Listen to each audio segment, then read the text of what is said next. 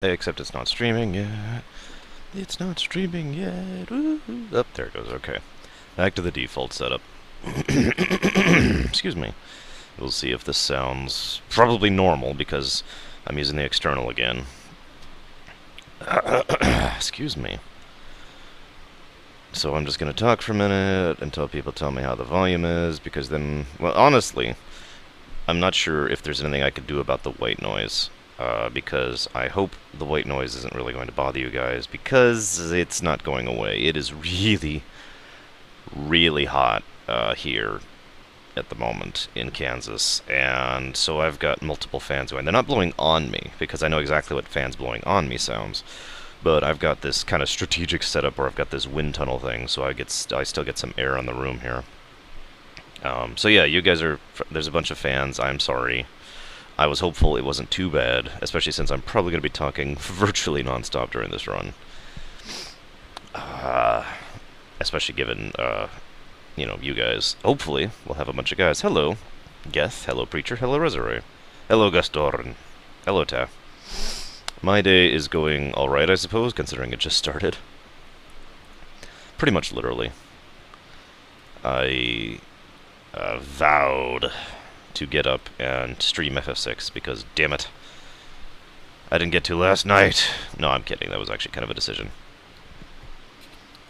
If it's cutting out,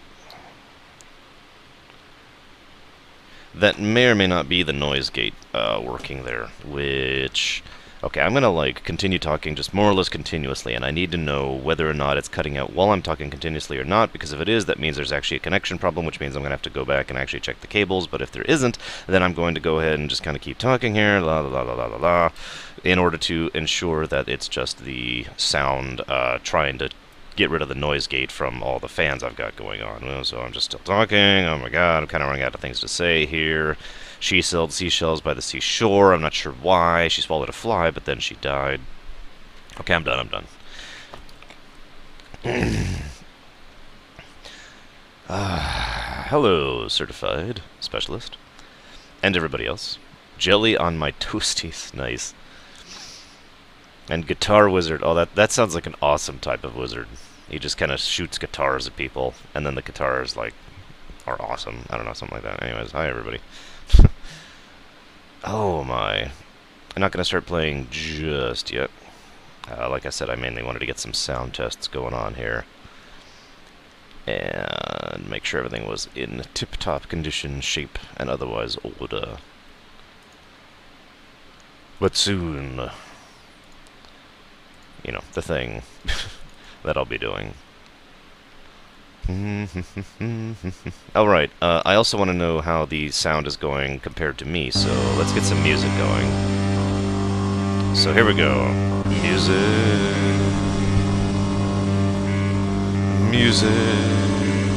But anyway, seriously, I need to know how this is. Good, bad, high, low, whatever. Really? Well, let's turn it down a little bit. It was just fine last night, I swear. Whatever, how's this for volume? Because if it's not too good, I will need to figure out something else. I've already turned it down. Is this better? If you can't even tell I've turned it down, we have an issue. Although I'm kind of curious of something. Does this affect anything in the volume? I'm not even sure if this does. I have no idea. Still loud, okay.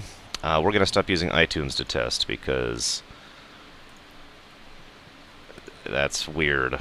It's never been too loud at 30% before. 30% is minuscule, as you might know. So we're gonna actually pull up the game, and we'll decide if the game is too loud or not. So let's pull up 6.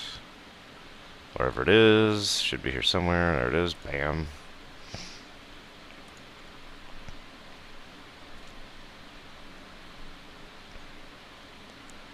Interesting, Preacher. I wonder how things will turn out. Ah! Alright, so here we go. There's stuff. There's more sound. It's still being sound. So I'm just going to kind of talk normally while this does this. Now, of course, this part is loud. There's no avoiding that. This is the intro. But if this is too loud, or if this is about right, then... Actually, there is a part 2. It was called Oblivion Video Quality Test, actually. So that would be what part 2 is. In case anyone was wondering.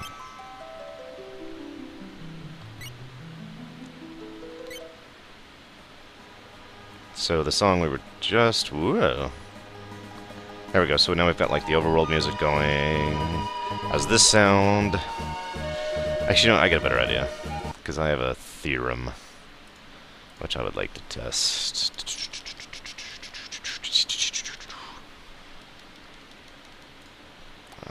Alright.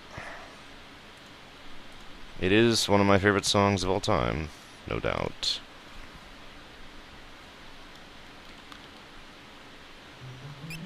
Is this it? Yes. Okay, so here we go. The exact same song I was just playing. Well, that's dungeon music. At the exact same percentage, in fact. So, same song, same percentage, except it's actually coming from the SNES instead of iTunes now. So, how does this sound exactly? While I am talking above the music right now. Alright, good. See, I kind of figured it would be fine. iTunes, for some reason, tends to sound louder than it actually is whenever I put it on the stream. Not 100% sure why that is. Actually, I was really bad at choir. Once upon a time. I usually did solos and stuff. Alright, so I suppose we have enough of a crowd going right now that we can go ahead and start doing this. Should I put that up there? I think we will. We're going to do this a little bit differently. Move this up in the corner. And add you guys. There we go. Alright, perfecto. And now, Go-Go shall lead us all to victory. Right after we reset, which is... There we go. And Geth waves at himself. Alright, so as I said, we're gonna be explaining the lore, the setting, the backdrop, the characters, all sorts of stuff like that. I think that's the save I want to keep. So, actually, I do need to do something real quick. Give me just a moment.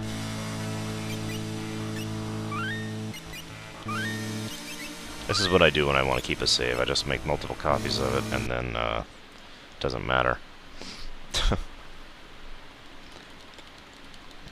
We will be doing a speedrun in terms of in-game time, in case anyone's curious. Does anybody other than Ta not want the chat? Because most people always ask me, why don't you have the chat? Especially when I upload these. Hello, Kaon.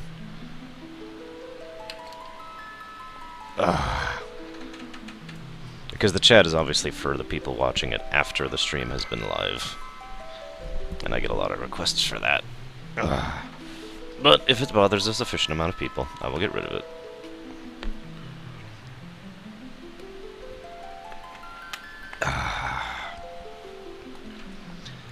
Oof. Goodness me.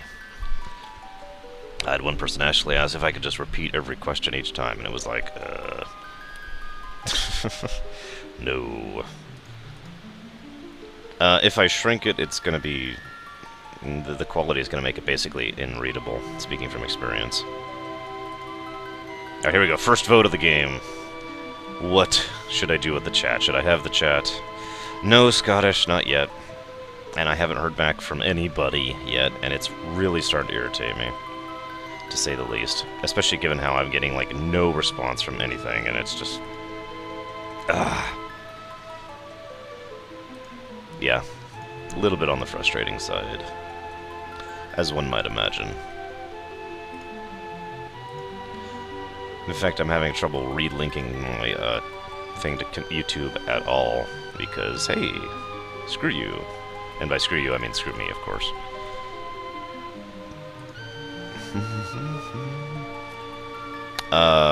Well, Scottish, they record onto whatever Twitter, or Twitch, or whatever it's called, saves them as. See, the problem here is I can't do a live recording. I can't do a live stream and a recording at the same time. It's one or the other.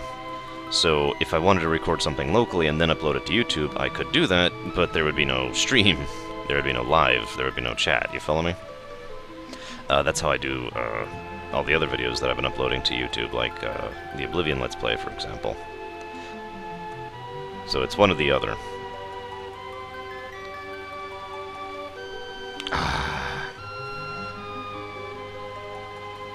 I hate XSplit with a fiery passion, and I will never use it again. And that's all I'm saying about that. That program gave me so many issues. So, no, not doing it. Changing what format? I don't know. Never mind. Let's just move on. Alright, so we're gonna leave the chat, because most people are with the chat, so that's good. We will, however, do this. Squeeze it a little bit down. And kind of do this whole in the middle of the darkness thing. Make it look a little nicer. There we go. Alright, so, very first question we're going to be having for you guys to vote on is what color do you want the background of the text to be? And not the text, the windows. Like here we've got the gray metal thing going on here. So you guys go ahead and vote for that while I explain some of the backstory. Now, about 1,000 years prior to now, there was this horrific war where people basically had been relying on magic so severely, and so incredibly that technology actually basically didn't exist. This is covered more in the GBA version, but basically there was nothing that we would consider technology at the time. It was all magic-based. Now, part of the consequence of that is everything and everyone was completely and fully reliant on magic for everything. That includes their masters, the Magi, the three Magi. So, what happened then was after some time, those three Magi finally ended up basically deciding to go ahead and just kind of run the planet. Since they were the source, the flow of all of that magic for everyone else. And they three disagreed on what manner in which they should run that planet. And that led to open conflict, and so they started taking human beings and basically shoving as much magic into a living being as they could. That completely warped and distorted those beings and turned them into what we now call as Espers, or Eidolons if you're playing the GBA version. We're going to call them Espers because we're playing the SNES version. So these Espers were basically forced to continue to battle one another because now that they were inherently magical, they literally could not disobey the Magi. They had no choice in the matter. There were also ways to get that magic into a human being without warping that human being, which was done by various methods, including infusing, killing an Esper and turning it into magicite, and so forth and so on. That created the Mage Warriors, whose ability to use magic would then dilute over the next 1,000 years of generations of, breeding with regular humans, right? We're gonna let this play because this is awesome. So, finally the Magi decided that the war was screwing up the planet more than it was before, basically. And they didn't particularly care for that fact. So they decided, alright, the three of us are going to seal ourselves away and basically remove magic from the equation in its entirety. Now, that was probably not the wisest decision in the world, but whatever. They decided to go ahead, made a cave and a pocket dimension, which that cave led to physically, and then sealed themselves within it, along with all the rest of the Espers. Now, there was still some magic in the world. There were still beasts, which were byproducts of the war, which would continue on for millennia, or, centuries, rather. There were still the Mage Warriors, which would eventually become the people in Thamasa, and stuff like that. There were all sorts of fragments of magic in the world, but nothing actually left as far as real magic, you follow? That is why technology is now what has actually managed to rise within the modern eras, because without magic to lean on, they've had to use simple things like tools, and that is how technological progression works. It is also worth noting the world has accomplished a great deal in only 1,000 years, technologically speaking, managing to get to what is effectively steampunk, because they have, you know, robots and Magitech armors and airships and all that fun stuff, but also, for the most part, the most advanced thing they have is basically steam power. Hi, Super Kikoni. So that's basically how our story starts. And yeah, I thought about that, Scottish. I have to do it rather specifically because of how Twitch loads its videos. So I would have to let the entire video load on Twitch, then download it.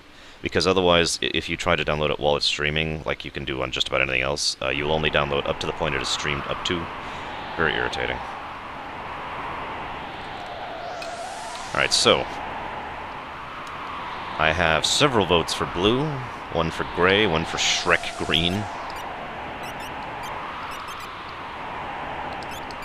No, we want this down here, we want this up here, we want this here.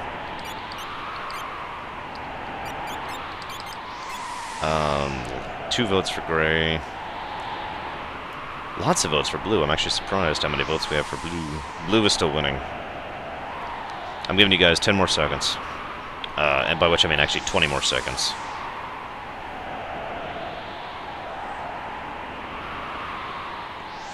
Excuse me. Alright, now you got 10 more seconds as of now that I'm talking. Blue is still winning.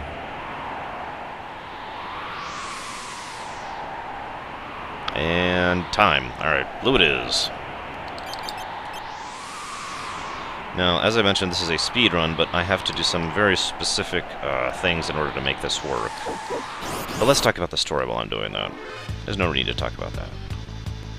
Very first thing we're doing. Right. You may have seen me do this on my lock run. I will be doing the exact same thing here, basically, so sorry for the repetition.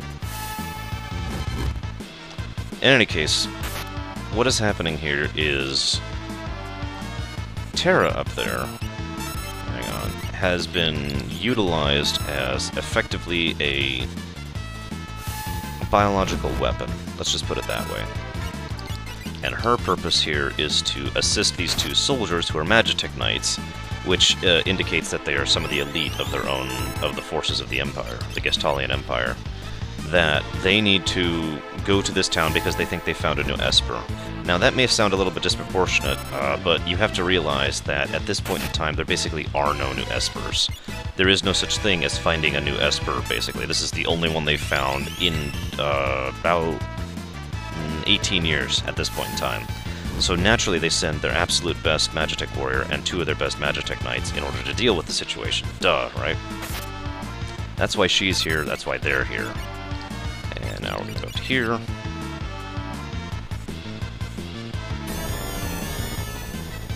Now, Narshe didn't want to find this Esper, to say the least. We never actually get the story of why Tritalk is here. I don't see any friendly fire, what are you talking about? We never get the full story of why Tritalk is here, or whatever the heck his name is in the GBA version. It's something long and complicated. Yes, Kay, that's kind of the idea. But overall, we do get the general impression that Tritalk was not willingly sealed here. Like, it's not something Tritalk did to himself, or to herself, however the case may be. Itself, maybe? I don't know. Whoops, sorry. Didn't mean to hit the mic like that. We do very much get the impression that Tritalk was captured, like, in the middle of battle, or, like, sealed in some way. I made them myself, Resurrect.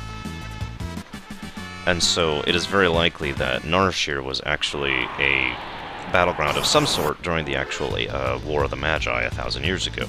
And Tritalk was just another victim of this. We actually see another example of this when we get to the hidden castle in the Second World, where we find Odin, who, in almost the exact same fashion, is still there, despite the fact that, for the most part, the Espers have been withdrawn to the Esper Cave, the Esper World, at this point in time. And if I'm getting too much into analysis of this game, I apologize. Well, okay, no I don't, but that's just me, you know me. I tend to think about things a lot.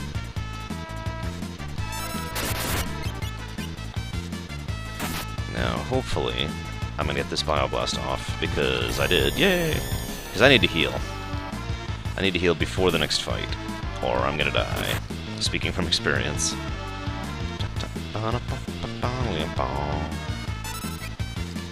Good, good, there we go.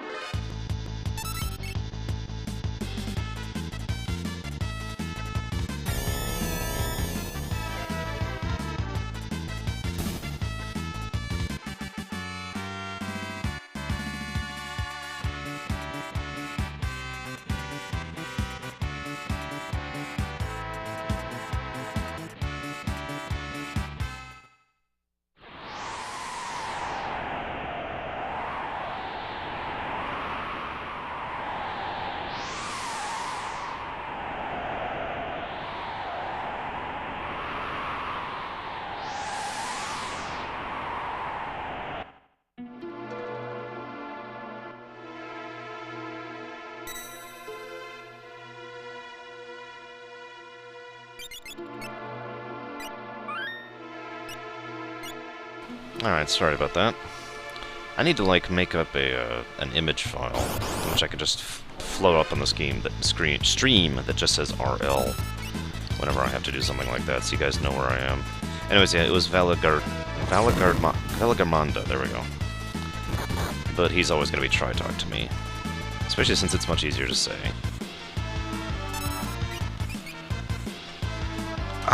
So anyways. So now you'll notice, this is actually one of those subtle things that is probably just me reading too much into the story, but you'll notice at this point there are no more Narshian guards for the most part. In other words, this mineshaft has basically been abandoned and sealed off. Right? However, they actually have a barrier here, okay? This is kind of important if you really do think about this. We knocked down the barrier, and then past the barrier there is a Narshe guard. Which means there are actually several Narshe people who actually, Narshe individuals who volunteered to seal themselves in the area with the Esper in order to make sure nobody actually got to it. It was... Now, obviously that's just kind of a fool's errand, especially given the fact that these guys have severe narcolepsy. Alright already! Ka-thunk! Sorry, I just love that. Always did. Anyways. It speaks to the desperation of the Narshe people with regards to this whole situation. And there's no other way out, Kay. I can prove that to you. Come on, let me get it, let me get it. Damn it, damn it, damn it, damn it, damn it, damn it, damn it, damn it, damn it, damn it. This may actually kill me. Anyways, so yeah, he slowed me, which means I hit his shell, which means he does Megavolt, which means I die. But anyways, so he sealed himself in there with their pet monster, Welk, or whatever the heck it's called. In by the way, that's why I saved there. It is actually surprisingly easy on a speedrun to die to Welk, believe it or not. Anyways, he was willing. It's not even a thing that's like, you know, oh, these guys are so brave or anything like that. In my opinion, it really speaks to the desperation of the Narshian people, who know for a fact that, really, they have no chance whatsoever against the Empire should it decide to come in force, which it did. And they decided that the only thing they could do was something of such a reckless nature that, let's be frank, didn't work. We just break down the barrier, kill their boss, and we win, you know? Then we get the Esper. Nothing the Narshians ever did actually stopped us. The only thing that stopped us was the interaction between Tri-Talk and Terra.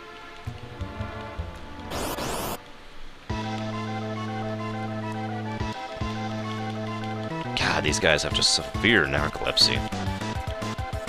Walk into battle dead. Huh? Oh, yeah, I'm here. I'm ready. I'm here. What's up? What? Wait, the battle's starting.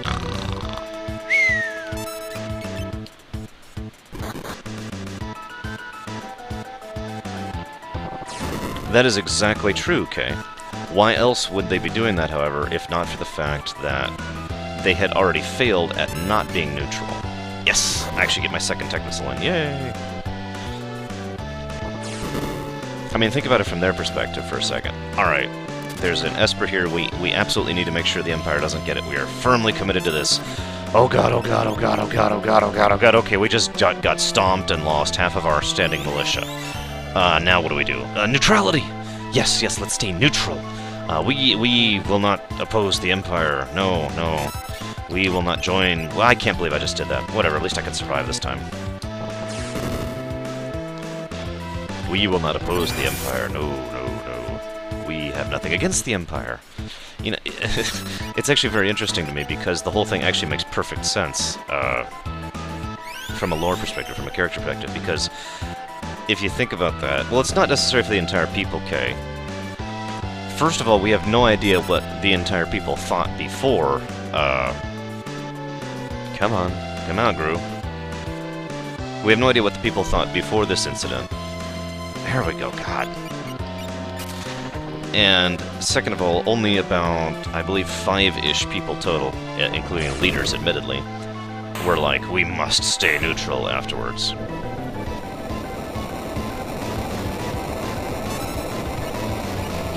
And it's not hard to blame them either, for that matter. Sudden changes of heart aren't the kind of things that happen when you have 17-ton... Well, okay, maybe not that big, but, you know, several-ton Magitech armors powered by engines of death and destruction destroy your entire armed... Well, okay, not your entire armed force, but, you know, just crush their way through your entire armed force, demolish everything in their path, and basically demonstrate to you that everything you do is utterly futile to them. Yeah, I don't know about you, but that would probably precipitate a rather sudden change in mentality in me as well. Now, I did go ahead and decide to bind an auto A key. I'm just mentioning that per the rules of speedrunning. I'm mainly using it for cutscenes. I'm just holding it down here. It's just to save my thumb. That's all I'm doing it for, really. R2, in case anyone's curious. And I actually do own an auto-A SNES controller, so if I felt like it, I could do it there as well. See you around in a few, Fat Squeak. And by the way, hi to everybody who I've missed while I've been yammering on about the story. God. Alright, second vote of the game. What do we name Terra? What do we name Terra? You guys have about 20 seconds here. Because I'm going to go get this elixir first. I always get the elixir first. It just seems so appropriate to get this first. It can, of course, be Terra. I am renaming her one way or another, though. I will not rename her Tim, or any male name. Okay, so I've got a vote for Tina, several votes for Terra. One for Crystal. Will that fit? 1, 2, 3, 4, 5... I'm not sure Crystal will fit. Hang on a second. Tamantha will definitely not fit. Gygus is a guy's name. Terra's still winning, overall.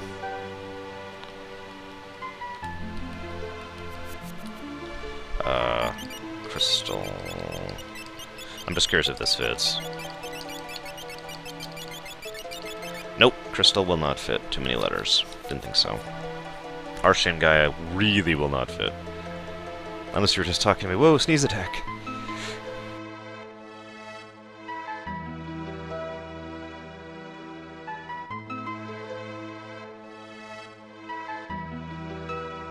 Ah, sneeze attack for the lose. Okay, Terra's winning by a landslide. Terra it is. Oh my.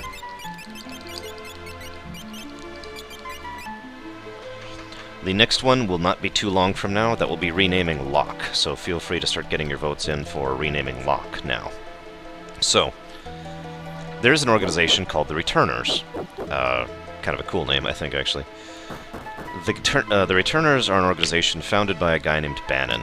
Bannon was actually a former member of the Empire, the Gestalian Empire, as we learn in the GBA version in some of the backstory, but regardless. Bach? I don't think Bach... No, Bach would fit, barely. Oh, whoops. Anyways, the returners... Whoa, hang on. Not what I meant to do.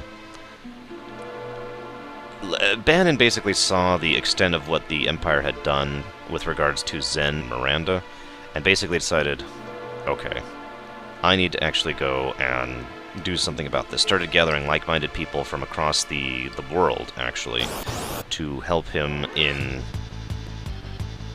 fighting the Empire. But he also, speaking as an Imperial soldier, former Imperial soldier, knows exactly what the Empire is actually capable of doing.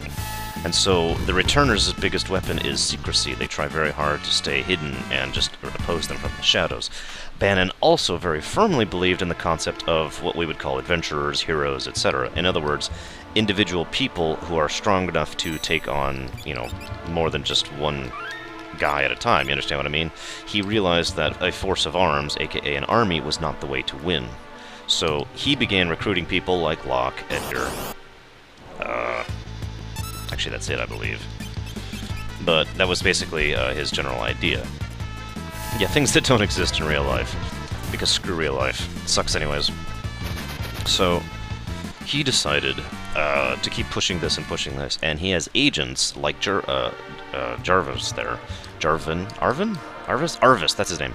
Arvis, who is the guy I was just talking to, whose entire purpose is to basically keep an eye on things. They don't actually accomplish much per se. They'll just talk to people in control, like he does talk to the Elder, try to get a feel for where the people are at with regards to their opinion on the Empire, and most importantly of all, scout for people like Terra here. This is one of the reasons that he became so interested in Terra, and immediately upon word... Now, see, here's the interesting thing. It only takes a few minutes from him leaving her for Locke to show up. The reason for that is because Arvis had already sent out word the moment the reports came in from the scouts, because he'd been listening to the people, as I just mentioned, that there was her in the group with them, that she was also at the party, and because of the fact that he managed to pick her up and take her to his place, given the fact that she died, you know, that she had been knocked unconscious by Tritok in the middle of the cave, if you think about it for a moment, that meant Arvis was also following her. So Arvis saw her, sent word to Locke, basically on an almost desperation maneuver. Okay, we need something. We need some way. I have no idea, Blixano. We need some way to get this woman back, get this woman on our side, because it's fairly well known that she has been mind-controlled for a great deal of the game. Oh, that's right, I promised I'd do Kefka's voice throughout this playthrough. Good. Burn up everything. And that's the last line he'll have for a while. So anyways, Arvis was following her as she and Vix and Wedge just demolished their way through, saw Tritok take them out, realized this was basically his big chance, takes her back to his place, and gets the slave crown, which everybody knows about because it's widely common knowledge at this point, off of her head. That's why Terra wakes up in Arvis's bed, in Arvis's place, without the slave crown, and for the first time having something of her mind back. I want to stress that it is possible that Arvis was not doing all of this out of the goodness of his heart, even though I would like to think he was, but mostly because they really, really needed another weapon, like Terra, to use against the Empire. Now, so far the Locke just renaming him properly is winning. We are now renaming Locke. Not very many people have been voting, so you got 30 seconds as of 10 seconds from now, so 40 seconds technically. I don't see why, Kaon, but that I admittedly don't think like other people do.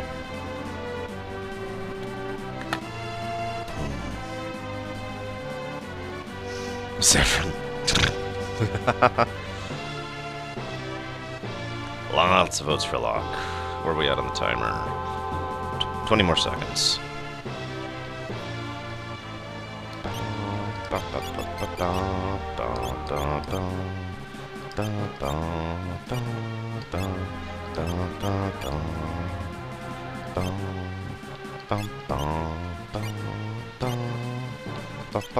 And time's up. Lock it is. Wow. We're going with a lore playthrough here, apparently, which is fine. We should have seen all the things people were naming all the characters last time. It was actually really awesome. He was Mario, in case anyone's wondering. Alright, so. And I'd just like to point out that Locke has already heard of this person. He doesn't assume anything other than the fact that this is this horrible, horrible person who we've heard all these horrible, horrible things about, because Terra is actually widely known. Again, I just mentioned that. Now, Arvis believes Terra can actually not only be useful for their side, but can make up her own mind. Now, whatever Arvis's intentions were, whether he just saw Terra as a weapon that they needed, or whether he saw her as someone who needed help, it is worth noting that Locke and Edgar both, as will be demonstrated later, very much do believe Terra is a person and deserves the rights of a person. So they are very much in interest of helping her. And Locke himself, not just based on his personality, let's be honest, Locke is a really good person, all things considered, but also based on his past and history, pretty much immediately is like, got it, protecting her. Doesn't even occur to him to do otherwise. Now, I just also want to point out one other thing here. The fact that there are multiple Mughals here is something that adds to... No, I don't need more information. Adds to the game later on in the game. I'll talk about that much, much, much later when I pick up Mog the second time. Oh, hang on. Gotta do one thing first. Thank you.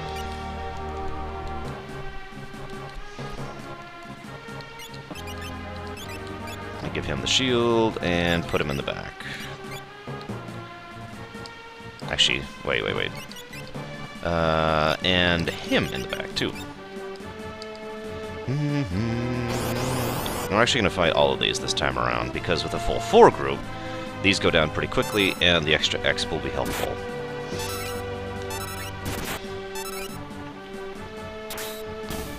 Maybe, maybe not, Preacher. I have no idea whatsoever how long this is going to take. I really don't. I don't even have an estimate. I mean, several hours, duh, but, you know. I am not, as I've said in my personal rules, I refuse to do the Joker Doom trick, but that's the only trick I'm disallowing myself from. I will, I've actually already decided I'm probably going to do Vanish X Zone, Vanish Doom, at least a couple of times. Not too much. I don't want to do it on, like, every boss. That would just get silly. But I am going to allow myself to do that trick when it is appropriate. By the way, in case you're wondering, one of the main reasons I'm actually doing this is a great source of potions. This is 100% speedrun. In other words, I'm doing, well, actually, what I call the 90%. I'm doing basically everything. And hello, Sacred. And everybody. Hello, everybody who's joining us relatively recently and I haven't talked to yet. Now, this whole scene is actually indicative for another reason, if you'll forgive me for yammering on about the story even more. What you'll notice here is they're sending all these Vomammoths and Lobos at here, trained beasts, in order to fight for the Marshal, who is the only actual human here. In my opinion, that could be indicative of something or not.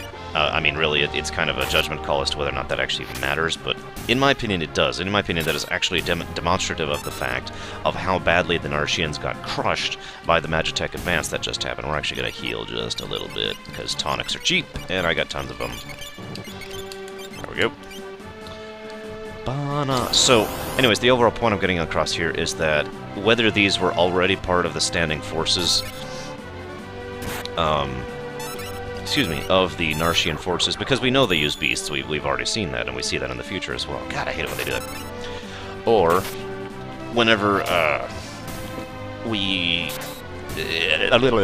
lost my train of thought. Okay, the overall point I'm trying to get across is, I don't know if these are part of the standing forces of the Narshian militia, but it is nevertheless indicative of the fact that there are so few humans here fighting, because even though we only actually saw several being killed back during the advancement of the Magitech, this is an FF game. As with all things, it has certain things have to be inferred, because they can't actually show the hundreds or thousands of people that are actually part of this city, right? That's just duh. And based on this scene, I think it could be inferred that the Narshians took worse losses than it looks like. That they actually really took it badly, and everything they have left is basically non-existent. This is all they've got left, is the forces and this one Marshal and his, you know, recruited beasts. I don't know what you're talking about, Ted. I have no idea what you're talking about. But then again, you are pretty crazy. And yes, it took me all that time just to get that thought out there. I do hope you guys do forgive me for that. I do tend to analyze a great deal, especially about this game of all games, and read into every little detail they put into it. But part of that is also because of the fact that I do know that in all the FFs, they really put a lot of effort into the little details in this one, and so I assume that there is the necessary that you can't actually read into it that far. I mean, you can't play Doom and, you know, read into it that far there. That just wouldn't work. The problem, Tat, is you can't negotiate with the Empire, and everybody knows that.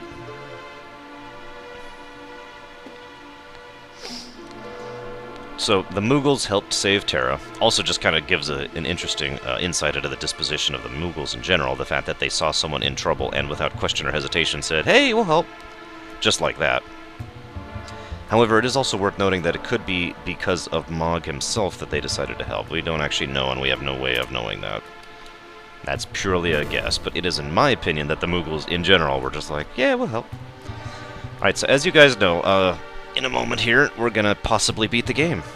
And by beat the game, I mean, you know, get destroyed, so we're gonna save first, like I always do. Anybody who remembers what I'm talking about is awesome. For those of you who don't, there is a 1 in 65,536, something like that, chance of the monster in a box that I'm about to do being the very last form of Kefka, the actual last form of Kefka.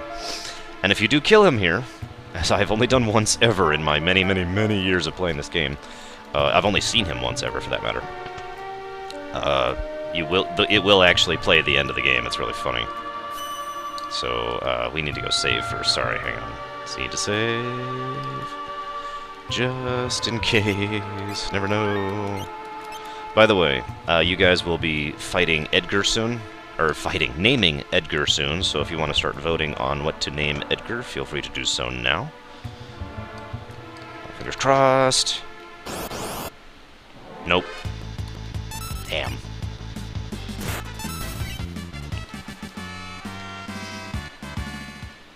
It was left in basically as an artifact of some testing data that they did. Several people have reverse engineered the game and decided to figure out, you know, why Kefka could be in the frickin' chest and whatnot, and figure out the percentage. That's why I actually know the actual 1 in... brilliant. It's actually 1 in 250... If you take 256 times 256, that is the 1 in chance that it will be Kefka. It was also done as a test of the RNG program that FF6 used, because, and as anybody will tell you, who actually knows anything about computing or programming whatsoever, there is actually no such thing as randomization within computer programming. It doesn't exist.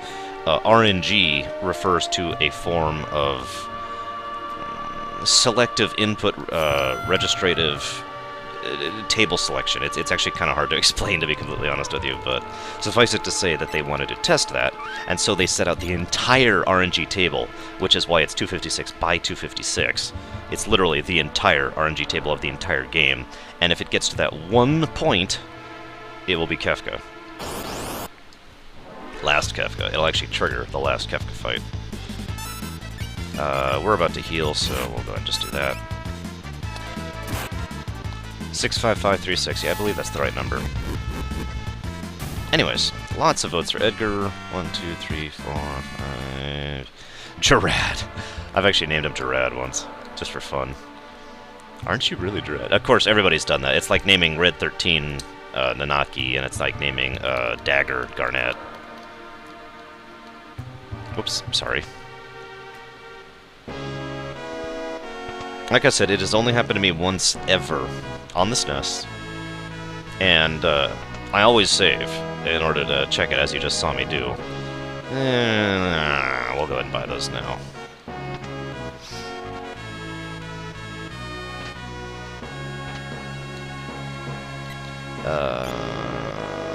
Yeah, sure. So far, Edgar is winning with Gerard and Spock tied, it looks like. No, I'm lying. Gerard is in second.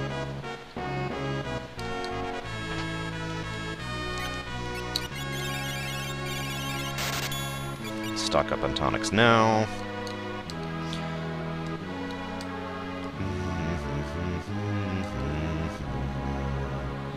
Red 13 won't fit, unfortunately. At least with the dash, it won't fit. Red 13... No, that won't fit either, unfortunately. It could be Red 12. Red 12 would fit. You can't buy with Edgar, okay? At least not until we come back to Figaro. Which is actually quite some time from now. And here we go. Edgar is still winning by a landslide, so we're gonna go name him Edgar. Sorry. However, the next vote is really soon, so Sabin. What do you want to name Sabin? He is going to be very soon. You're right, Red 13 would fit, Geth. I didn't even think about that. I refuse to name him MASH on principle. That is the dumbest name in the frickin' universe. God, I hate MASH. Edgar and MASH. Ugh. Okay, anyways, so... 2, 3 votes. I'm going to talk about the story a little bit, actually. You know what, can I have a... who's somebody I trust? Who's somebody I trust in chat here? Because it's not Ta. Wow, I got a lot of viewers today. Third. You're here, right? Third. Third. Come back, man. Third. Return to me, Third. Third, do me a favor and tally up the votes. Could you do that, please? You don't have to. I'm just asking as a favor. So I can focus on this instead of constantly doing this weird thing where my eyes are like skipping back and forth between the chat and the game. And it's actually kind of weird, giving me a bit of a headache here. Thank you. Thank you very much. We're going to be renaming Sabin in a few seconds, so feel free to toss me where the votes are at whenever you're done.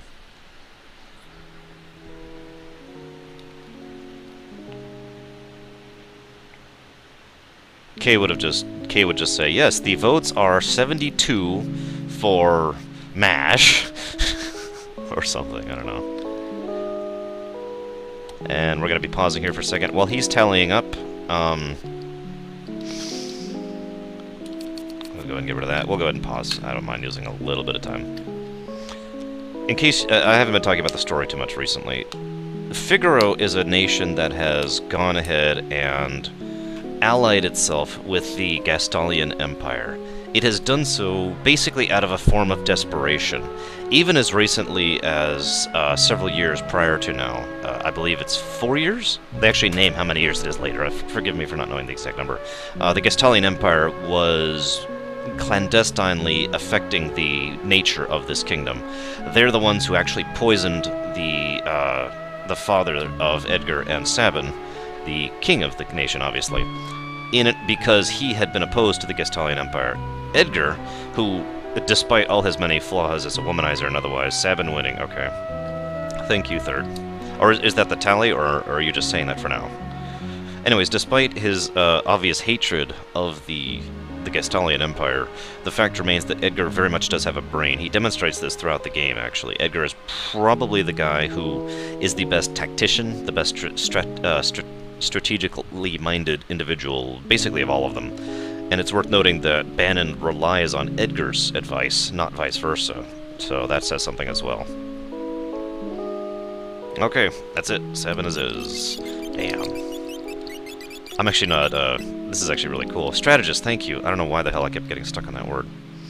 So, Edgar looks at the situation and says, okay, we need to ally with the Empire right now. And he knows that is a paper armor, for anybody who knows the term. The idea here is that this armor will not protect you at all. It will only protect you so long as the other person decides it protects you. So, he signs this treaty knowing full well that the Empire can do whatever they want anyways, but he also signs it knowing it will buy them something very, very important. Time. Because the Empire will not bother to go after a nation that has already allied with them. Not while they've got other people to go after. You follow? Well, all that is thrown into mix by Terra. Now I gotta do some voice acting, because hell yeah! Phooey. Emperor Gestal's stupid orders. Edgar, you pinhead! Why do you have to live in the middle of nowhere? These recon jobs are the pits! There's sand on my boots.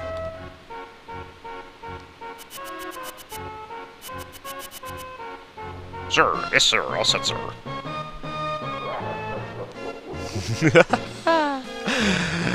Idiots!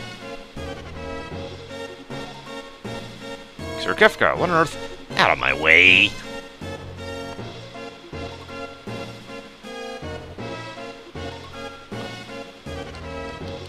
It's also worth noting that the Empire has only relatively recently conquered the southern continent.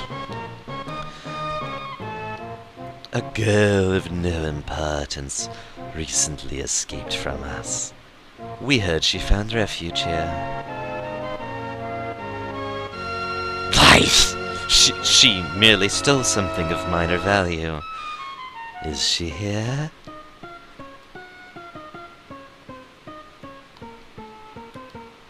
I'd hate to be you if we found out you're lying. I truly hope nothing happens to your precious Figaro.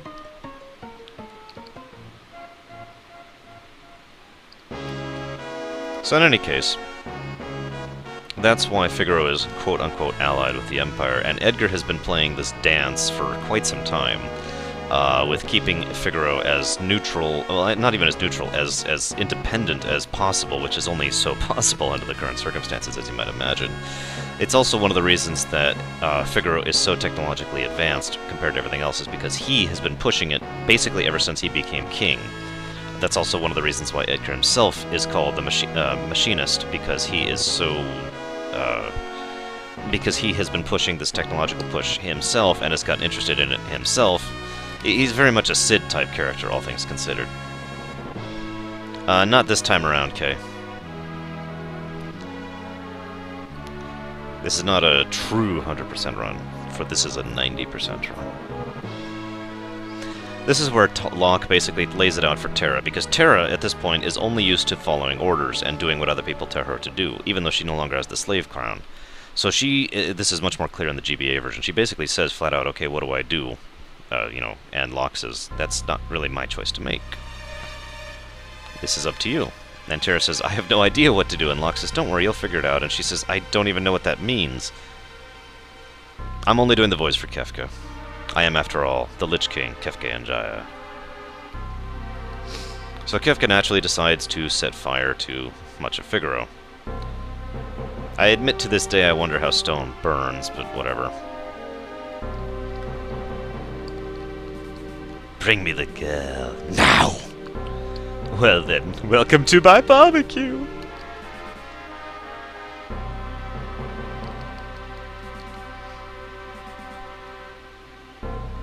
Change your mind?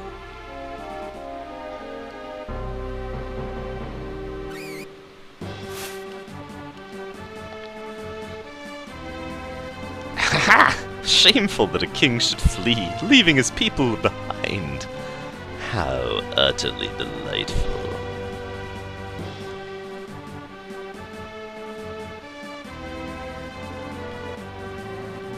Hahoo!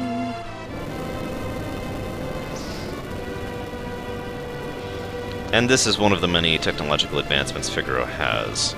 You see, Edgar realized, being intelligent, that an offensive assault against the Empire is a failed proposition from the beginning. However, the best possible defense is actually not armor or shields or anything like that, it is mobility.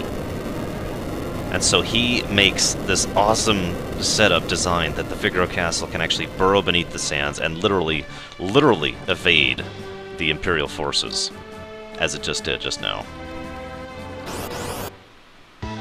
Which I think is a level of sheer genius, which really shows off Edgar's brain in action there. We'll go and do the scene now. Whoops. There we go. I am actually really low level, by the way, so I'm actually kind of in a constant state of danger. Edgar, what's the matter? You look positively spooked.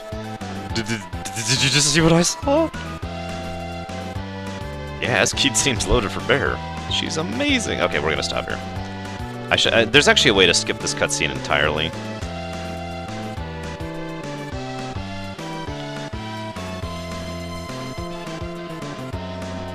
And you might imagine that Edgar, someone who is very intelligent, someone who's very technologically minded, who has barely even heard of magic in his life, even within relation to the Gestalian Empire, to actually see magic in action was just blown away by it, even though it was just a fire spell.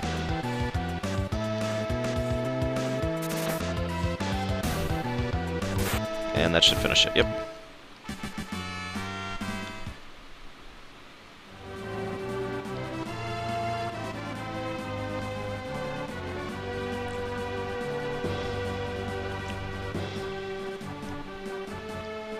Son of a Submariner! They'll pay for this. Now, one of the things I want to actually kind of talk about here, again, geeking out, forgive me, is the fact that Figaro has a Chocobo Knight Brigade. In other words, they actually have the concept of cavalry. They are the only nation, unless you count the Gestalian Empire and their Magitech armor, that has any form of vehicular combat that we see whatsoever. And that's, of course, if you define cavalry as a vehicular combat. So, I just now that is interesting to me for several reasons. Number one, it shows the progressive nature of Figaro itself, because as anybody could tell you, cavalry, fighting horseback has been or fighting mounted, I should say, in real-life warfare is something that didn't actually become popular for quite some time. It was something they did, of course, but it was not something that actually became the main until a certain period of time. It was also worth noting that it's harder to do than it sounds, and so it speaks to the level of dedication of the Figarian military, that they actually have an entire force that is dedicated towards fighting, Chocobo back. We're not going to level here, in case anyone was wondering. The second thing I find interesting about that is it really speaks to how connected they would be economically from everyone nearby, which actually gets back to Taz's question, interestingly enough. You see, if everything you do is on... Okay, how do I put this? Figaro is connected by Chocobo to everywhere else nearby, who is also who is also connected to South Figaro, which itself is connected to basically the rest of the economic world by having a harbor. I will be doing a little bit of leveling right before the... Well, actually, no, I don't think I am. I'm gonna bravery strats. No leveling. And yeah, Gestalt wasn't actually interested in a Scorched Earth policy. We actually see this in action. Gestalt himself was very much interested in control. He actually wanted as few losses as possible in general. The only one within the Gestalian Empire who was supremely interested in the Scorched Earth policy is you-know-who.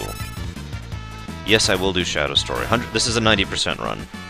This is a 90% run, so I will be doing basically everything.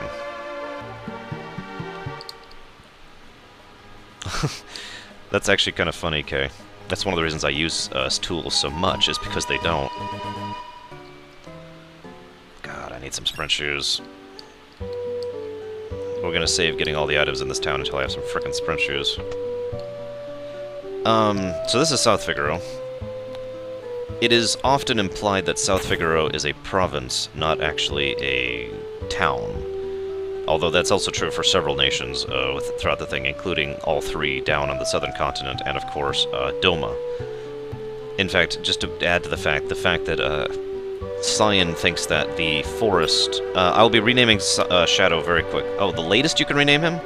The absolute latest you can rename him is when he joins you, when you go to Thamasa. That is the absolute latest point at which you can rename Shadow.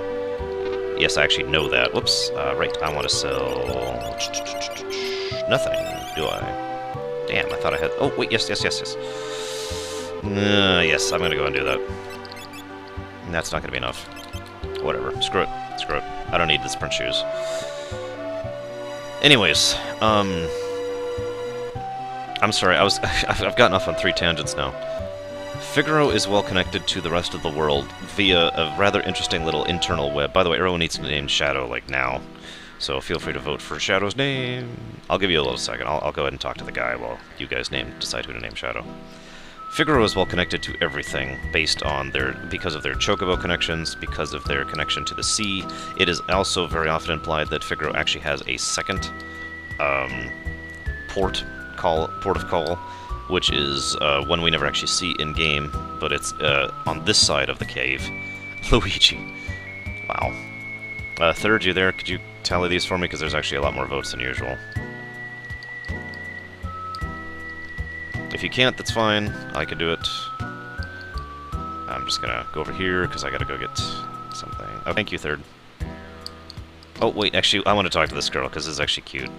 A lot of people tend to miss this. This little girl comes into the bar, and you talk to her, and she says, "Are kids allowed in here?" "What do you think?" "Oh, all right."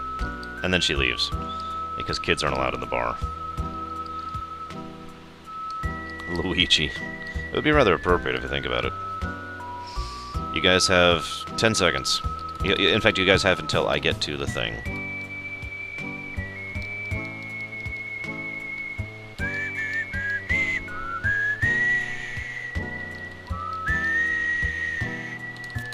Alright, what is it?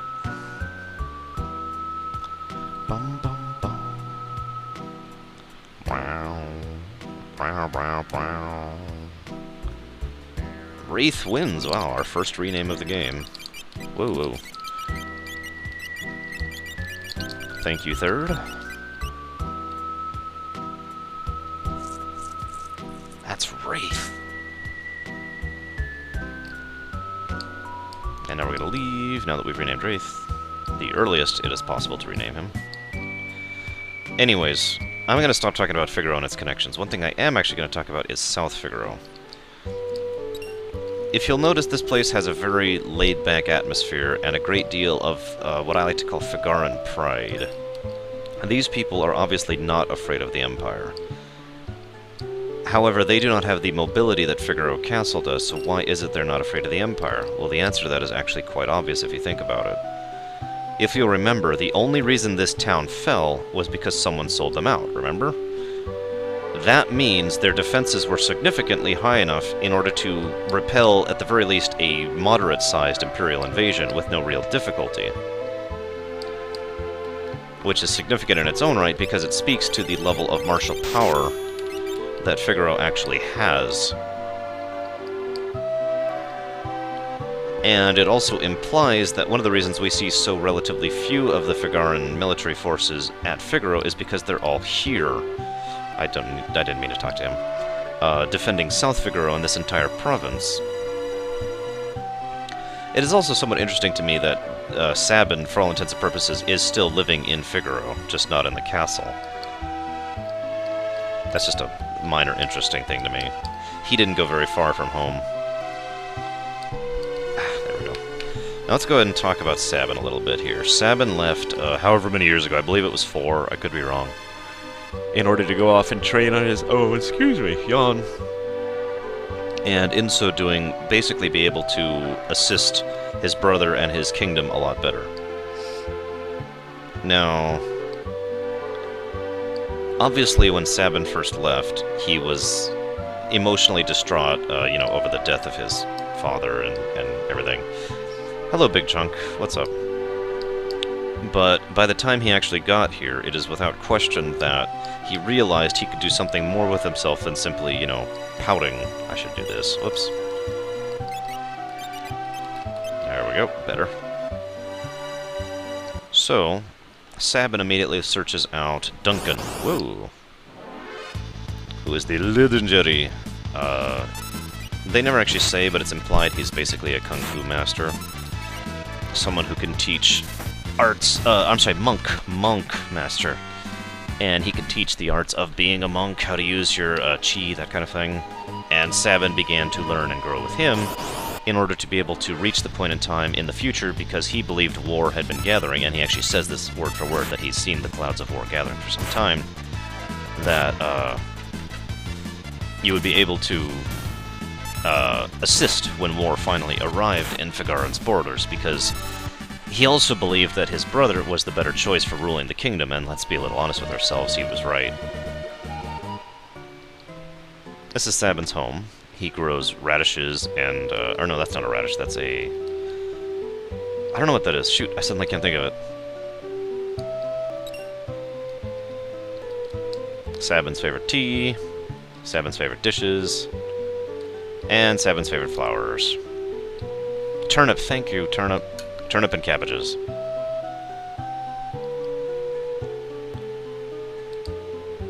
Then we'll talk to him really quick. Now, from him we learned that Duncan's son has had an issue with him. See, apparently Duncan was trying to encourage his son, Vargas, in order to become a bit more disciplined. But Vargas was interested in becoming more powerful. We're going to do a safety save here.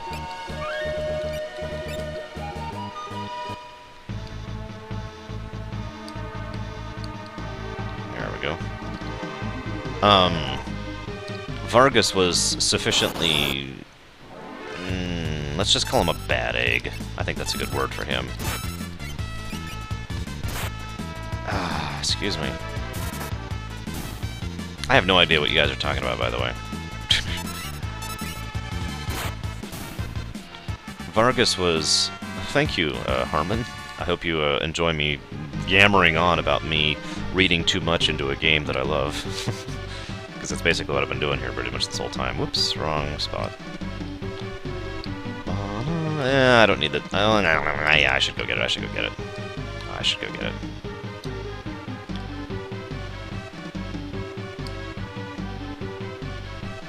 Apparently Kay says he's right, and I have no reason to disbelieve him. Except for the fact that I don't believe him at all. Alright, Kay, you're wrong, because your name is Kay. Yes, I am prejudiced against people whose names are Kay.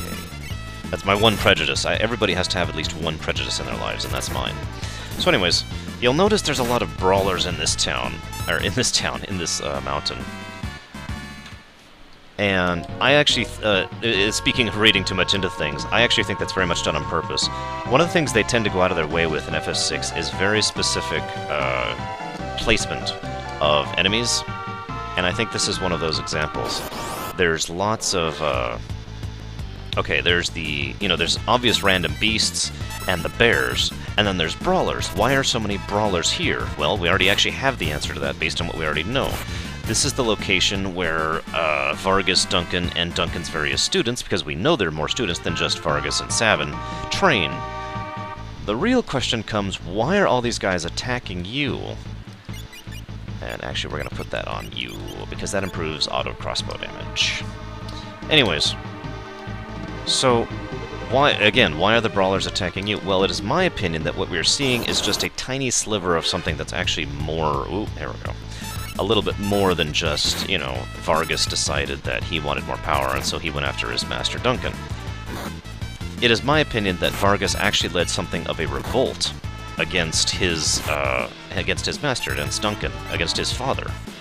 He wanted to take over the entire force of martial artists himself, of the monks, the monastery, whatever you want to call it, and in so doing, gain power, because as we already know, Vargas is very interested in power, and we also know that there are, when you come down to it, two definitions of the word power. There's provincial power, which is to say, I have political or economical or military might behind me, I have people who follow what I say, and then there is personal power. Vargas has demonstrated the fact that he is after both. Actually, I disagree with the chainsaw, personally. The chainsaw, after a certain point in time, will become useless because of a coding error. I'll talk about that when we get to Zoto. Anyways, so Vargas, it is my opinion that the reason all these brawlers are here, and the reason Vargas made such a big stink of things, and the reason why Sabin came after him despite everything, is because of the fact that Vargas actually led this rebellion, for lack of a better term, against Duncan, took over all these brawlers, and was forming his own little private army of, you all follow me now. Ultimately, it comes down to politics, but a very almost crude form thereof, which I find absolutely interesting, personally. And yes, I did just expound upon a character who has, I think, a grand total of 5 lines of dialogue in the game.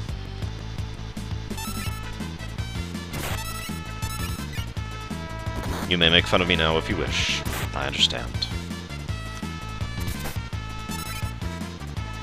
When'd you get stuck at, Big Chunk? Just out of curiosity. By the way, if it's not obvious from the fact that I am really, really, really going into detail in this game, this is all about spoilers. I'm sorry, but I'm going to be spoiling everything. A bagrillion times over, so be ye warned. Whoops. I want you up here, actually.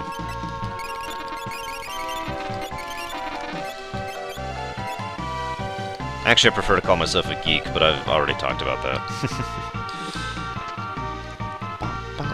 Nope, a game on my Steam wishlist is on sale. Actually, I'm actually kind of curious which one. Hang on a second. Pardon me, I want to look that up. Assassin's Creed 3 is on sale. Ah, it's only 30% off. That's not good enough. Sorry, guys, not buying Assassin's Creed 3 just yet. Okay, so before I continue to expound upon stupid things, I figured I'd go ahead and choose this time, because there's not much to talk about for another 5 minutes or so, to open up the board for questions. So if anybody has any questions, ask away. Like the one that I was just asked. I have played Sleeping Dogs briefly. Friend's copy. I don't actually own a copy myself. Good game.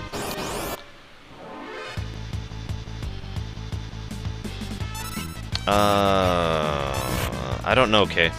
I don't know FF7 that well. I have no idea, Big Chunk. I really don't. I don't even have an estimate. The GBA version is the best version without question or hesitation. However, you can get the PSN version on the PS3 or the PSP for $10.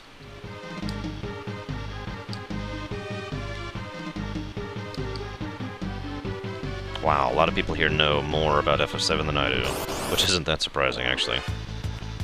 FF7 was a very popular game, and I actually got into it a bit late because I didn't have a PS1 when it came out. I would go with Altair because Altair had a brain, as I like to say. He very much knew how to think long-term. Garrett was certainly very intelligent and very interesting character. But ultimately, we save you. Yeah, go ahead, Harmon. You don't need my permission for that. Of course, that is just a preference thing as opposed to a, you know, who would win in a fight. So, I don't know. Other questions. I'm going... I have no idea, Big Chunk. You keep asking me questions I don't know the answer to. I don't know. I'm going as far as I can tonight. That's part of why I started so early. The other part of the reason why I started so early is I know that a lot of people can't get on as late as I normally run.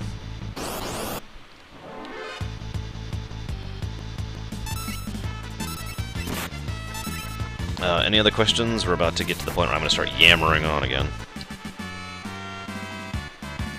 I've actually watched Advent Children complete. Or was that a question? Or was that a comment to somebody else about FF7? Hello, Shurigre. Am I saying that right? Shurigre? Hello, everyone. By the way, if anybody's joined as usual, and I haven't caught you. Hello, everyone. By the way, I don't know if you guys noticed, my strategy is literally auto crossbow here. The other Locke and Terra are doing nothing. The only reason I'm having them attack at all is it's quicker than hitting Y. In fact, actually, yeah, we're just gonna leave that as is. What is... I have played 3 Deus Ex games. I don't know which one HR is off the top of my head. If that's the recent one, then yes. Shoragray, gotcha.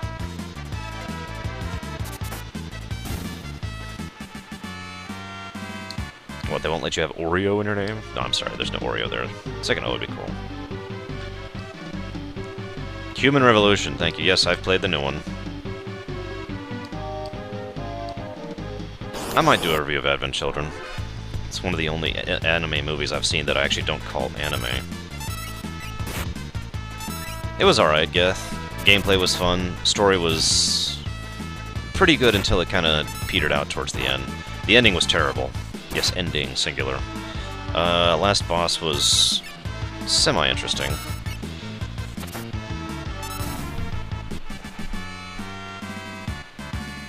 That's my overall opinion of that. So we finally get to the end of this, and here's Vargas. At the core of all of his minions just being like, ah ha ha ha. And Vargas was following them because, like I said, provincial power. His whole thing was he was trying to take over this whole mountain and make it his. And that may sound a little silly, but if you think about it, especially from a medieval standpoint, the ability to actually say, this is my land, is not exactly an uncommon one, even if it's not a town or a city or anything like that. You follow me? So, it's really very understandable, if you get down to it, that Vargas would want to claim the mountain and just kind of say, you know, this is mine now. Yes, it did, Geth. It was such a shame. I'm just auto-Aing through this fight. I have no fears or worries about this fight whatsoever. He's going to do his AoE, that's going to hurt a little bit, and then I'm good.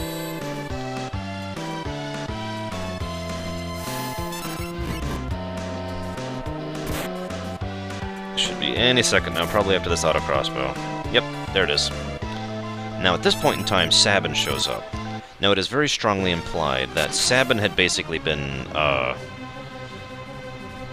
okay, the big question is, where was Sabin this entire time? Was he following us? No, because we know for a fact Sabin got here before we did.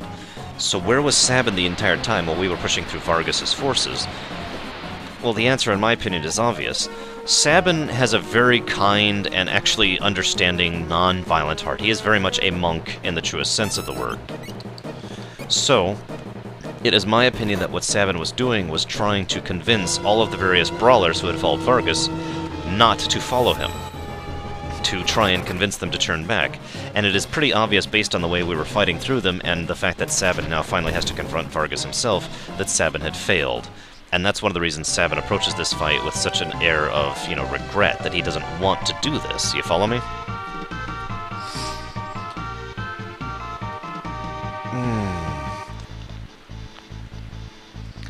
And Vargas is now dead.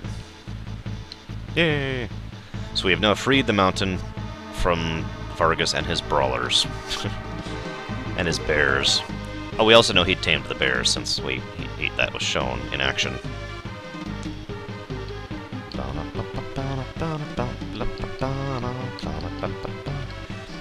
Sabin is a monk, Super Grunt. There's a difference. As I was trying to explain to Kay once upon a time, a monk simply has a different mindset. A monk will only...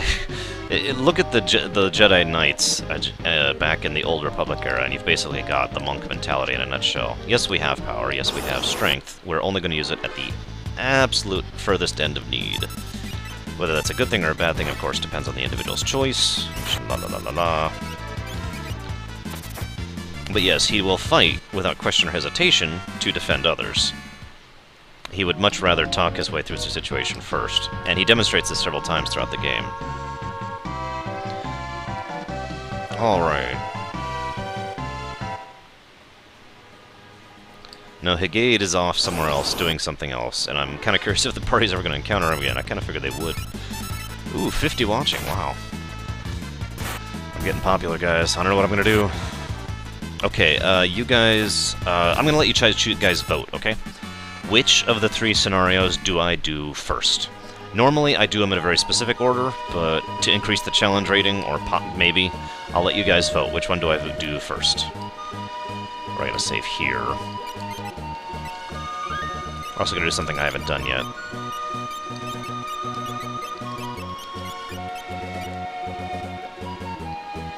Yes, Higade is how I've been pronouncing his name.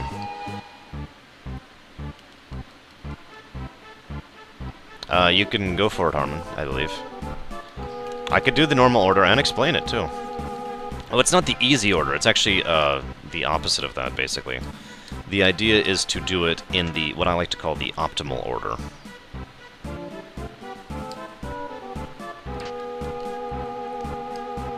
See, there's basically nothing you can do to make Locke's scenario easier unless you do the trick, which I'm debating if I want to do just to show it off and then, like, reload. God, a lot of votes for normal order here. I don't think anybody's voted non-normal order, actually.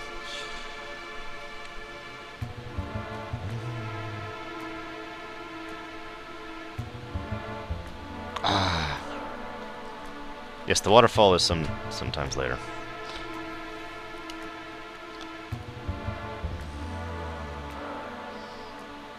I'll be talking to Duncan's wife when it's more relevant, Kay, which is going to be in several hours.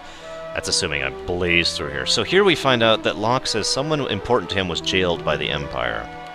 Now, this is one of the most intriguing lines of the game. It stays in the GBA version, by the way. The reason that's intriguing is throughout the entire rest of the game, we never find out who that person is. We learn that he loses someone as a resultant thereof, but we never actually learn who this person was that was jailed by the Empire. That's really screwed up Locke mentally. However, we do have a hint of it, and I'm going to superanalyze again, because that's what I do. Locke,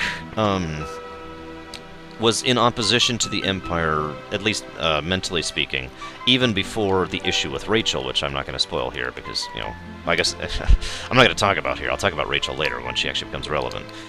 But the Empire already existed. In fact, the Empire has existed for almost 2 decades at this point. Try to keep that in mind. The Empire is not a new thing. Whoops. There we go. Hang on. Where's my gold at? Perfect. Now we're going to say, just to interrupt myself for a second, we're going to say no to Bannon really quick because we want that Genji Glove. We're only going to say it once. Because we're psychotic. And people are probably like, why are you only saying no once? I actually know a lot of people who don't know this trick, surprisingly enough. I'm going to want some more tonics, and then we're going to save our money. Yeah, talk to the guy in the back. Very good. I'm going to put that on her for right now, because she's actually kind of useless combat-wise. But I know a surprising number of people, at least back in the day, I should say, back when I knew a lot of people who played this game, who had never heard of this trick. This is how you manage to get the Genji Gloves, and at the same time, also get the awesome cutscene. So there we go, Genji Gloves. Those will be going on the lock in a minute. And then we tell Bannon, sorry. Yes! I will become your last ray of hope. Okay, so someone important to Locke was jailed. We see that Locke very much is a treasure hunter in his past, and it can be inferred that one of the things that Locke was going after was within Imperial boundaries, and he lost someone during that period of time.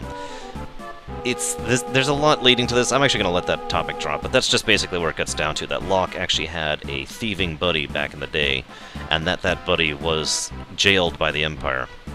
There's actually a fan theory, which I actually support, that Shadow's friend, whose name I can't think of, was in fact that buddy we're talking about, that he and Locke worked together back in the day, and that the two of them had been involved, obviously not during the actual heist that happens during Shadow's backstory, but during, but the two had worked together, and that's the person, Baron, thank you, who had actually been jailed by the Empire, because we do know he was jailed by the Empire, or Baron, whatever the heck his name was. I just don't remember right now. Oh, God, my back hurts. Okay, so, this whole meeting... It could be a coincidence, or maybe it isn't. Regardless, this is now the meeting where they're all deciding that they have to do something about the Empire, and Bannon is bringing up the fact that I've already mentioned. The Returners can never match the Empire in martial might. The Gestalian Empire just has too much of an army and too many forces at its back. Too much raw military power. However, it is Edgar in that meeting, that shouldn't be a surprise to anybody, who actually brings up the fact that there is technically an empire in that Geth. Technically. Oh, God, that actually really hurts my back. Hang on, I gotta find a better place to sit. Give me a moment.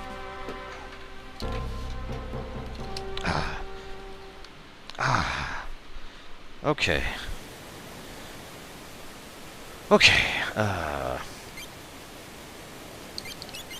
get in the back row where you belong.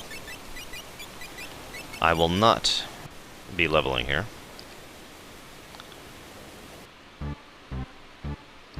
Safe, bravery strats.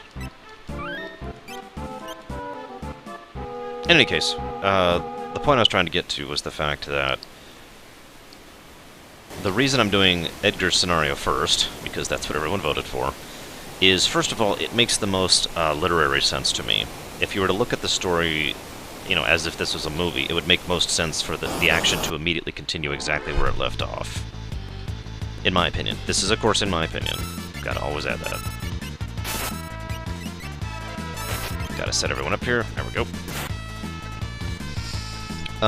The second reason I'm going to do that is because it makes for an excellent segue with regards to what happens last. And finally, it's also worth noting that this is actually the order in which everyone shows up in the actual final cutscene. Edgar shows up first, and actually is there for some time, trying to convince the Elder in order to side with the Returners. Then Locke and Celes show up. Or no, that's a total lie, isn't it? Locke and Celes are last. Sabin is next, my bad. Oh yeah, sorry, Bannon! God, my back hurts. Anyways, I'm sorry, the order I'll be doing things in is the order I just mentioned, which is actually going to be their scenario first, and then we're going to be doing Locke's, and then we're going to be doing Sabin's. Although I could do it the other way, just for once, just to be weird. I think we're actually going to do that differently. Hello, sis. For once, we're going to do it differently, and for the reasons I was just talking about. Okay, so let me backtrack a bit, okay? As usual, you have to look at the situation from the long-term perspective. So, you'll notice Locke is already not in the party. That's because Locke is basically heading to South Figaro now. So we have to factor in the fact that Locke has to get to South Figaro, by himself, I might add, through the damn mountain we just went through. Once he gets there, he will have to spend his time in South Figaro basically trying to sabotage Imperial efforts, okay? Yes, those are shades. That means I have the blind status effect on me, but thanks to a bug within the SNES version of this game, blind actually doesn't do anything to your accuracy, so there's no reason to get rid of it. Anyways, so Locke is in South Figaro, or rather heading to South Figaro throughout this entire time, and then Locke will be spending a great deal of time in South Figaro sabotaging the Imperial efforts therein, right? That is why I'll be doing Locke's scenario last, because Locke's scenario starts after he's finished sabotaging the Imperial efforts, so that makes a degree of sense, right? Obviously, yes they did, Kaon. They fixed a great number of bugs in the GBA version. The Sabin scenario I'll be doing second because Sabin, even though his events technically occur at the same basic time that Edgar and Terra's situation is happening, during that period of time, Sabin is... what Sabin's going through is happening at the same time. However, the catch here is the events that occur for Edgar and Terra. Hang on, save...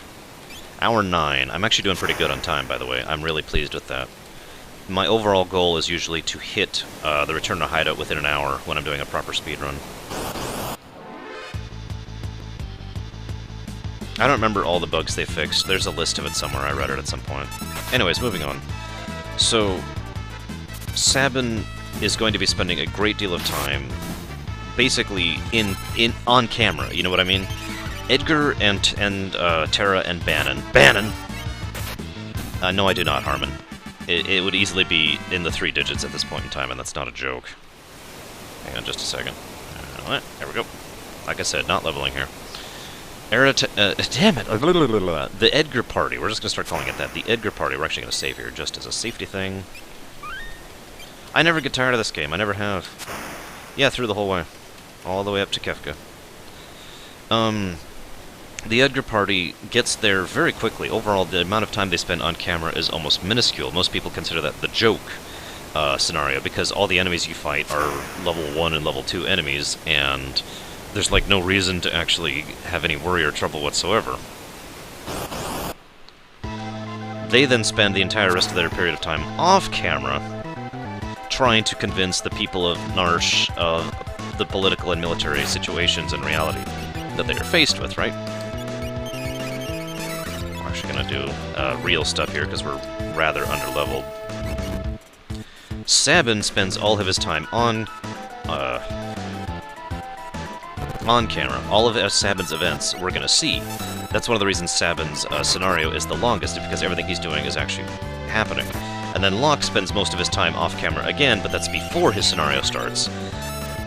In other words, do you kind of get where I'm going with this? We start with Edgar, who's going to be on... who's going to be on camera, then off. Then we do Sabin, who is all on camera, and then we finish with Locke, who is off camera and then on. That's why I do this order. Sorry for the long explanation, but that's why I do things this way.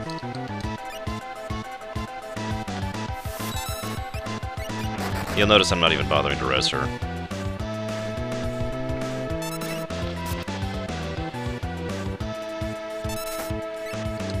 Because if my mental math is anywhere near accurate, I should be good.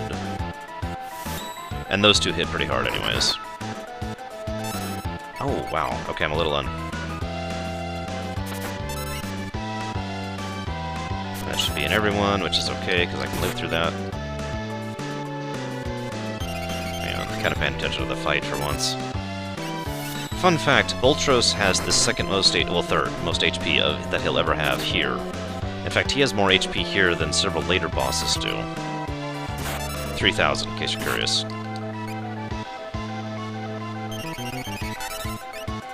Okay, I must have missed a dude or something. Because I know everything, Big Chunk. I know everything. There we go. So, that's why I'll be doing the scenarios in the order I'm doing them in. One person has asked, why is Ultros here? Given everything we learn about Ultros throughout the game, why is he here? Now, the biggest answer to that I've come up with over the years is the fact that Ultros was literally just chilling. In other words, even though it looks like he attacks us, it is my opinion that the reverse happens. Basically, the raft, like, bumps into Ultros, and Ultros, who is just chilling in his river, is like, what the hell is this? And then, you know, says, okay, well, I guess I'll attack you. And of course, I have to give acknowledgement to the fact that he does chase Kurt, because that's in the Japanese version. Even though I don't agree with that, but whatever. Choose a scenario. Kupo!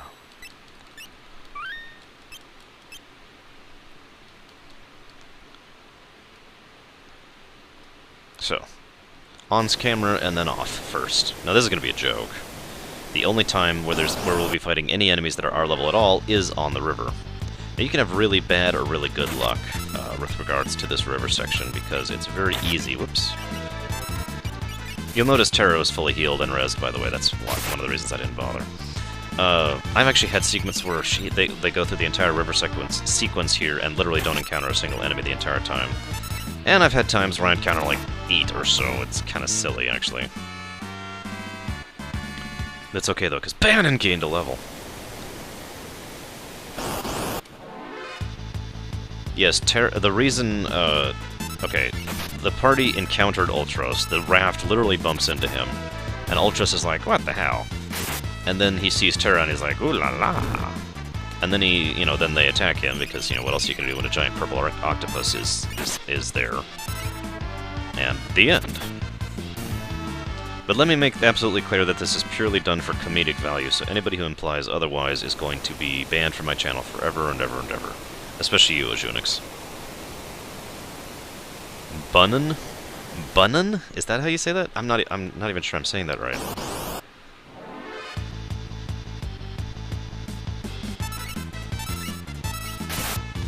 Now I'm just auto-Aing through all of this.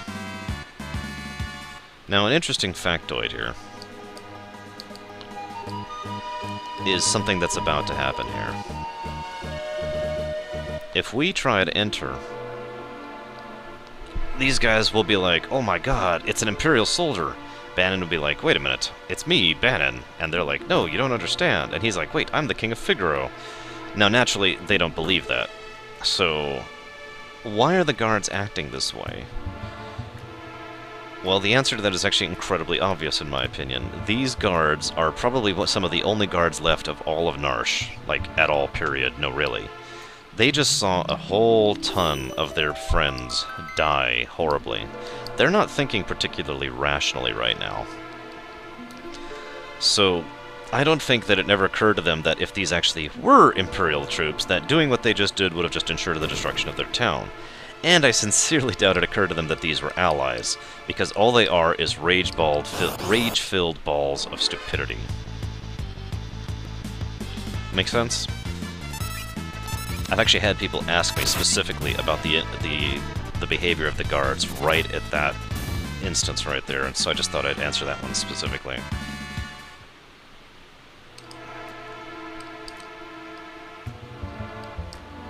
By the way, just to explain something that I have explained in my previous speedrun, but, you know, not everyone had actually done so here.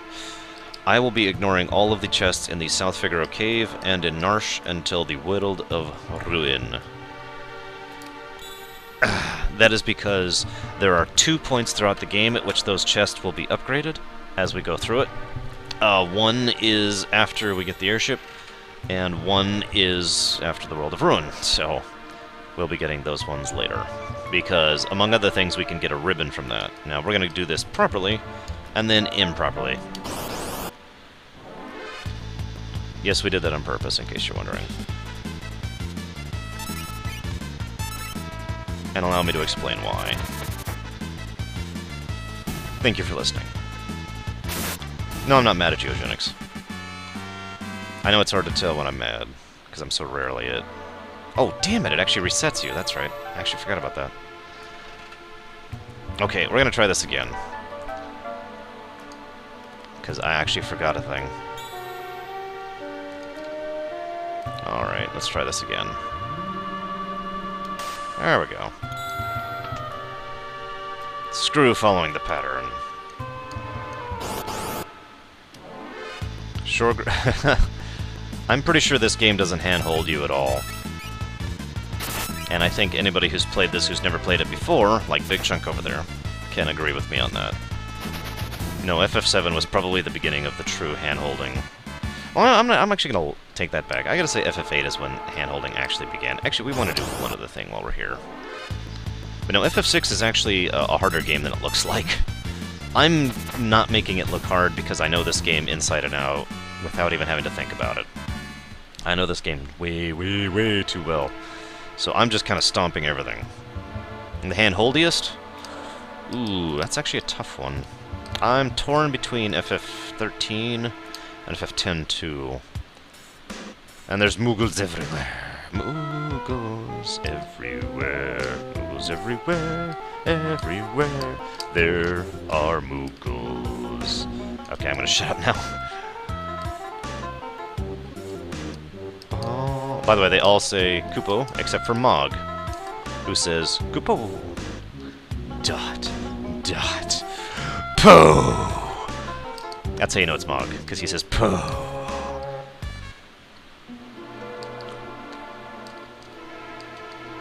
You know, one of the most pathetic things about 13 is it's probably one of the quickest FF games to speedrun by far. Yes, I've played several of the Crystal Chronicles, because not only is it all corridors, and you can skip literally every cutscene, but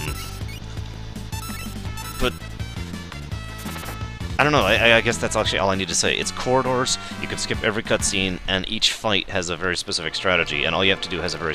Now, don't get me wrong, it's actually kind of difficult to speedrun, because you have to have an extremely specific leveling path, and you need to know how to swap your, what do they call them? Paradigms correctly. But it is without question one of the quickest FF speedruns I've ever seen, because you just run, run, run, kill, run, kill, run, kill. It is actually incredibly boring, and one of the reasons why I will never actually do an FF13 speedrun. Even though I know, well, I can look up the leveling path.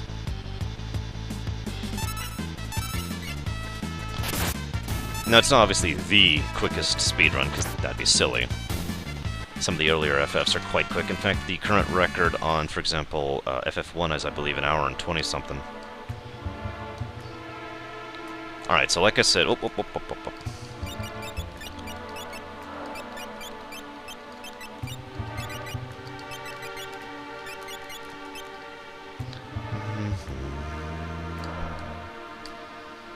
Oh my god. Repo the Genetic Opera? Really? So, there's Arvis. Yeah, I got his name right. Now, at this point in time, the town is basically at a complete uproar. They have no idea what they're doing. The Esper has thrown them into a bit of chaos. The government is having trouble keeping control. Yada, yada, yada.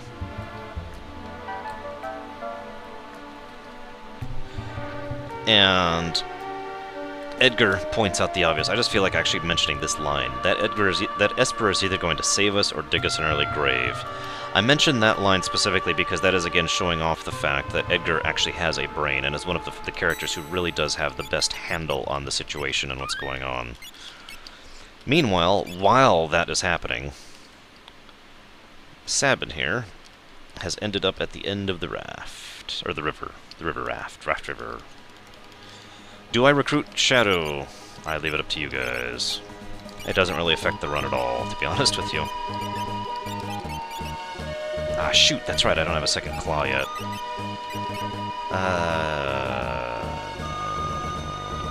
Let's just get rid of it.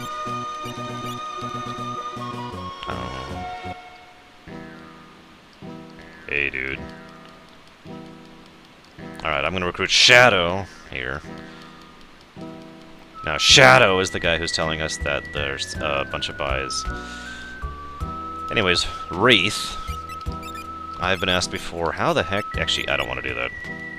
So here's the thing about Wraith. He actually functions best in the back row with no equipment on and a sprint shoe. You probably think I'm kidding. Actually, I need to do one more thing. Because I messed this up.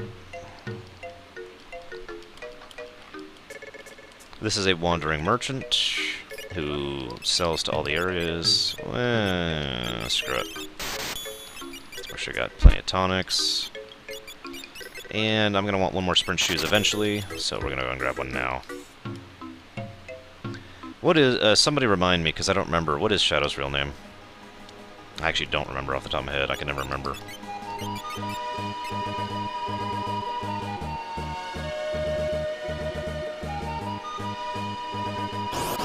Clyde, thank you. Oh, excellent. A stray cat. That is perfect. I really, really wanted to encounter that. And that's not a joke, by the way. Yes, you can get plenty of chocobos in FF6. So, because he had no equipment, he got hit, and that caused his counterattack to happen. And as you'll notice, it did 1,000 damage. That's why he's best in the back row with no equipment on. And all his damage, which is throw, is purely dependent on the weapon damage or the item damage in the case of the shuriken. So I really wasn't kidding. He actually is best back row, no equipment. I really wasn't joking. Now later on in the game, that can be changed, but again, counterattack, goodbye. Yeah, I know a little bit too much about this game.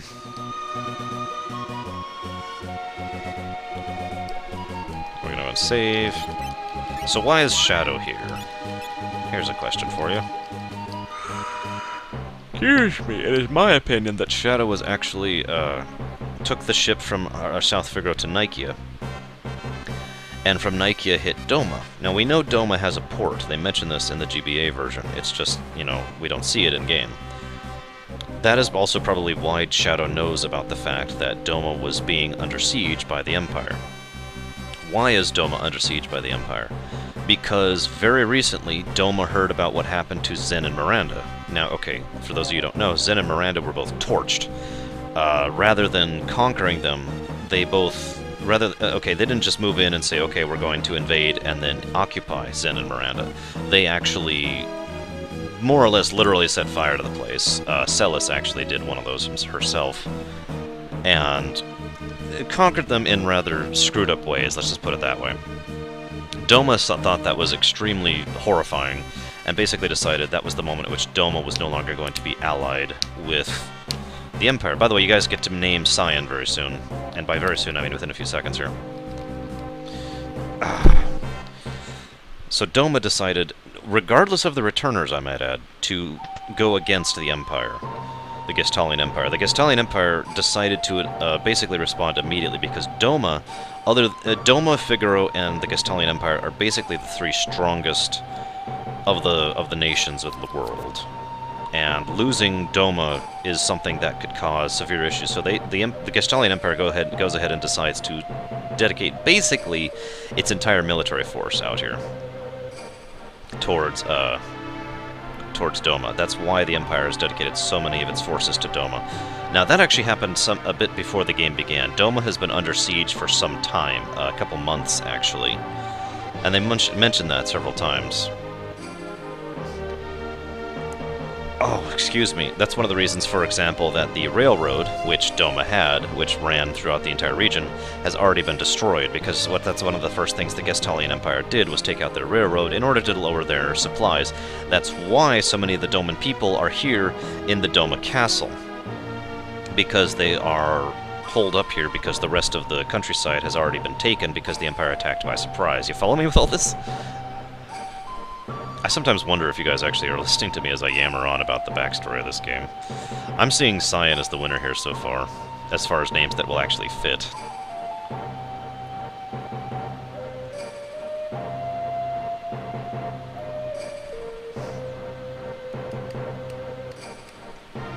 I'm just curious, that's all. Because I'm really going into analysis of this damn game, and I just want to make sure you guys are actually listening. Because otherwise I'm just yammering for no reason. So I think that we should move for sanctions against... No, I'm done. Screw it, Cyan. Cyan wins. I'm just talking at my normal pace, sorry. And I really am. I've actually had some people say that I talk too fast, and I do apologize. This is my normal talking tone, speed, etc. Now, like I said, Doma has been under... The Doma castle, specifically. What is the point of a castle? In medieval times, most people didn't actually live in a castle for the most part. The castle was for when you had to hole up for a siege, in other words, where, you know, that was one of the points of the castle. It was the carrier mentality, projected power. Thank you, Shortray. That's actually really complimentary. So naturally, Doma Castle is basically a holdup at this point. They are here, being under siege with most of their civilians and whatnot. That's one of the reasons why Cyan's family is here, rather than, you know, out in the village, wherever they would actually be.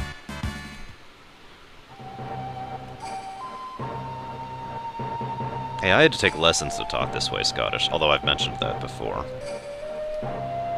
To talk with, you know, with an American accent, I mean. Oops.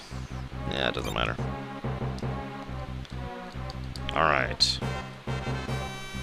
Should we kick it or hit it, guys? Which one should we do?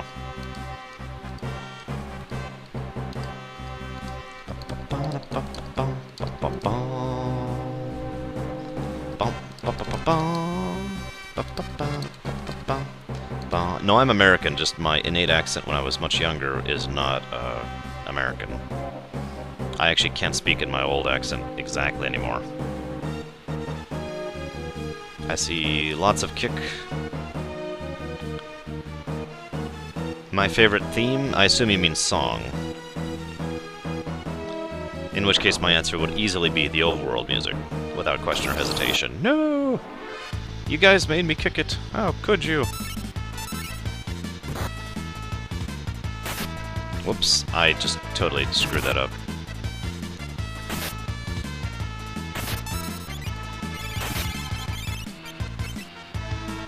There we go. That's better.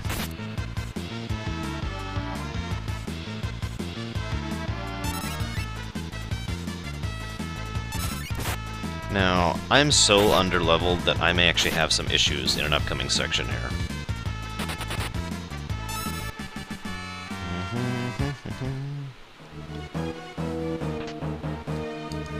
I just call it Overworld, because it makes more sense to me to call it that. One of the other things I want to point out, by the way, with regards to the duration of the siege of the Empire's attack here, is this base itself. Do yourself a favor and look around. First of all, this base is awesome. You'll never see this graphic, this tile set ever again. It's only for here. But look at this place. While obviously it was set up quote-unquote on the fly, do try and keep in mind how much effort and time it would take to set up a base like this. You know what I mean? Yeah. Try to understand the level of dedication it would take in order to make this place. And this is much larger than it actually looks, too. That's just another way to explain, without having to say it outright, just how long the Gestalian Empire has been sieging Doma, in general, not just the castle. Now, Leo is recalled here I have heard a lot of theories about why Leo is recalled here. It is my personal opinion that Leo... Okay, I've heard a lot of theories that basically that Leo was recalled specifically to allow Kefka in order to do what he does here. I don't agree with that, actually. I personally think this is when Leo was recalled to deal with the South Figaro situation, because Locke was causing so many issues within South Figaro that Leo basically had to be withdrawn in order to fix the situation. It's also worth noting that Leo was the one who actually hit South Figaro along with General Celes. In addition to that, this would about be the time at which General Celes had turned traitor, and so Leo could be recalled to be dealing with that. So Leo, while Locke is doing his thing, Leo was literally on his way to go deal with Celes and the South Figaro situation. Try and think about that for a second, because that means Locke literally narrowly escaped disaster when having to deal with General Leo and his forces. Now we're going to talk like Kefka. Now that Leo's gone, I'll turn this water into a flowing river of poison.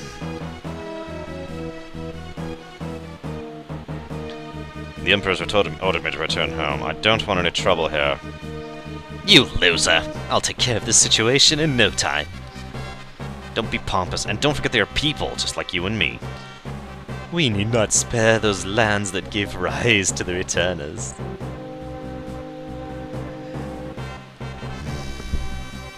You just go and be a good little boy.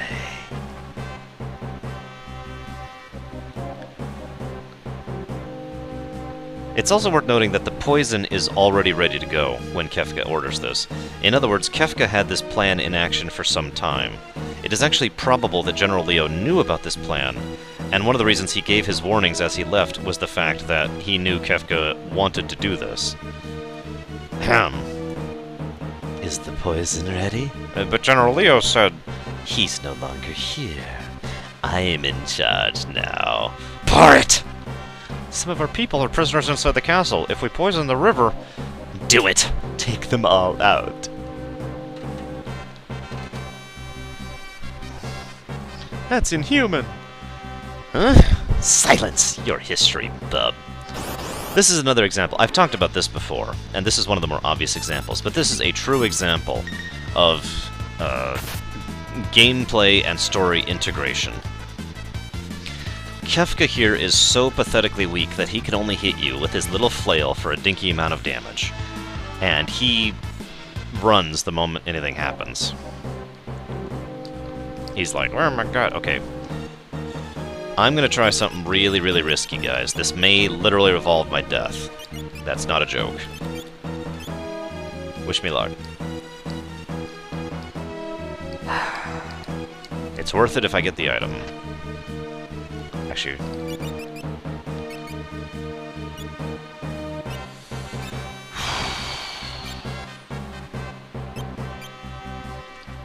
This is well after Figaro, yes.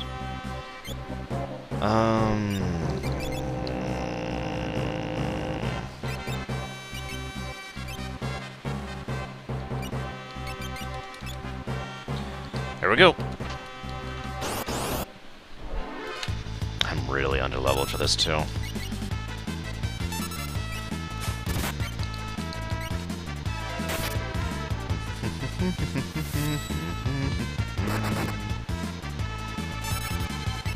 Please don't do that to Shadow, please. Oh, thank God. Didn't hit Shadow. I can live with that hitting Sabin. Even though that might kill Sabin. Okay, didn't kill him. Because of that Berserk ability it does, this fight can go south very, very quickly. That's one of the reasons that's such a risk. Okay, let's get rid of that. Actually, we're gonna, yeah. Oops, not what I meant to do. I meant to put that on him. There we go. Okay. Now we're gonna be a little bit slower, but it's worth it. Yes, the Green Beret is an extremely useful helmet. Very much worth it. So anyways, like I was saying, Kefka is just completely pathetically weak here, right? The next time we actually fight him, he will be a boss character with 3000 HP and level 2 spells. The next time we see him after that, he's bossing around Espers like they were nothing, and so forth and so on. the escalation never actually stops throughout the course of the game. So, I really like the fact that they did that with Kefka, that we had a primary villain who literally levels up as we do. And he does so in a lore sense, you know what I mean? It's not just, you know, he's getting stronger because we are, like, say, in Elder Scrolls or whatever. But he is literally getting stronger because he is also doing basically the same thing we are, gathering Magicite and enhancing his power, blah, blah, blah, blah, as we go. And he never actually, you know, is defeated any more than we are. I don't know, something about that I really like. It's so often we will see villains where they're already super strong, or they're at the very least very strong, and, you know, then as over the course of the game we get up to their level. In this case, Kefka just happens to survive and is basically always at our relative power level, or just a little bit below it.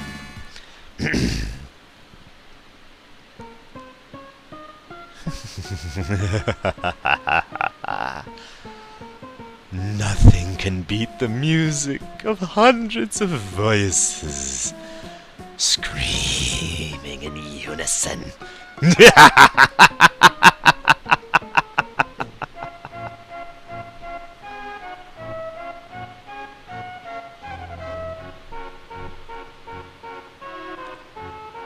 Now, some time passes here. I've had some people get confused by the fact that he poisons the river, and then within 3 seconds, you know, the Doma base is screwed up. No, that some time passes, several days at least. And during this period of time, I'd actually say probably more like a day, if I had actually put a number on it. The water has had its time not just to dissimulate itself through the river of Doma, which as you can see actually froze through the castle here, which is actually very important. They did it on purpose to make sure that people understood that the people in Doma actually get their water supply from that river. Anyways, it's had enough time not only to get the water in here and screw them up, but also be distributed to everybody within the castle, because that's their water source, right?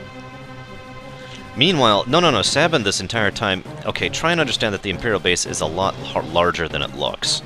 And so Sabin this entire time is basically running around like an idiot, trying desperately to stay hidden, and at the same time beating his way through what forces he can. He's basically pulling a lock. He is trying to sabotage the Imperial forces. After all, the Imperial base is a bustle of activity. We actually already heard that, if you'll recall. They expound upon that a little bit more in the GBA version, but basically the Imperial base is going nuts trying to deal with Sabin. Anyways, the only one who is higher in rank than Kefka is actually Geshtal himself. You know, Geshtalian Empire. We never learn his first name, like in any of the things. Now, there's a lot I can do here as Scion. There's only one thing I'm going to do. And this is, again, gameplay and story integration. I want to point out that that is a gentleman who has died.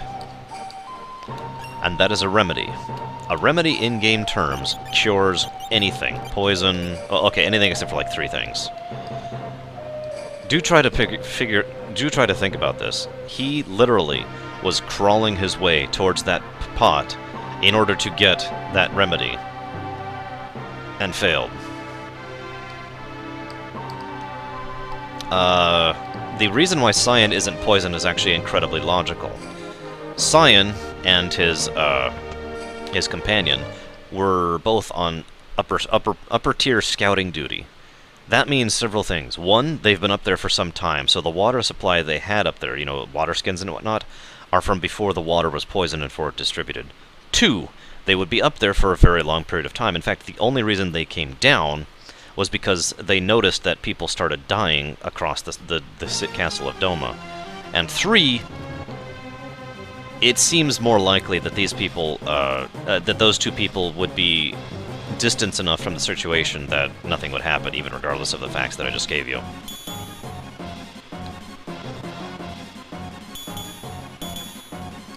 Meanwhile, Sabin, who's been fighting this entire time against the Imperial base, suddenly has this guy show up who's like, "I'll kill everyone." He's like, maybe I should help. So he offers to help, because Sabin's a good guy like that.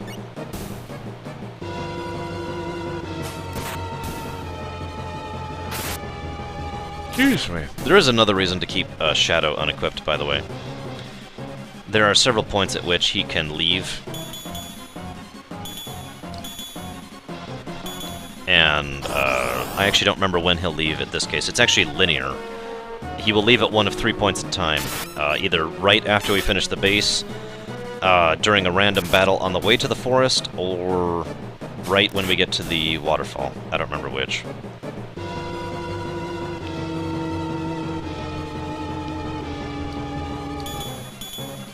Now, you'll notice I haven't commented on Cyan's loss at all. I will in a minute. And by in a minute, I mean actually in a while. I've got a couple other things to go through first before I actually get down to that. I actually talked about this my last playthrough as well. And I intend to talk about it again because screw you all! You will listen to me talk about games forever. Okay, I'll tell you now, screw it, because I don't have a lot to share about this section. Much of Sabin's section is, at least in its, if not in its overall tone, in its dialogue choice and the overall presentation with which they do the scenes, but not the overall story, is comedic. Now you might wonder, why is that? Well, there's actually two reasons for that. Because, no, okay, let me explain. There's, you might wonder why doing that, because, you know, given the circumstance which we're faced with here, which is the fact that, hang on just a second. We want him with the sprint shoes? Whoops, no, sprint shoes. And we're actually going to take the black belt off of him, and give him the True Knight, give him the black belt. Make sure he's equipped, which he should be. Yep, we're good. We'll go ahead and heal. I know I could heal for free in battle, I just don't feel like wasting the time. This is quicker. Okay, so a lot of really, really horrible things happen during this chapter, okay? We learned some truly terrible things about this setting. Some of the darkest events that happen during the course of this game happen during this chapter. So they intentionally go out of their way to have the comedic aspect of things in order to offset that, not just for us, the players, but for the characters. Because if you think about it, what these people are facing is something that is difficult for a human mind to take in this with the suddenness that it happens. I want you to suddenly picture that you're walking along and all of a sudden you see an army which poisons an army to death, and you've just witnessed thousands and thousands of people die. And also I want you to picture that your wife and child just got brutally murdered, and all of a sudden you have, oh, I don't know, maybe like a couple hours to process all this fact, and then, okay, move on. The human brain can only deal with something like that in so many ways. Given what kind of a person Sabin is, it is no surprise that he would approach this with the general lightheartedness that he does, hence the comedic factor. Cyan, who is basically mentally and emotionally broken and will remain so for a huge portion of the game, basically can't react to that, doesn't know how to react to that, and so he just kind of goes along for the ride because he's basically an emotional zombie at this point in time. So we have this comedic aspect, not just for the player's sake, but for the character's sake. And yet, there is one tick that they add just to really emphasize the point, and I'll talk about it when we actually get to it, because we're not there yet. We need to go through the remains of the Doma territory here. Oh, perfect, another stray cat. This is excellent. Given that this is a speedrun, I am definitely going to try to get the Stray Cat or the Marshal this time with Gao. I failed at it last time, but I accepted that because that was a lock SCC, not a true speedrun. We're definitely saving, it's been too long.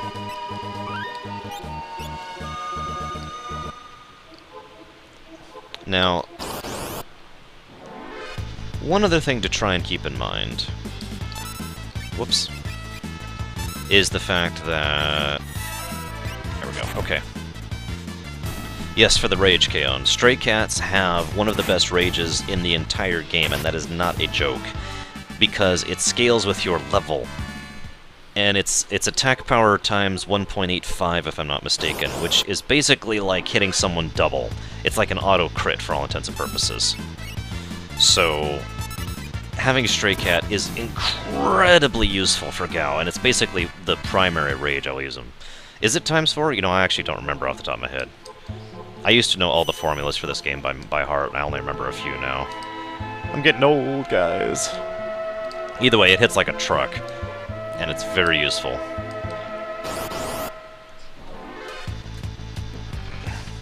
Yes, we're taking the cats with us forever. Except not at all. I don't know what you're talking about. Anyways, where the hell was I? Oh, right, okay, so... one of the most interesting things... No, this was not the first FF I played. The first FF I played was... drumroll. FF1, when it came out. Yeah, I've kind of been playing the FF since the beginning. Sorry, guys. Anyways... there's so many ghosts and stuff here, right?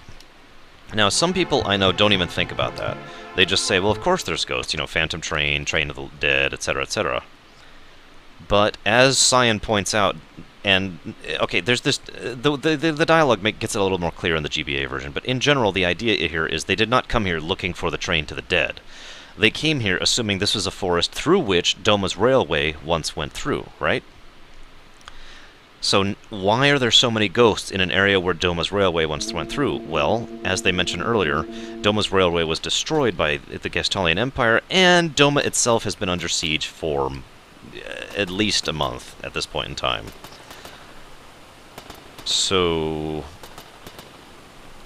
I'll let you infer why there are ghosts here.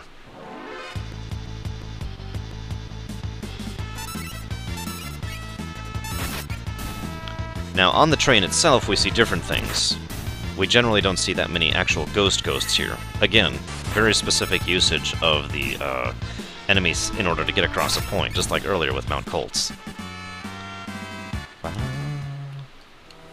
Ah, there we go. Get out of my way. Actually, I do want one of you. Come with me.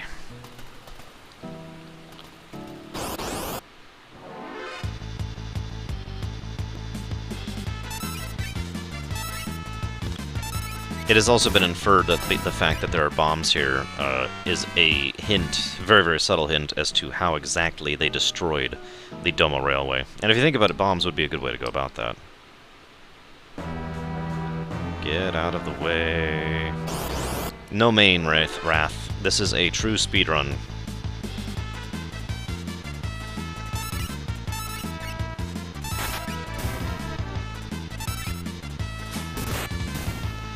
I feel like also pointing out that those enemies, like the one I just killed,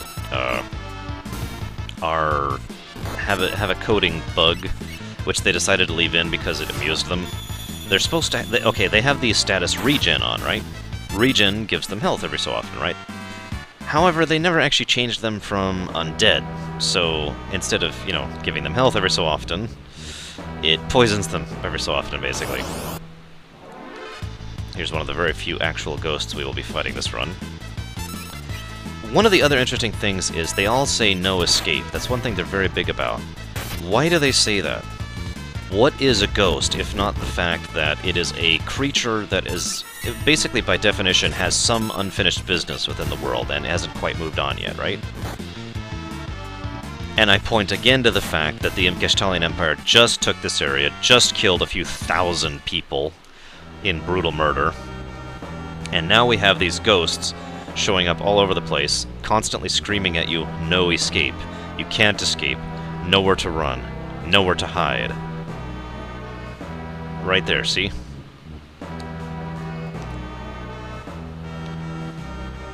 See, that's exactly it, Rory. It's obvious to think that, but if you look at it, all there's doing is doing exactly what ghosts normally do. Screaming about what basically were their last moments, that these ghosts, whoever they used to be, had no escape, that there was nowhere to run, that there was nowhere to hide, that they just stayed here and died because that's what the Gestalian Empire did to them. Again. Just, yeah. It also partially explains why some of the ghosts join us. Because they want to have, because they understand that we are not with them. It just, on our feeling, in our output, it is very obvious that we are not with the Gestalian Empire.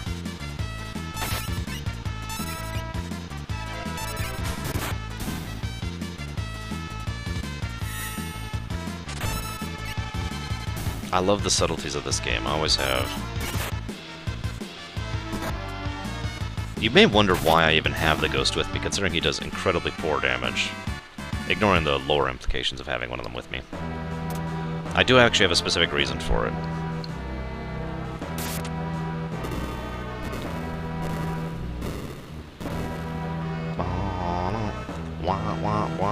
We're actually going to save, too, because I'm getting a little beat up, because I'm really under-leveled. In fact, am I leveled high enough? No, I'm only level 12. Oh my god, are you kidding me? I am... Shoot, this... Okay, the next boss is actually going to kind of suck. Not the next boss, the next boss. We're actually going to blow a tent here. Where are my tents? Get up here. I need you, like, up here. No, we're not going to blow a tent. We'll just blow some tonics. Tonics are easy. We don't have the gold to do this yet. See you around, Zombie Tom Hanks.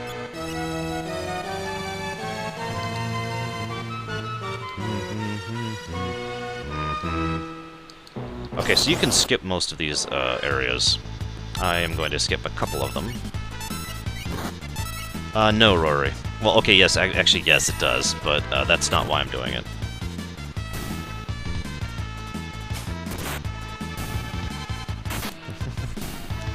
Hey, Sean. What is going on? We are going to be going in through the right side here. And by right, I mean left.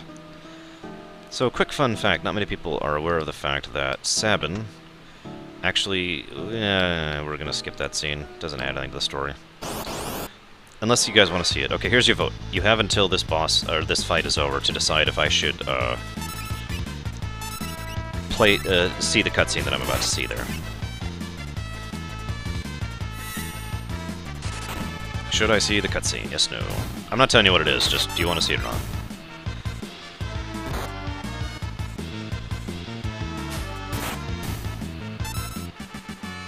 Lots of yeses, you got it. Stop where you are! I am Siegfried, the world's greatest swordsman. That treasure chest is mine! If I were you, Ox, I'd grab Grandpa here and run. You look more like a manicurist. Now scram. Aha, the Ox bellows. Allow me to introduce my blade.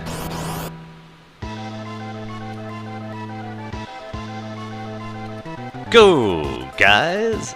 Ha. Ha. Ha. Give up yet? You haven't done anything yet. Oh my god, guys, he's hitting me for 5! He's hitting me for 5! What do I do? Oh my god, I big hit for 5! I counterattacked him in the middle of his attack and killed him! That's how pathetic he is! He's pathetic! What a bag of wind. Impossible! I'm the greatest, but I will still at last. Wahaha, this treasure is mine, even though my name is now Siegfried instead of Siegfried. Now, here's an interesting fact. A lot of people have asked, why is that guy on this train? To which I have to remind you that even though this is technically the Phantom Train, it is also technically not the Phantom Train, as evidenced by the fact that living people are on it, and the fact that this is... Well, it's kind of metaphysical, but the overall idea here is the fact that this used to be an actual physical place, and now it isn't, except it kind of is at the same time, okay? I don't really know how to get this across properly. It makes sense to me, okay? But Siegfried is not a dead person, is overall the point I'm trying to get across here. Come on. Boom. And he was actually here, basically, as a treasure hunter. And he decided that it was worth... Come on. There we go. Possess. And that's why I keep the ghost around. Just one-shot that little mini-boss. But yeah, it's kind of an in-between thing, so you can be here physically and not physically at the same time. Actually, I really want to put that hyper wrist on him like right now, so where is it? There it is. Actually, you know what? I need a... Yeah, basically Super Grunt. If I were to be asked to make a GM call, so to speak, on this, I would say that it is in transition from the physical to the spiritual. That's how I would rule this.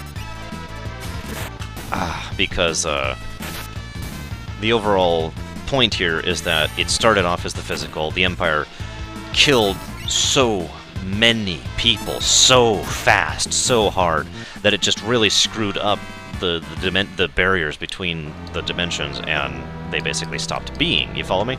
And so then the train comes through here to actually sort everything out. That's why the train is here. The Phantom Train, I mean. In order to drag all these just completely distorted souls here from this pseudo-dimension where they're basically trapped to the other realm where they should be. Follow me? Who knows, Big Chunk?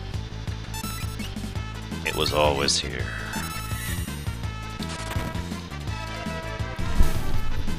Actually, I made the train. Lich King. We've been over this. Damn it, Harmon. I wasn't going to say anything about it until I got to it. But I always do this. Even though it is... even though there is actually a way to one-shot this boss really, really easily, I always do the suplex. Every time I play this game. It's just too funny. For those of you who have no idea what I'm talking about, allow me to elucidate. Or he could enrage me. Nope, I got it off. Good job! Okay, we're done.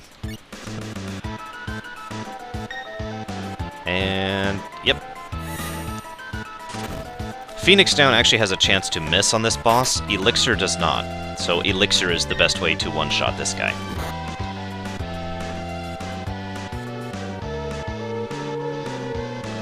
I can't suplex anymore. He berserked Sabin. I'm lucky I got the one suplex I did. For those who are wondering, yes, I totally would have reset if I didn't get to suplex the train.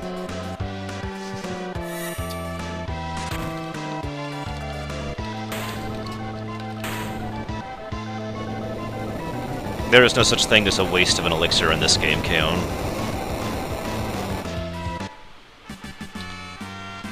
The reason the train attacks you is because it basically insists that you are another ghost, because it doesn't have the ability to discern between living and dead. Now I gotta talk kind of quickly because there's a scene coming up I really want to talk about, and I'm gonna be quiet for the first section of it. It doesn't know that you are actually living people. It literally lacks the ability to enjoy that, right? Or to enjoy that, to discern that.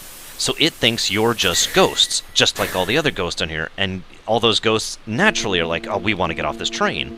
You are not the first people to say we want to get off this train. You're just the first people who actually were living and were able to beat it up, and it's like, okay, fine. I'll let you off the train because you forced me, but it still doesn't actually think you're living. Now I'm going to shut up. I'm dead serious. I'm gonna just read. I'm just going to let this do this thing. Because, yeah.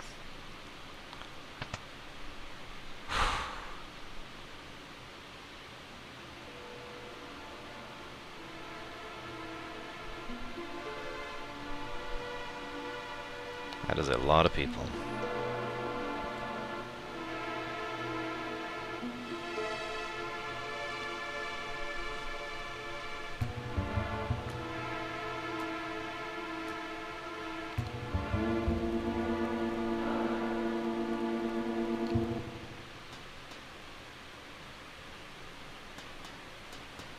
I always tear up a little bit at this scene, to be honest with you.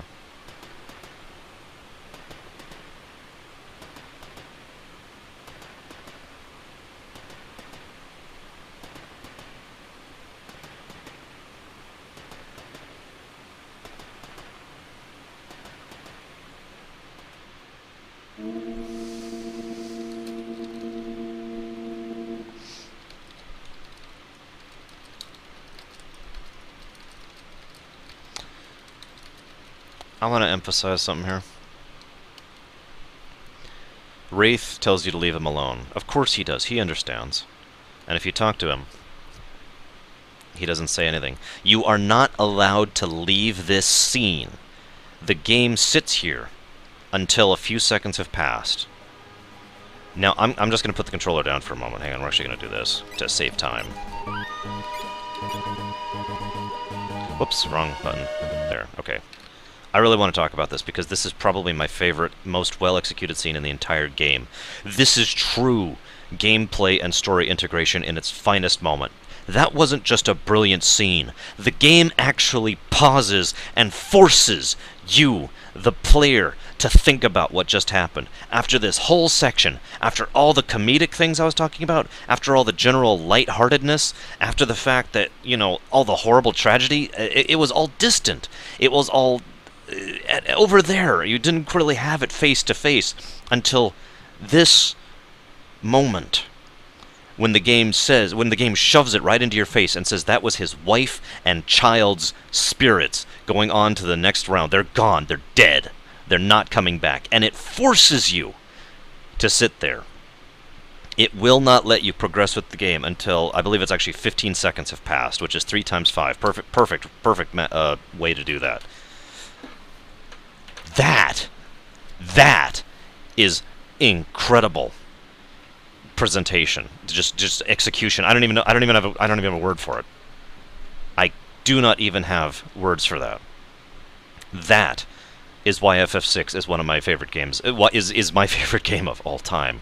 Moments like that. That is sheer brilliance. I have never seen another game pull something like that. I really haven't. And the fact that they actually make you, the player, think about what just happened, which at the same time even makes sense in character. It's not like that was a meta thing. I mean, yes, obviously it was meta. Obviously it was, because it was intended to be directed at us, the viewers. But it was also perfectly in making sense within the character, because Cyan just watched his wife and child leave forever a second time in the space of a day. And so all he can do is sit there and stare into space. This is why Cyan is emotionally destroyed for the rest of the game. This is why he acts the way he does when we get to Zozo in the second world. This is why what happens when we go to Doma in the second world happens. Cyan isn't even a person at this point in time. He is someone who is the barest shell of a man, who is literally nothing left but the mask that he is now wearing, which is some semblance of who he once was, because of how much he just got wrecked. And the game forces you to acknowledge that. And I love that. I'm not angry. I'm sorry, this is me being passionate. I know a lot of people don't understand the difference between me being angry and me being passionate, because my passion sounds angry. My angry sounds much worse. Trust me. That is just amazing, and I just had to pause everything so you guys could really understand, appreciate. I had to talk about that. There's no way I can play this game without mentioning that. That is just... I agree with Kay, by the way. I agree that with Kay that modern graphics might not be able to do this nearly as well as that did. That was just incredible. And I cannot picture that working on modern graphics. I can't. DS graphics I could see.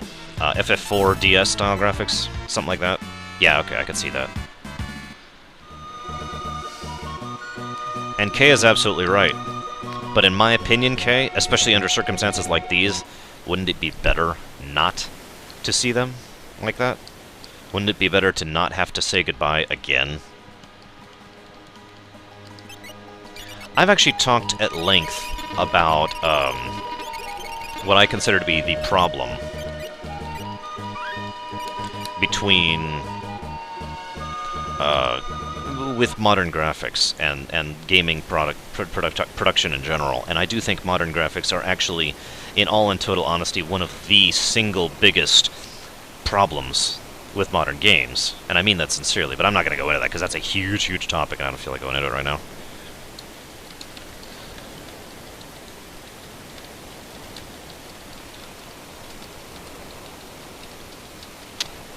Consequently, yes, I do think Cyan, if he could have done it, would have. But obviously he couldn't. Oh, by the way, this is when Wraith leaves. Let's join ranks again sometime. It's interesting that all of Wraith and or Shadow's interpretation as a character depends on how exactly you play with him, or have him in the party, I guess is how I want to put that, in the game. If you have him at all the points you can, which is what I will be doing, by the way. Oh, this is gonna suck. This is actually really gonna suck.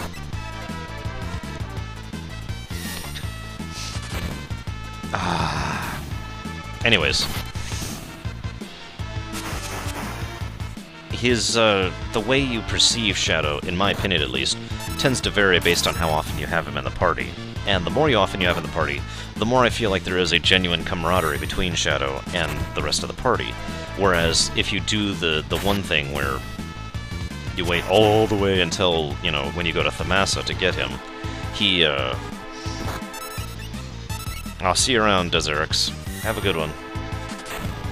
He comes across as much more cold, even though his dialogue doesn't change. There's nothing backing up that dialogue. Does that make any sense? I agree with Kay, by the way, what he's saying there.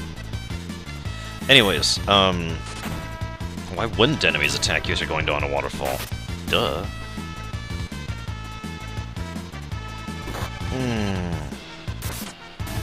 This should be going much smoother, but I am much lower level than I usually am when I hear.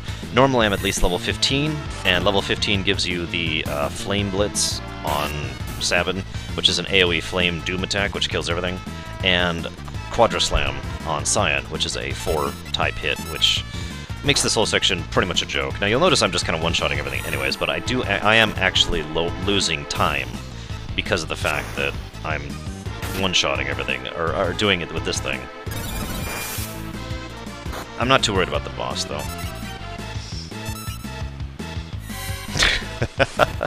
I like Bragan's comment there. Bragwins. Anyways, the reason there's monsters is really obvious. Ignoring the fact that there's monsters. Oh, that sucks. Please live, please live. Please live, please live, please live. I just saved. Oh, yeah. That's one of the reasons I don't like doing this fight this low level. Holy crap.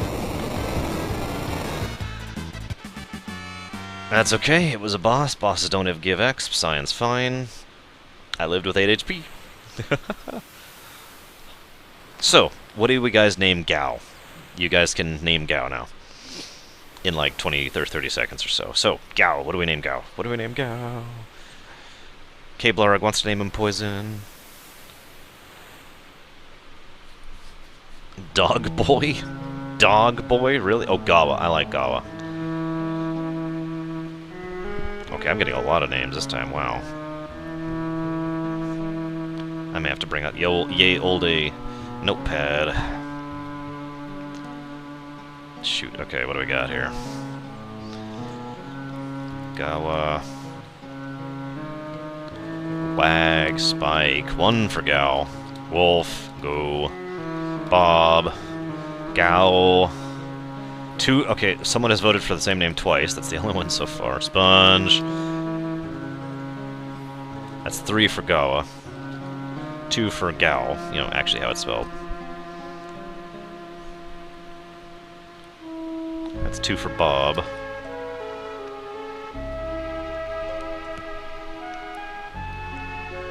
Two for Gao. Cutting it off in a couple seconds here. We got a billion votes, my goodness. I'll give you guys 10 seconds from when I have said this. So 10 seconds as of now. Yes, this is actually Gao's theme, believe it or not.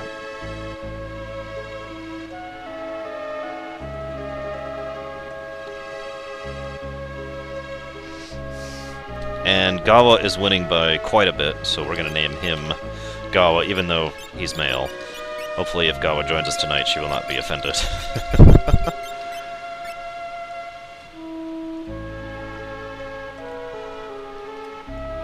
Gao!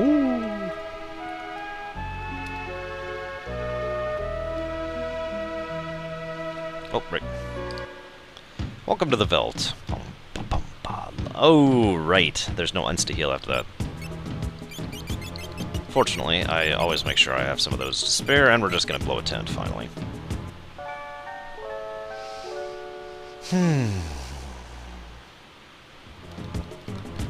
Now, unfortunately, this is just RNG hell. Not just for when you're actually getting, 2 hours. Very good. I'm doing really good for time here. 2 hours to hit the Veld is really good.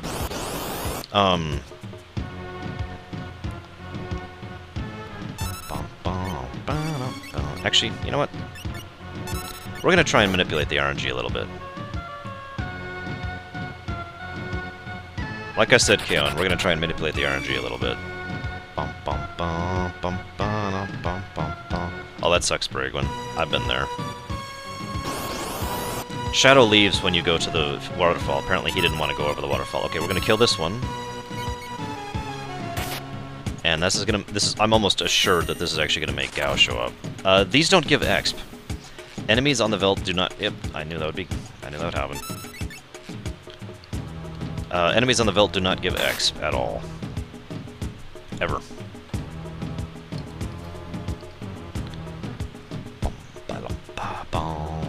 I love this song, sorry. You kind of have to love this song to do anything with Gao. Okay, 2 encounters, that's actually really good. Now we're going to do something here, because this is the best... Well, actually, what's our gold at? We do not have a lot of gold. But we very much need a better weapon for him, so we're going to have to do that. And I'm going to want iron armor and iron helmet for Edgar later. And at least 1 heavy shield. Yeah, just 1. So Gao is one of those characters that's either loved or hated, I've noticed, amongst the community. I mean, really, there's like no in-between. Either it's like, Gao, or, ah, damn it, it's frickin' Gao. And I've never noticed anyone who's just like, you know, anywhere in between. Oh, shoot! Gao... Oh, damn it, we should have named Gao Snarg. That would have been perfect. Now, there's one thing I want to point out here really quick. There is a wounded soldier here. Injured lad. He's from Miranda.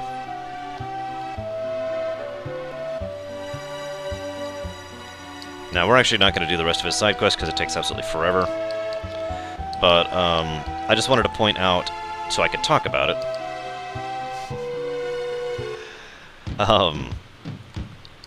The injured lad is someone who was impressed into the army. This is the first time we hear about forced conscription on behalf of the Gestalian Empire, and it's something that will be mentioned several other times in the future as well. So, this guy was forcefully conscripted into the Imperial army, and then made for an attack at Doma. I don't need a save editor. I have a way of changing his name later on. It's just going to take a while to get there. This is also Snarg's theme, by the way, at the Veldt. I think I actually did that in a post when people were like, you know, what's everyone's theme in FF6? I'm pretty sure I did pick this for Snarg. I'm almost positive. And there he shows up. We're gonna smack him, because I don't want him for this one.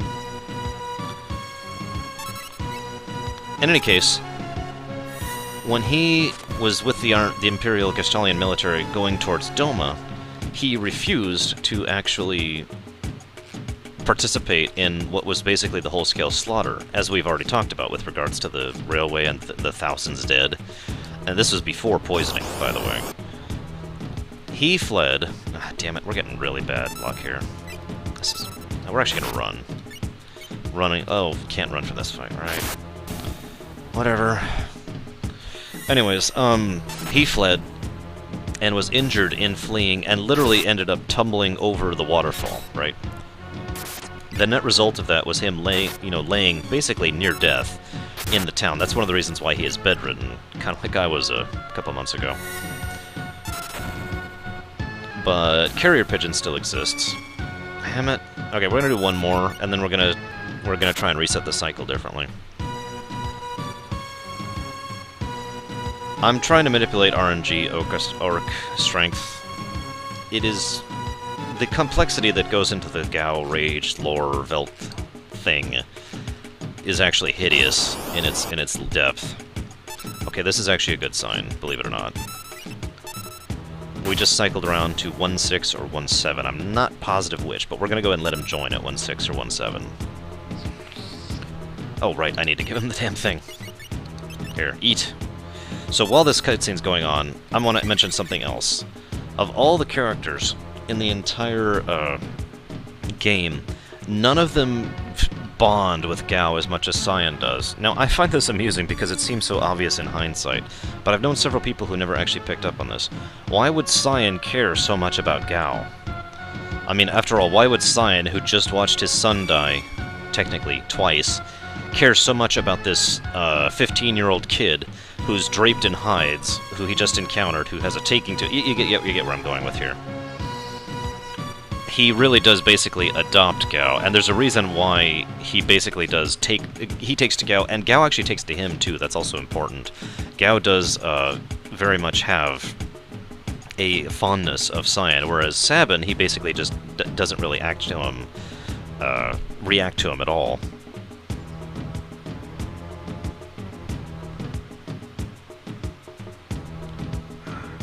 Excuse me. But yeah, again, pretty obvious, but I have known a few people who didn't really pick up on that, so I thought I'd at least comment on it. That also continues later in the game as well, but only in minor ways, mostly in the GBA version, because the GBA version has proper localization. Sigh. Come on, give us our DS remake. You know what? No, guys, just give me control of all your IPs. I'll fix it. God.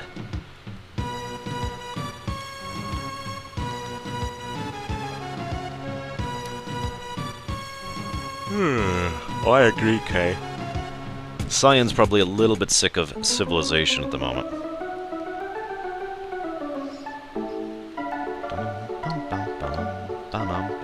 Kappa! I love Kappa. Kappa's awesome.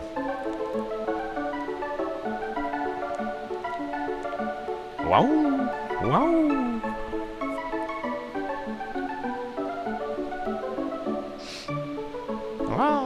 Poor Kappa.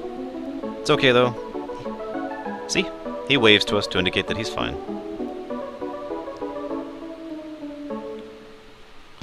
Alright, we're gonna save for first thing. Actually, no, we're not. First thing we're gonna do is that. And we're gonna give him some... Actually, we're not gonna give him anything yet. We're gonna give him the sprint shoes. Because he's a better spot for that, at least at the moment. I'll give him that.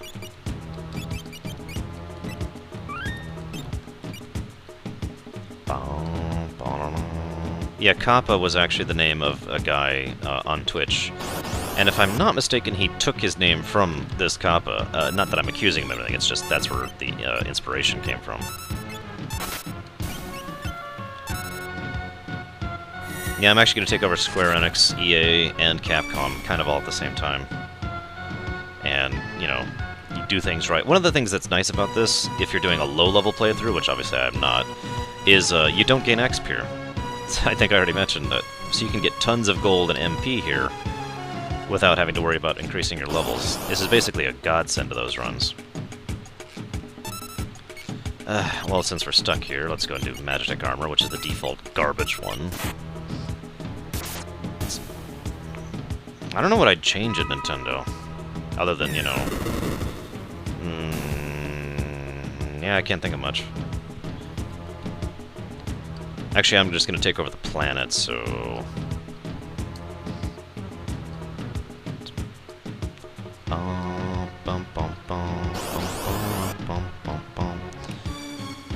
I could take the Tusker. In fact, actually, I think I'm going to go ahead and do that. I do try to be a kind ruler. I may fail, but I do try. Leap! Thank you. You all know I'm actually a supporter of Nintendo's recent policies, so I'm afraid you're looking in the wrong place if you want to bash Nintendo. Sorry. Not that I think they're perfect. Don't be silly. They've made many mistakes lately. But when compared to every other company in the entire planet, yeah, I'm pretty much a supporter of them. Planet Arshe and Gaia. Yeah, that sounds a little bit too flashy for me. Let's call it... Planet Nautiloid. No, that's the worst name I've ever heard. Good, he didn't come back. I want him to come back this next one. I think. If my count is on. Which I'm pretty sure it is. Oh yeah, there's a few that did. Okay, here we are. He's gonna come back this one, which should give me the planet. Oh yeah, that's right, we call this Hollow Bastion, I forgot about that. So, from now on, Earth is not gonna be referred to... He didn't come back. Oh, that's bad. Oh, that's bad. So if he doesn't come back on the first or second fight, that means the RNG has actually double-cycled, which means he could come back basically whenever he feels like it, and sometimes that can take a long time. Danny, oh god, please come back. See, this is why. I was right. This is exactly why I wanted him to come back last fight, so I could have him leap this fight. If he doesn't come back this fight, I'm going to be really pissed off. Please come back, Gao. Please. Please. Oh, thank you, God. Oh, thank you. See, the rages that Gao learns are the enemies when you leap, and the ones when he come back. So, if he doesn't come back for a while, you're just kind of rolling the dice as to whether or not he's going to come back on a rage you actually care about, and you're not going to miss it. See, right there, stray cat. That is so awesome. I'm going to blow a tent. That's not a tent. Oh, and by the way, I agree, Pax. More third-party support. I'd go ahead and do that. Sorry, I don't think I said that.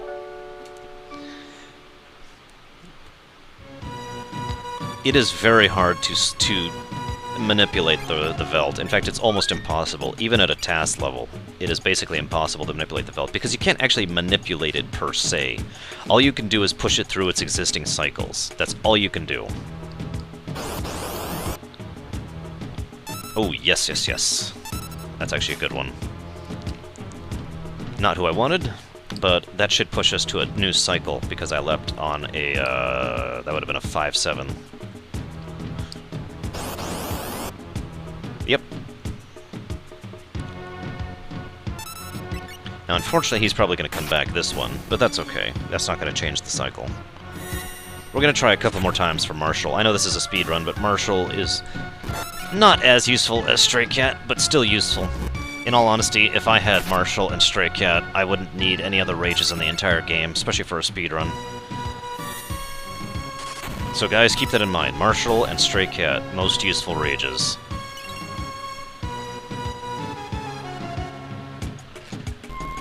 No, the fire, the fire! It hurts like hell. There are other rages that are useful, don't mistake me. In fact, there's other very useful rages. Resurrect, explaining it in simplicity is easy, but explaining the true complexity of how this whole thing works is actually really complicated. So, I'm not going to bother. I'm going to explain to you the simple version, okay? Simple version. He leaps on an enemy. He then learns certain abilities specific to that enemy, and so when you put him in rage, he loses the ability to, you lose the ability to control him, right? But then he will use abilities from a specific set of list of abilities that animal or beast or boss or whatever would use.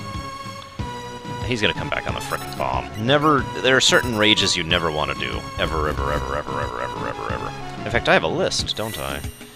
An easily accessible list. Because I'm pretty sure I know exactly what that list is.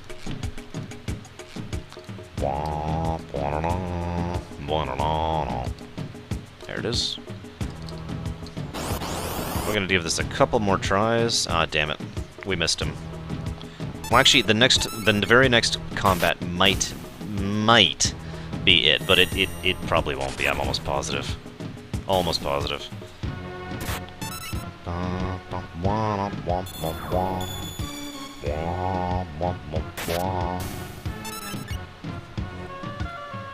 Yes, it does, Kay. Which I think is really cool, personally. I admittedly modeled some of my abilities after Gao. I admit it. I already told you 2 of them, Resurrect. What the heck? I don't think Resurrect was listening to me. I'm sad, no. Where is... Here we go. Okay, so... Worst rages ever. Where are they? Hey, Gao. Or Gawa, as they say.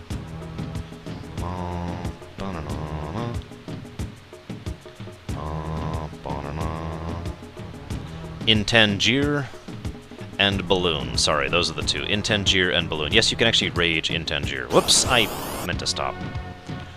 That's okay. Ooh, we've recycled, which means we're not going to get it. We're not going to get it, guys. Not unless I actually completely change it. which is actually a bit of a shame.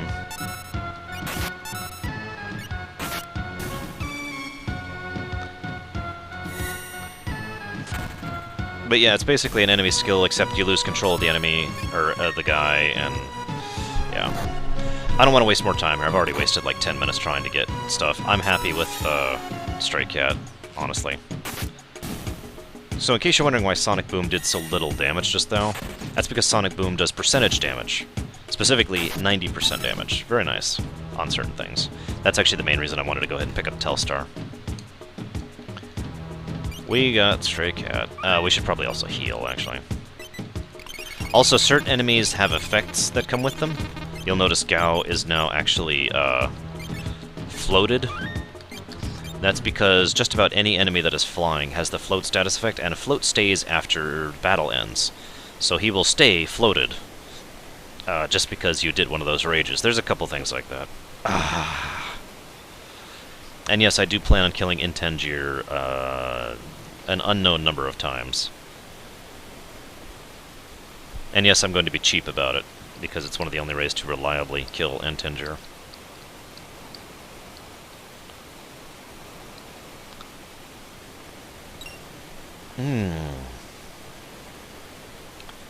So there is a long-standing fan theory about this helmet and why it's here.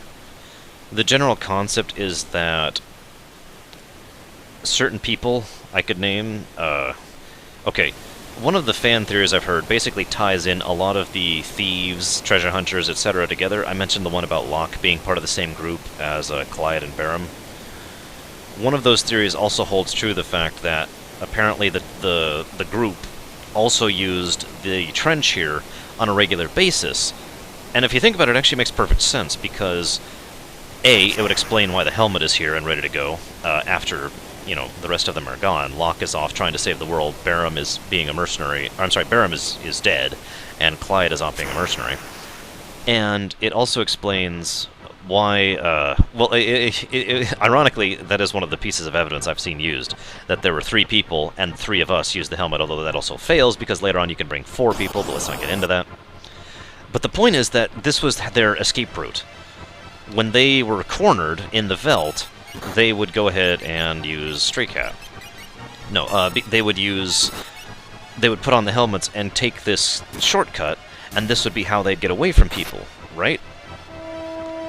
And the only reason that Barum and Clyde didn't use it the last time was Barum was so badly injured after the run through the forest and going down the waterfall that he basically couldn't.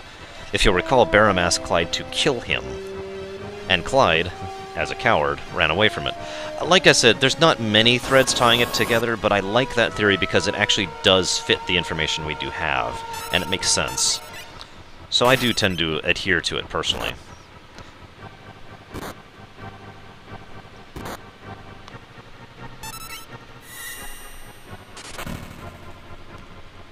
By the way, someone asked for a list of good rages, so I'm just going to give you a couple here. Let's see, first of all, Stray Cat, I already mentioned that. If you have the Gaia gear on, Chicken Lip is very useful because he'll constantly cast Quake and heal himself while hitting the entire enemy. Magic Pot is really useful if you have another party member. It's also really hard rage to get, because getting any of the magics is really, really irritating, and you have to encounter a Magic Pot to begin with. However, that makes you absorb all of the elements, yes, all 8 of them. You will be immune to every status effect in the game, and you'll have maxed out defense. So, yeah. You basically turn Gao into a completely indestructible Doom Destroyer. However, there are some obvious downsides, because there's no real aggro in this game, and Gao won't actually be able to do much. You can also take Wooly. Woolies are some of the enemies you fight in the later Narshe. They have several elemental absorbs and immunities, mostly ice and fire, I believe, and a couple of status immunities, but most importantly of all, they cast Ice 3 regularly, which is pretty mean. You can also do the Retainer. I wouldn't do that. That's kind of silly. Second Green Beret, yay. We're actually going to put that on nobody, actually. He does Shock, by the way, the ability that General Leo does.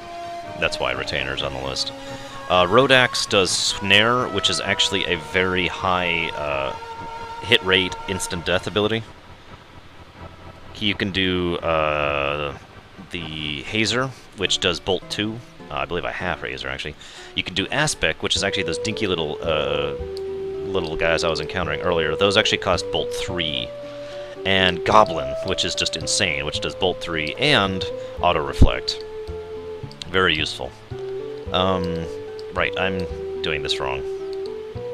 Yes, that's great. I know Doma fell to the Empire, unfortunately. Anyways, yes, you should play this game, if you like this game type at all. So, I'm only going to talk to her because the GBA version translates this completely differently. This is a very attractive, we're supposed to infer that, dancer who basically immediately comes on to Cyan. And is like, hey, what's up? You know, all this flirtatious things. However, and Sabin just tries to console him and being like, nobody thinks you're going to go after this woman. This line here in the English SNES version, as you can see, is stop whispering, my ears are burning, baby. In the GBA version, in English, this line is translated, so, do you like him? I named this one Humpty and this one Dumpty.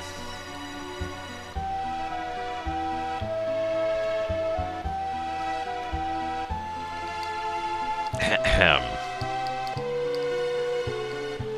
Just felt like sharing that. That's all we have to do here.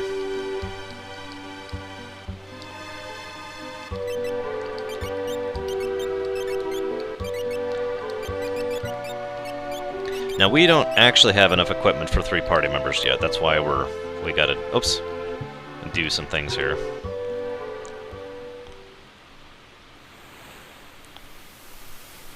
So the ship sets sail from Nicaea, and yeah. Now, this is actually an interesting thing. The ship is actually not heading to South Figaro. Of course it's not heading to South Figaro, because South Figaro is currently under Gestalian Imperial occupation. We know that. And we're about to go deal with that, right? The question then becomes, where is the boat heading? I've actually already mentioned this before. We talked about this. Figaro, the castle area, actually has its own dock. It's just never shown in-game because there's no need to it. Now, this entire time, Edgar and his crew and Bannon have been trying their best to convince the Narshians of how exactly to deal with this situation. And Edgar and Sabin, you know what they've been up to because you've been watching them this whole time. Oh, right, she hasn't said anything this time around. Now, I'm actually going to do something really weird. I'm going to try to pull off a trick. Because I feel like it. Just because I want to pull it off. Okay. 2, 3, yeah. Okay. We're going to pull up the frames for this.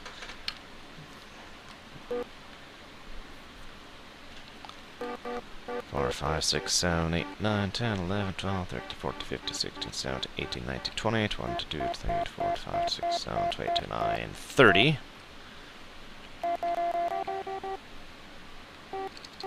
Ah, damn it, too early, too early.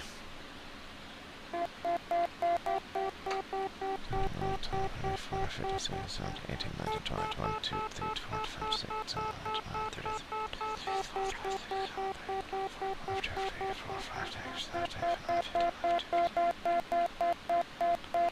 This is taking too long. That was already 60.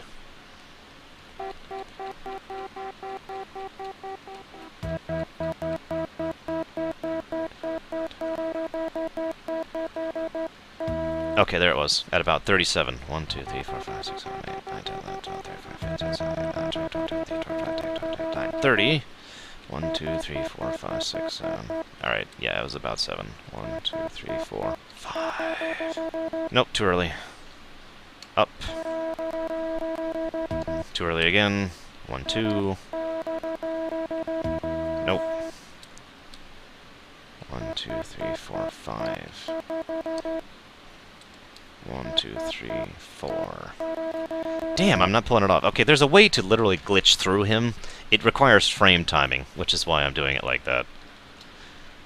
And you'll literally skip the entire South Figaro thing. I'm having some trouble doing it, and I don't feel like actually bothering to do it because I'm not actually tassing.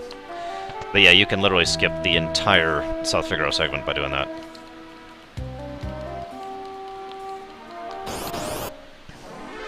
I wasn't actually going to do it, I just wanted to pull off the trick. What? Couldn't steal.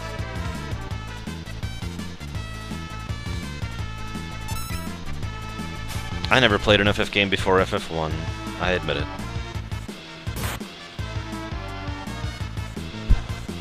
You can, Torin, because you can get her from the back entrance. You literally come in the exit. It's actually kind of funny.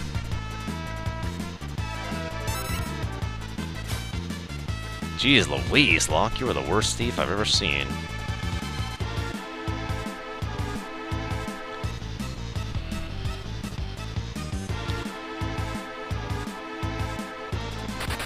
So,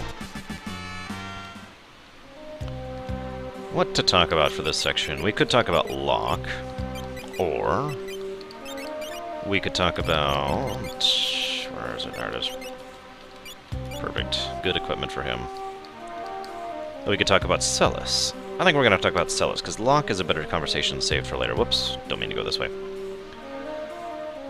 As we've already mentioned, Celes was an Imperial agent, Imperial general, actually. A individual who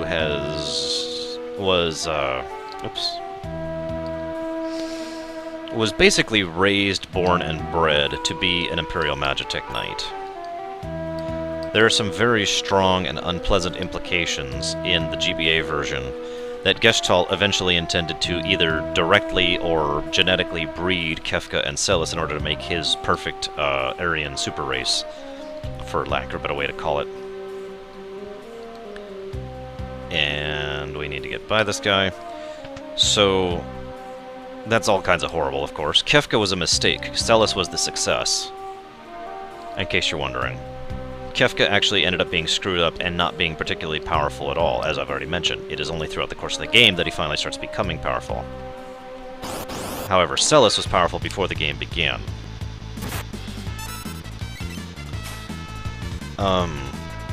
So, Celes was obviously a bit of a loyal soldier and a bit of a cold fish, all things considered.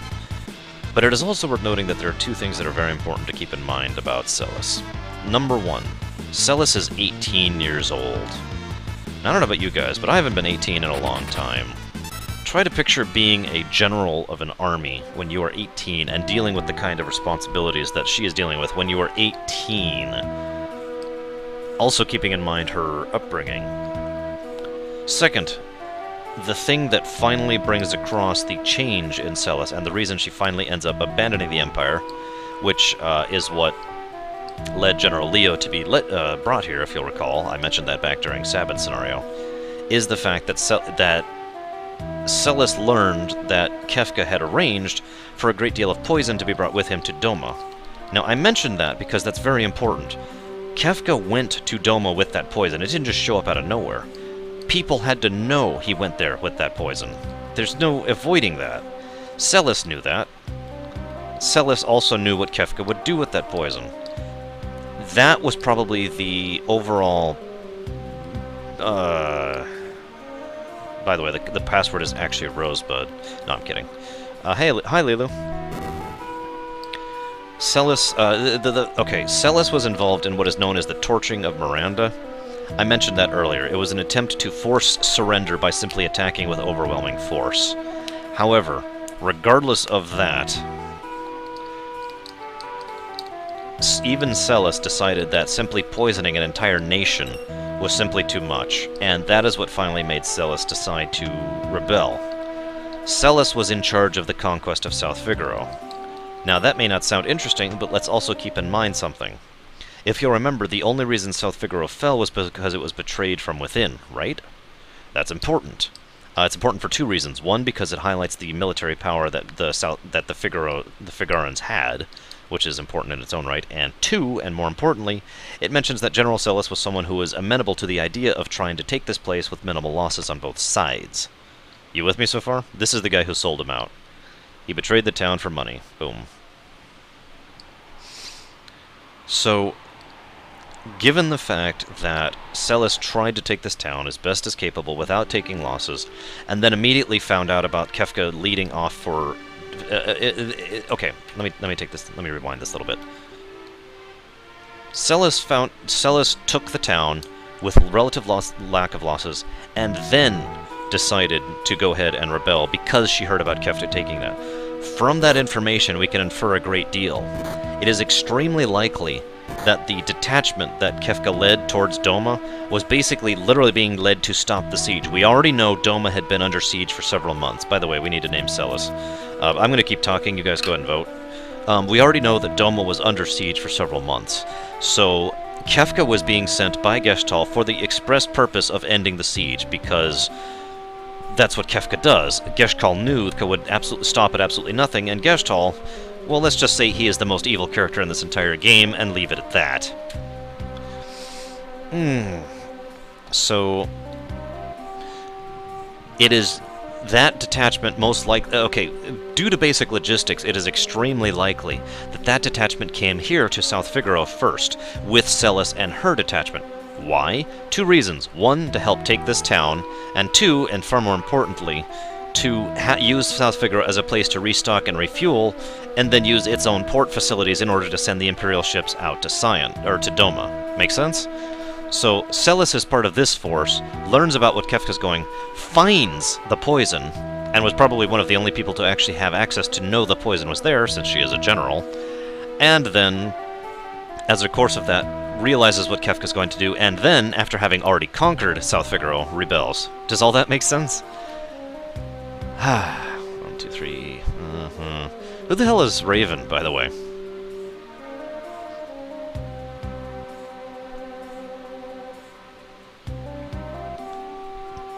Celes is still winning, thankfully. And we're going to cut this off because I was yammering for quite a while there. So, Celes will work. Whoa, shoot, I just totally renamed her the wrong thing. She is now Celes until I can rename her. Whoops, whatever. Sorry, guys.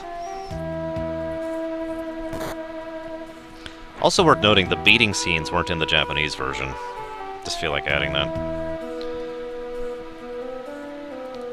So... Celes is, sounds like Thanos or something. Anyways, I'll fix it later.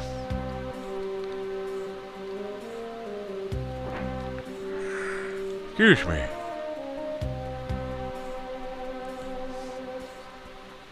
This also partially explains two things. Why Locke takes Celes in is extremely obvious. I shouldn't even have to go into that, and I'm not going to. Why does Celes go with him?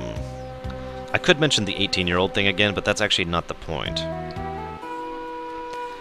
The point is that Celes literally just had her entire world turned upside down, and she knows for a fact that she can't actually go back to the Empire. I thought about it, Kay, but it would have taken a while. The only other options here are to not advance the game, by the way. In case anyone's wondering, if you come in here dressed as an Imperial trooper, she will say, "Aren't you a little short for a trooper?" Which is a direct reference to Return of the Jedi. It's one of, I think, like 6 references throughout the game. There are quite a few. And they're all deliberate, by the way. They were all intentionally done. There we go. Speaking of which...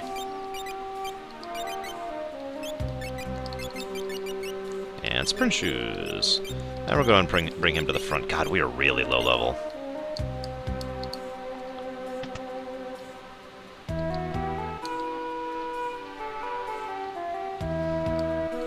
Actually, I'm sorry, you're right. I apologize. It was not just Return of the Jedi, it was all of the Star Warses. There are several references to Star Wars in general.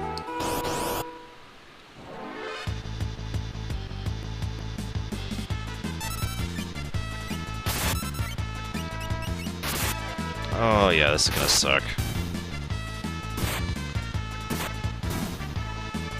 They did, once upon a time.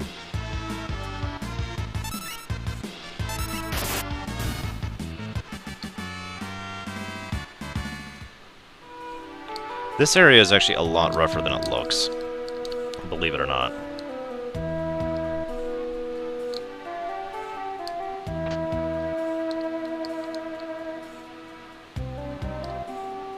So how many people don't even know this chest is here? Just out of curiosity. That ribbon I just got. The one that actually doesn't even have a sprite, because it's over there. Speaking of which. By the way, the reason I mentioned Return of the Jedi as being the specific reference is because 4 of the other 5 or 6 references are all to Return of the Jedi. So I grab Certified Specialist, and I fling him into a ravine. There we go. We're done. And we're gonna go and grab all these chests because I could use some gear right now, just because I'm about to do the war segment, and I'm pretty sure I don't have enough gear for all 3 parties. And the war segment's kinda gonna suck, because I am really low level.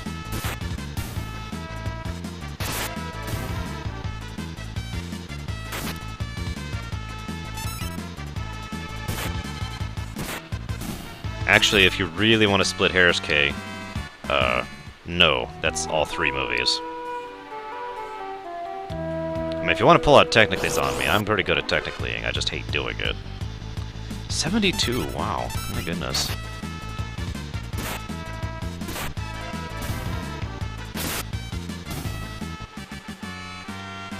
I have no idea what the hell Certified Specialist is talking about at this point, I really don't.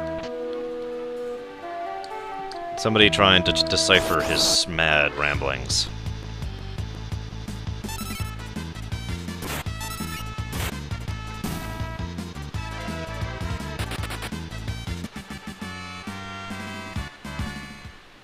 Actually, 87 is the current record. This is the door where you come in if you skip everything. You just kind of come in if you want to get Celes. You don't actually have to. You can actually completely skip getting Celes. It really screws with the game, like really, really, really badly. And we're gonna level a little bit, just a little bit, because we have the availability to insta heal for free right here. I already corrected myself, Ailbird, so why is he still rambling on about it? I even explained why I said it incorrectly.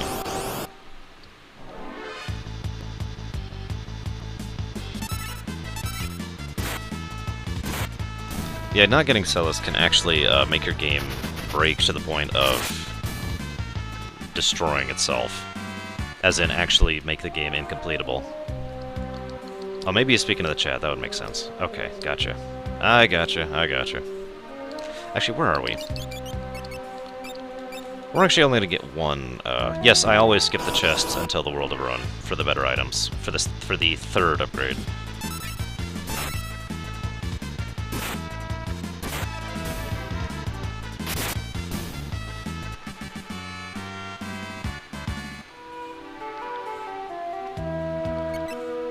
Damn it, these give things. Yes, there is a final upgrade where they will give really useful items.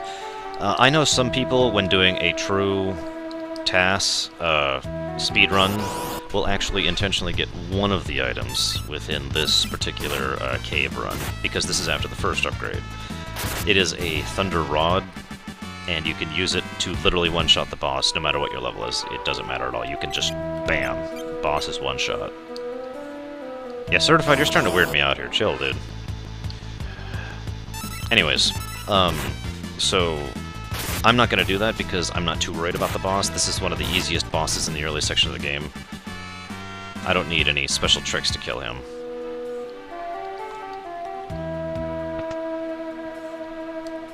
We're going to go and get another heal in, just to be safe. Safety strats. Super safety strats.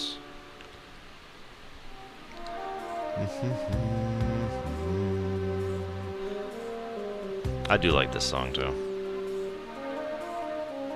This is the SNES version, English 1.1. Because there are actually more than one version that came out on the SNES in English, believe it or not. There are only 3 versions, but, you know, whatever.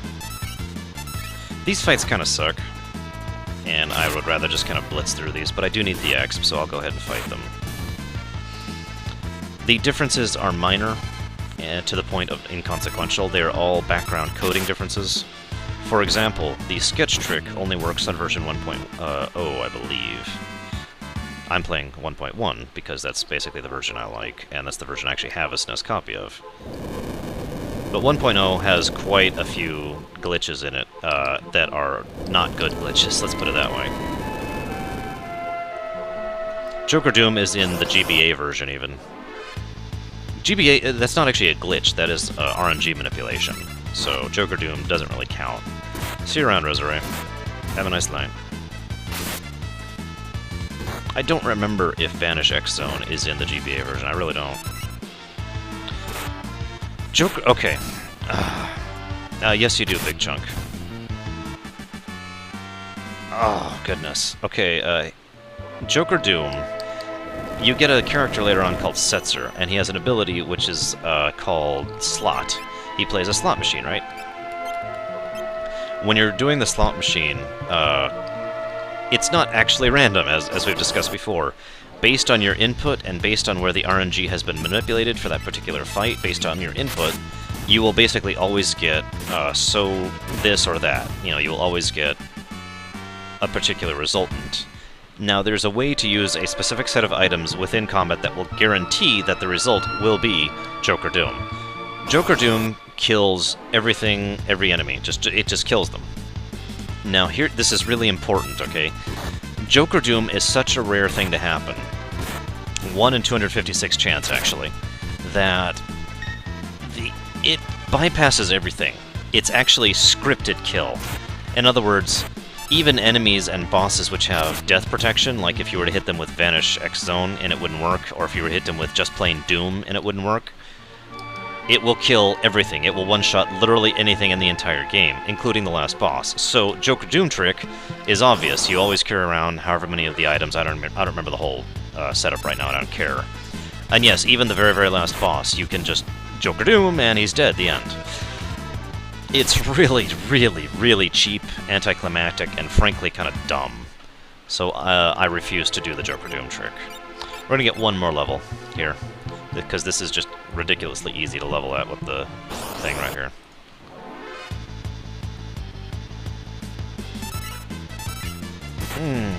Now, I will use the X-Zone Doom trick if I feel like I have to, because I'm really underleveled.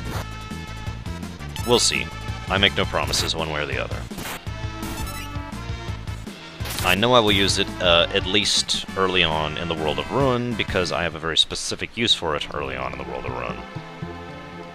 And I make no apology for that either, in case you're wondering. But if it makes you feel any better, it's not cheap the way I intend to do it, because it's actually more like really, really dangerous. You'll see what I mean when I get there. It is literally bravery strats by trying to use Vanish X Zone in order to accomplish some things. Stretch. No, if I was gonna raise the party level average, I would have to do it on the floating continent, which I may have to do, especially since I am much lower level than I was when I was doing my lock solo run. Is he leveled yet? Someone asked me how long I've been streaming without looking. I'm gonna say my overall time is probably approaching 3 hours right now.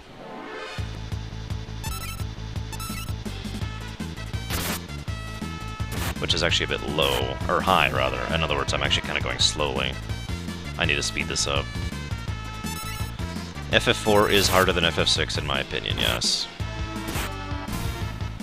In fact, if you asked me what is the hardest FF, I would say FF2, but then I would say FF4. Damn it, one more fight. The DS version is the hardest version of FF4, in my personal opinion. Actually, what are you talking about, Big Chunk? Your question makes no sense to me.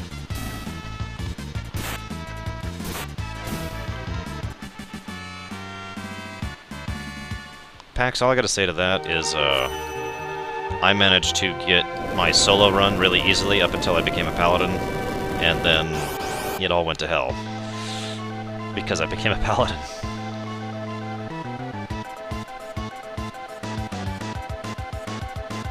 Now, we could do that, but we're just gonna bum rush through this guy. He only has 1000 HP.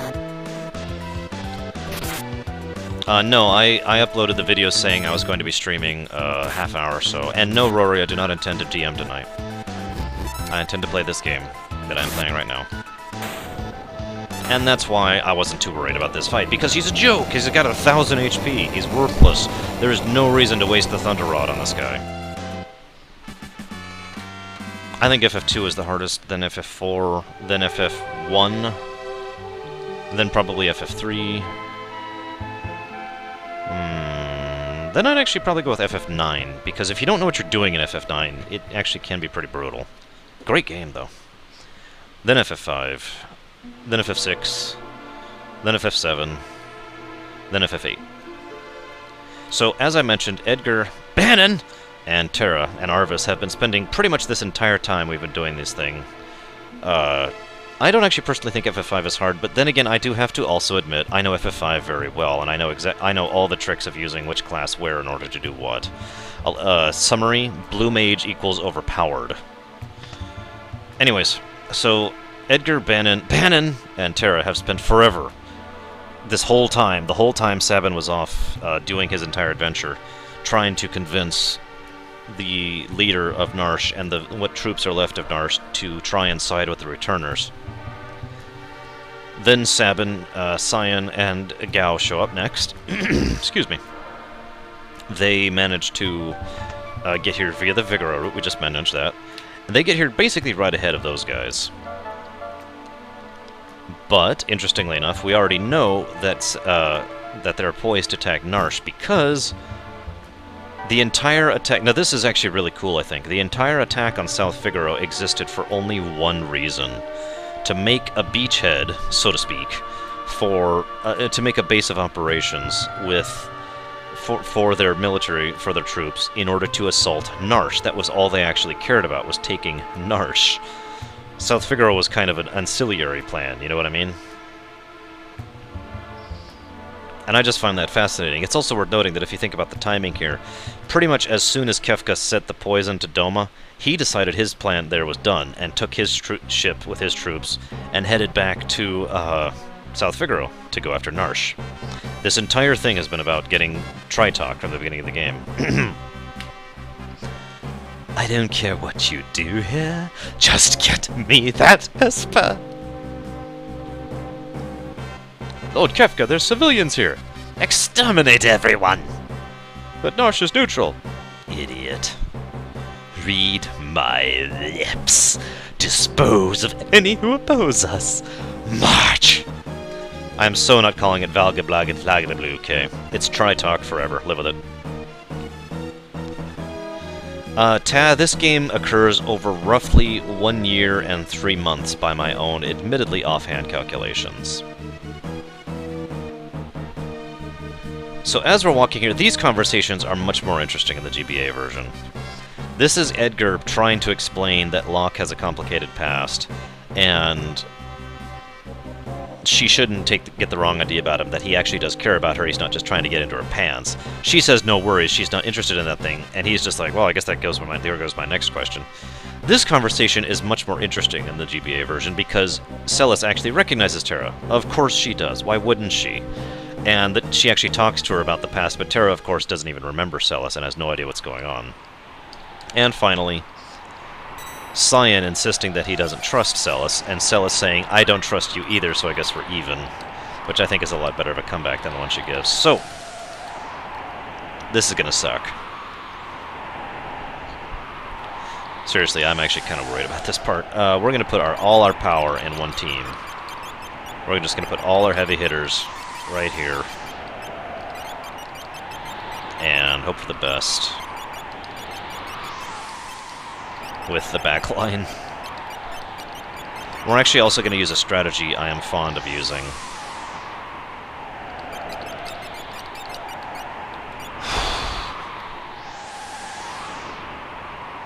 Yes, that does include that Tauren.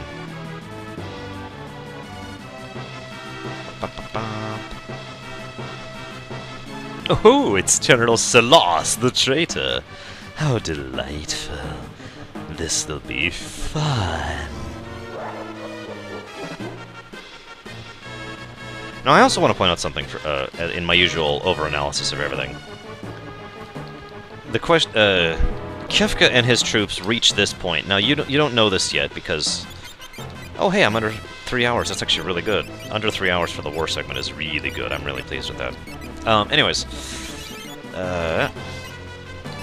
And I need to sneeze. Oh, God. No, not sneeze.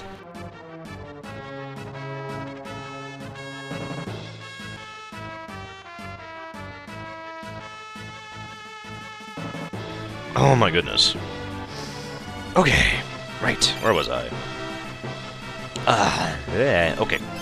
Actually, we're going to leave him at that. We're going to give him...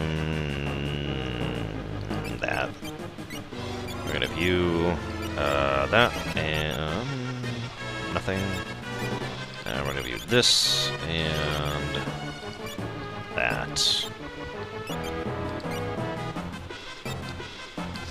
Give me just a second. I actually want to make sure this, I'm all good for this first.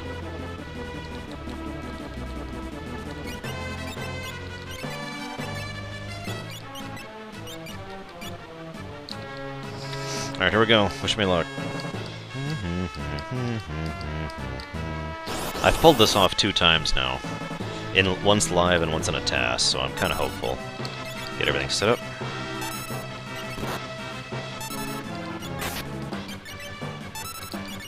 Alright, there we go. So, as I was saying, all these you can't really tell this because this is early in the game and you haven't really explored all of Narshe yet. But this whole area is actually way in the back of Narshe, where the cliffs are. So, in other words, for the troops and Kefka, the entire military force there, to have gotten here, they had to have gone through literally all of Narshe. The question then becomes, how did they get through all of Narshe? Well, the answer to that is also pretty obvious. I mentioned earlier that one of Bannon's big strategies, this is, again, more clear and better translation, is that he believes that martial forces will not work against the Empire. We need heroes, we need adventurers. So, excuse me, Bannon's big idea was that basically move the Esper all the way out back here, force the military in order to get back here to a choke point, and have all the rest of Narshe completely get out of the way as far as they can. And they literally have absolutely no defenses other than the heroes there. So in other words, Kefka and the troops march completely unopposed through Narshe, through the caves, through the mines, up to the cliffs, and then to here. That was very critical and very important, and probably an incredibly good idea, and I would like to credit Edgar for that idea, because that strikes me as one of his kind of plans. In case you're wondering why do that, the answer is really obvious. In order to avoid losses, in order to avoid civilian losses. Narshe is officially sided with the returners, sure. Oh, there's Cat Scratch. Kazam! But the real important point is, you know, making sure that the Empire, who is more interested in the Espers than they are attacking Narshe, completely ignores the rest of Narshe. You follow me?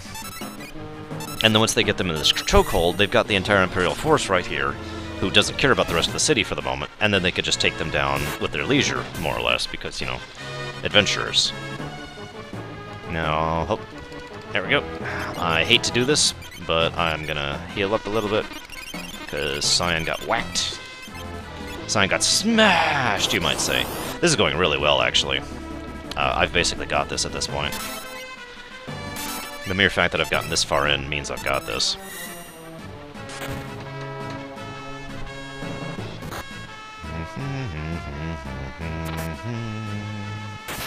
You'll notice I'm doing almost no damage, by the way. That's because I suck, and I'm really, really underleveled. The good news is, I know what I'm doing a little bit, so I've got some really good setup, and Cat Scratch, yeah, Cat Scratch is basically going to carry me through this next boss fight. Which is now. Like I said, this is the 3rd time we see Kefka overall, 2nd time we fight him. And now he's a lot harder than he was last time.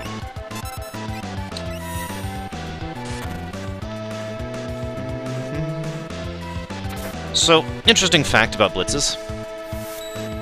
I was actually going to use blitzes just for this section. If you remember, I equipped the earring on Blitz, which increases your magical damage. Anybody who doesn't know this, several of Sabin's blitzes rely on his magic attack power, not his physical attack power. That also includes his ultimate one, whose name I said like Bum Rush. It also includes Bum Rush. And I win. Crush, crush, crush, crush. So in general, especially in late game, it is better to equip items that increase Sabin's magical power, not his physical power, because his regular physical attacks are actually kind of not good. You follow me? That's one of the more commonly known things about Sabin. The double earring setup for Sabin is actually one of the best ones early on, because then Aura Bolt will be doing much stronger. How did Kefka get stronger? The same way everyone else gets stronger, if you think about it. However, Big Chunk does bring up a very excellent question. Not that much time has passed between Doma and this, right? However, there has been at least several days. We know that because of ship journey rides and stuff like that. The answer, in my opinion, is actually really obvious. Kefka engaged the party way back at the base near Doma, and basically got stomped, right? So he immediately decides, okay, that's not cool, I'm Kefka, I don't have to deal with this crap, and made it a point to go ahead and either absorb more energy from the Magitech engine, or to pull it out of one of the actual knights, which we know there are essences of espers in there, or whatever. There are several different sources he could have had that he could have literally ripped more magical energy out of and into himself. Let's not forget, we don't know Magicite exists yet. So Kefka, Kefka's personality, in my opinion, of course he would try to get more power on his way here. Hell, I would too, to be a little bit honest with you. It makes perfect sense to me. So that's why and how Kefka got stronger in between the period of time there and now.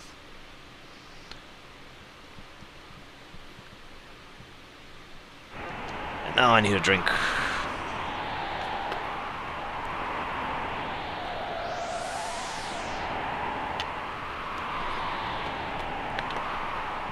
So I suppose I should explain what the hell's going on. Terra interacted with Tritalk. Again, this is actually the second period of time in which Terra has interacted. There are very few Timugi, but there are a few, yes. I'll get into that in a second. Terra interacted with Tritalk, and Tritalk wasn't actually conscious, but that's not the point, because Terra, being half Esper, was able to sense to Tritalk's mind and memories, and that triggered something where Terra basically mentally realized, I don't know how to talk about anything without spoiling things, to be honest with you, Asha, because I've been just talking about everything as an aggregate. I mean, hell, one of the first things I talked about was the Magicite War, or I'm sorry, the War of the Magi, which we don't even learn about until about the halfway point in the game. Anyways, whoa, whoa, whoa, whoa, whoa, whoa. Ah, whoops. Ah.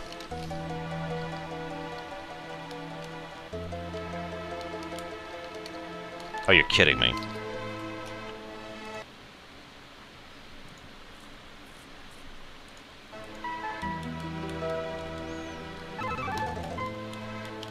Oh, game just froze.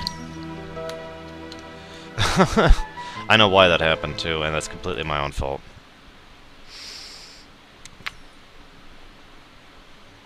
Well, that sucks.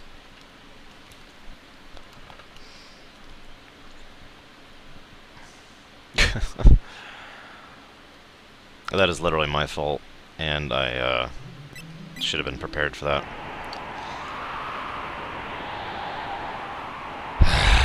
God dang it, I just did this. Wait, no? Oh, don't you dare tell me. No, no, no, no, no, no, no, no, no, no, no, no, no, no, no, no, no. Did I just reset for nothing?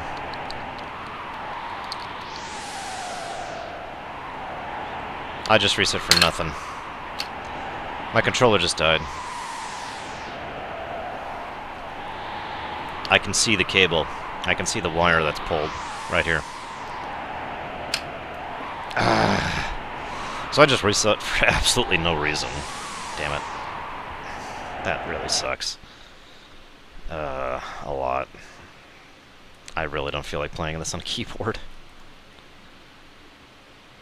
Actually, you know what? Hang on. I might be able to salvage this. I'll be right back. I got an idea.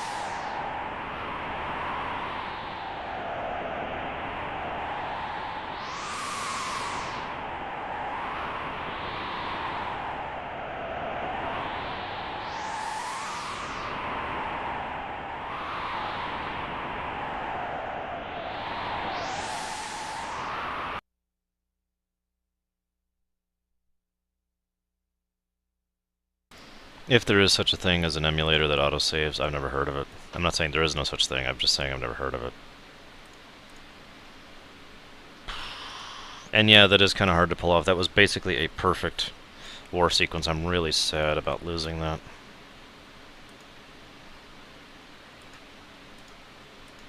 To say the least.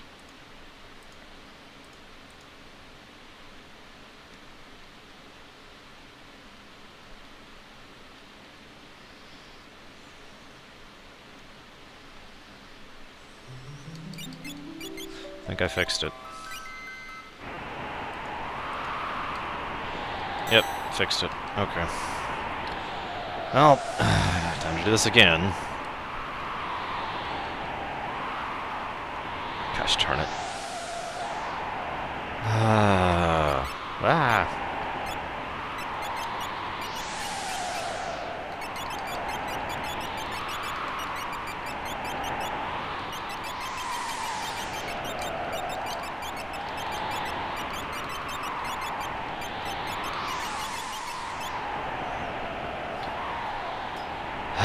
Anyways, Terra, right? Terra's mind had connected with the Espers, and for basically a millisecond, it occurred to her why it is she could read the mind of an Esper. One of the biggest questions that I've kind of been skipping over for Terra this entire thing here is the fact that, yes, Lilu, the low reason is because Mog is awesome. Oh, we're ready to go. Anyways, we're actually going to go true bravery strats this time. This is probably psychotic.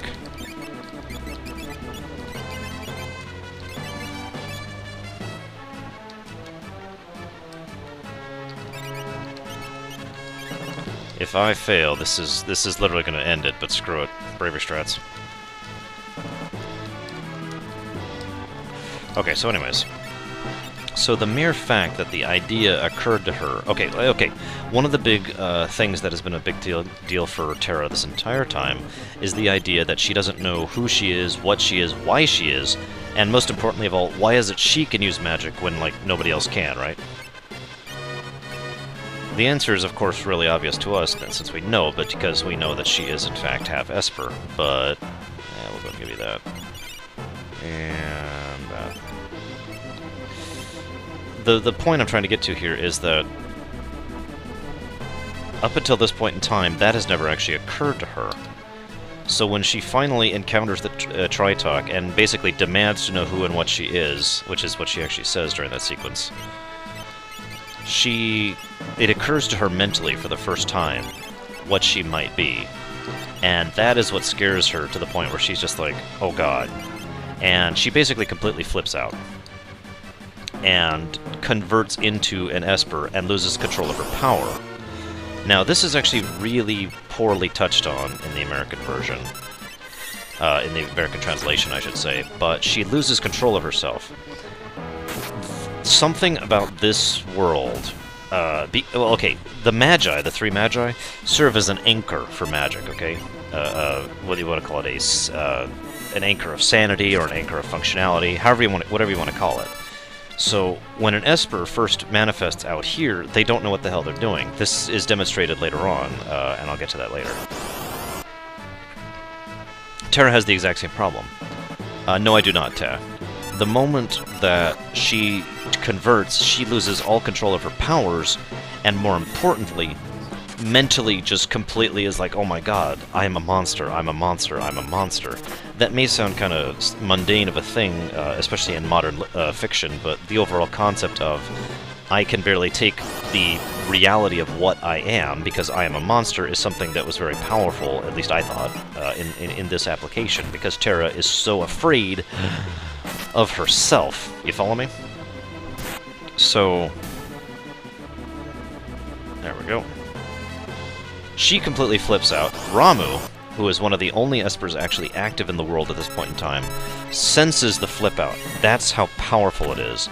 From literally a continent over a continent away, Ramu manages to sense the fact that Terra just completely flips out and explodes with magical energy and starts flying around like crazy.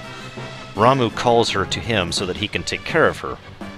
admittedly, Rambu probably had no idea who and what she was, but it doesn't matter. He sensed another Esper in dire straits, in problems, and said, "Okay, come to me. I'll take care of this problem." Yes, cat strat, early cat scratch. This is also going pretty well. Go figure. Which is good, because if it wasn't, I'd be really pissed off.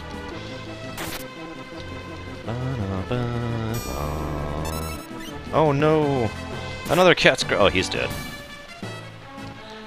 So, I guess that's actually it. That's what's going on with Terra. Nothing else to talk about that. I'm one battle slow because I didn't encounter these guys last time, but I'm pretty sure I'm still going to pull this off.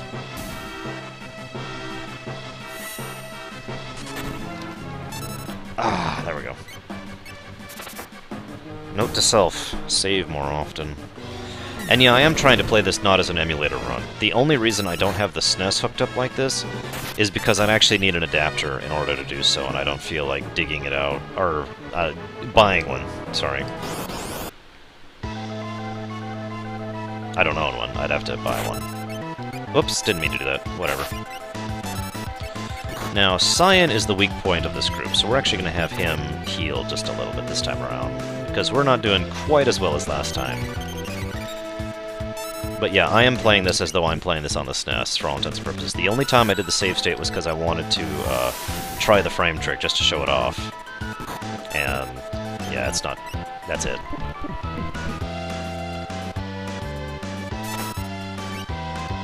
Actually, Timugi, I'm already using the capture device I intended to use in general, which is to say the Dazzle. Although, I gotta be honest, if I had, you know, unlimited power, money, time, etc., I would be buying another one, whose name I can't remember. I suppose I can look it up real quick. Give me just a moment. Because I have it saved on Amazon. By the way, I wasn't able to save between this fight and the cutscene where it crashed, in case you're wondering. So it's not like saving more would have changed anything. I'm going to pronounce this wrong, Hapauge? 112, or 1212. I suppose I could save state. I hate to do that. Dazzles are cheap. They work and they're cheap.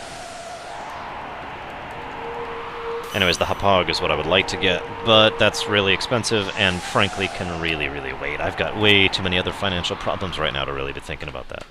The only reason I even have the Dazzle is because my sister bought it for me, because she's awesome like that.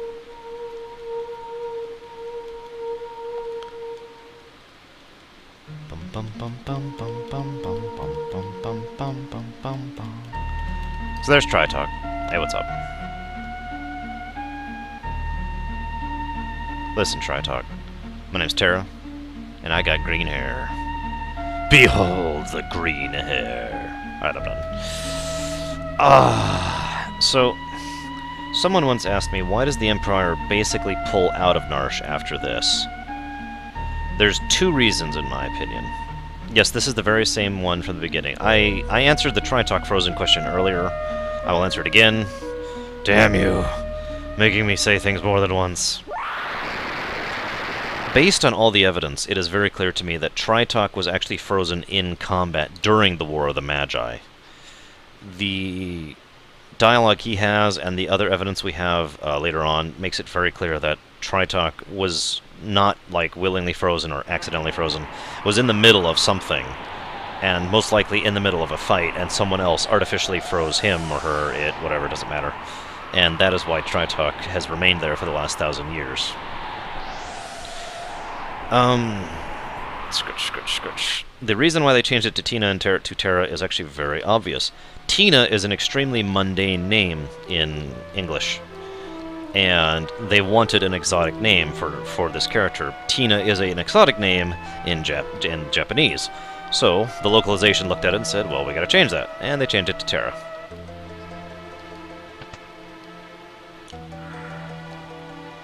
Ooh, excuse me.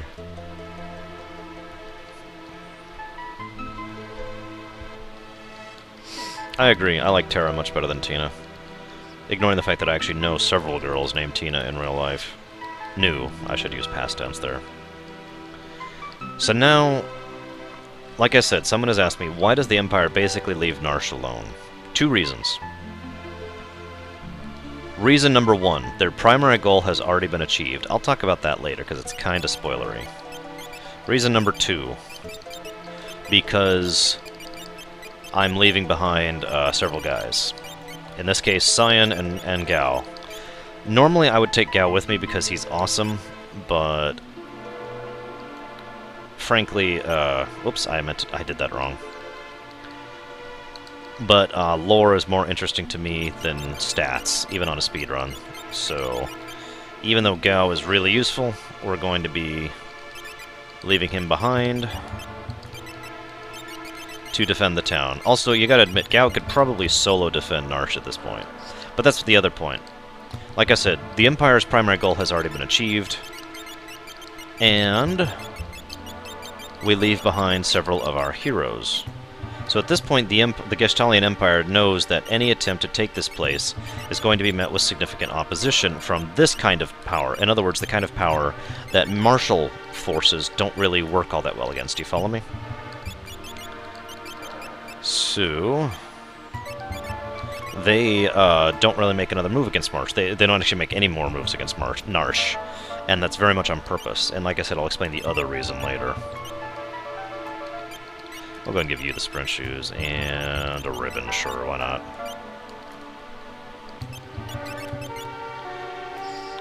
No, I could tell you now. I really can, if you really want me to, why it is that they won't go after Narshe again. It's basically the only plot twist this game actually has. And a lot of people actually miss it when playing this game because it's really poorly translated in the English SNES version. I mean, I'm going to tell you anyways once we get to it, but it's a ways off. Whoops, didn't mean to do that. By the way, in case you think I'm just robbing this place blind, if I talk to the guy down below, he will actually say, please take those treasures before the Empire takes them. So I am literally offered to do so. In fact, here, just to prove it, just because I feel bad, the treasures I've collected, take them before the Empire does. There, I've proven myself. Now shut up about it. Sorry. Let's go ahead. Am I healed? No, didn't think so. There we go. Now we're going to save. Some of you may be wondering why Locke is in the back row. I'll explain that in a minute. So, in the course of the game, we learn that Figaro can only really go to 2 different directions. From here to Koplingen, and that's basically it. However, as we will learn in the future, it's also it's implied that they can go elsewhere. It's just for game purposes, it only goes to 2 locations.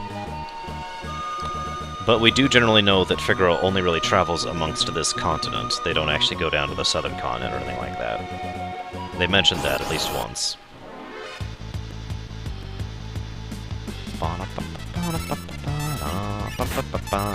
So here's another interesting question. At this point in time, the Flash, which is a giant camera tool, is now available for Edgar. We are actually going to buy it, but we're basically kind of not going to use it.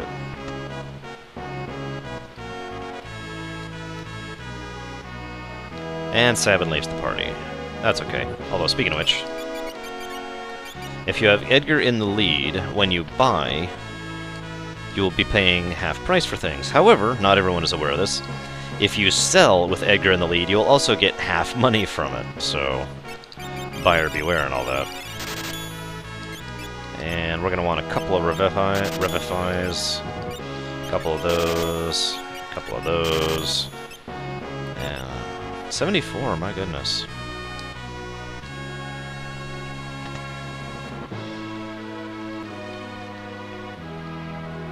And we'll go ahead and buy the drill, which is one of the most useful tools in the game, in my opinion. Hi, Thrill Elemental. What is up? Now we're going to go and do this cutscene because, in my opinion, cutscenes are part of the 100% requirement. So, we will actually be doing all cutscenes.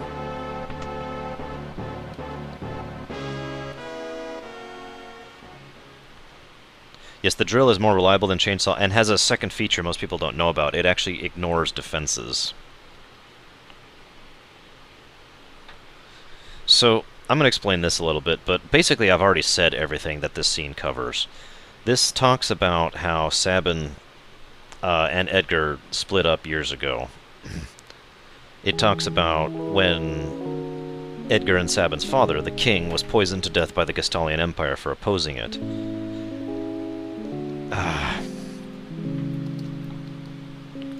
Yes, even Shadow Dreams, Pax. So, yeah, the king dies, and everyone immediately is like, we need a new king, like, right now. Now, that may sound a little callous, but try and keep in mind that the kingdom is in a bit of a crisis point at this point. As I mentioned, one of the first things Edgar does is goes ahead and allies Figaro with the Gestalian Empire, because it was the only way to keep the country alive at all. Sabin, of course, doesn't care about the politics or the realities of the military situation or any of that. He just cares about the fact that his father was just killed by the Empire. So, Sabin's a little pissed off, as you might imagine. Empire of murderers, as he himself says. I like this because it's an interesting look at the less than optimal way of dealing with this circumstance. Edgar knows the Empire killed his father, probably killed his mother both, too. And Edgar is sick of the politics just as much as Sabin is. That's one of the things Sabin mentions here. So, Edgar, however, has a great deal of sense of responsibility, and as I've said before, Edgar has a brain. So Edgar basically literally insists upon staying and ruling the kingdom by himself, while Sabin goes off to enjoy his freedom. That really speaks not only for Edgar as a character, but also how much he... 10 years, I'm sorry, it's been 10 years. But also how much he cares about Sabin. And I just like that. This is an awesome cutscene. The coin... I think I'll go ahead and mention the coin now. He told Sabin that he'll flip a coin to see who could leave. Either... Rory, I have no idea what you're asking. Did you not hear what I just said? Anyways, the coin, he tells Sabin, if it's heads, you go. If it's tails, I go. You know, no regrets, right? Well, it's a double-sided coin. Heads on both sides, so... No, Sabin didn't want the throne at all. Sabin wanted to leave, Rory. That's the whole point. Whoops. I'm going the wrong way here. Sabin and Edgar both wanted to not take the throne. They wanted to leave. They wanted to abandon their responsibilities and go live a life of freedom. But Edgar was more responsible, too responsible, one might say, to do that, so he stayed in order to take the throne, even though he didn't want to. Sabin was the one who got to leave and take his freedom. Yes, I know, Brigwin. That's always true, that's just Twitch. There's nothing about that. I agree with you, Scottish. That's one of the reasons I analyze it so deeply. It's because I can. It's awesome. Oh, wait. Cablar wanted me to talk to... Come on. Lone Wolf, the pickpocket! There we go. We've talked to Lone Wolf now. So anyways, the whole point was Edgar knew that Sabin wanted his freedom, and basically, literally, there's no basically, he literally stacked the coin toss so Sabin would get his freedom, while Edgar would have to deal with the horror of being behind. Being left behind, I mean. We're going to take a small detour because it's worth it. Oh, so, okay, someone once asked me, why do you use the auto crossbow even after you get the flash? There's actually two... The flash does magic damage. Auto crossbow does, physical damage. So, depending on your relic setup, which one is better changes, right? Right now I have them set up for physical damage so that Celes can do magical damage later. However, I could actually swap that, because I believe right now with a double earring setup he would be doing more.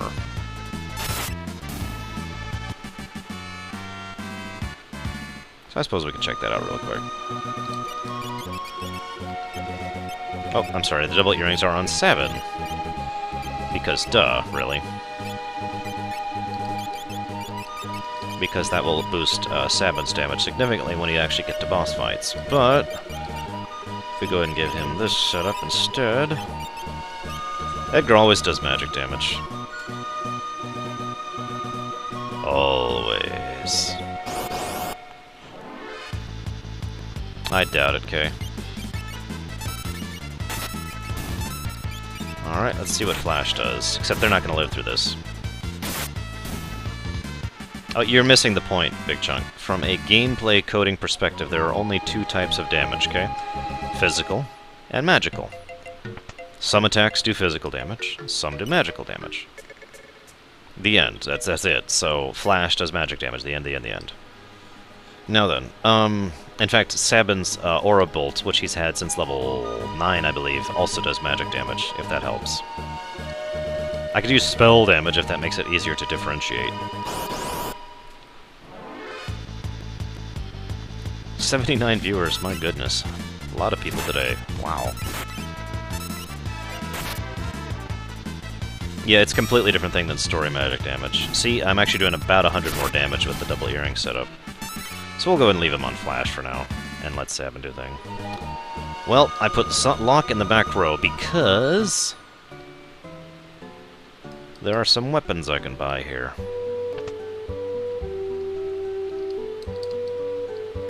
Called Full Moons, which do full damage from back row. And those are better weapons for him in general, and now he will be doing full martial damage from back row. Right, all cutscenes. So, like I said, I'll be talking about Locke. No, I misspelled it, Helveticus, that's my problem. We're a little over 3 hours, Sethos. This is where we learn about Locke. I've talked about this in my rumination, but I just feel like going over this again really quick. Locke actually was a treasure hunter. A literal treasure hunter, you know, someone who would go into caves or ruins or whatever, looking for relics or items of treasure, you know, whatever. A literal treasure hunter, right? On his latest treasure hunting expedition, probably his last treasure hunting expedition, the one we're looking at right now, Rachel ended up getting injured. Yes, I do, Shadow. It would be hard for you to name a trick I don't know about, but I'm only intending to use one of the tricks, really, this run. Anyways, wait a minute. Oh, yeah, okay, sorry. So, as I was saying, the last time he went treasure hunting, Rachel, his fiancée, because they were already engaged to be married, lost her memory. Now, Rachel's parents are really pissed off at Locke because she lost her memory. Rachel, who has no memory of Locke, only knows that Rachel's parents are really pissed off at him, so she insists he leaves. Locke is now being in a situation where he is forced to say, well, now what? One of his thieving buddies, I mentioned that earlier, basically says you should probably leave because you being here is just making it harder for Rachel to make a new start of her life.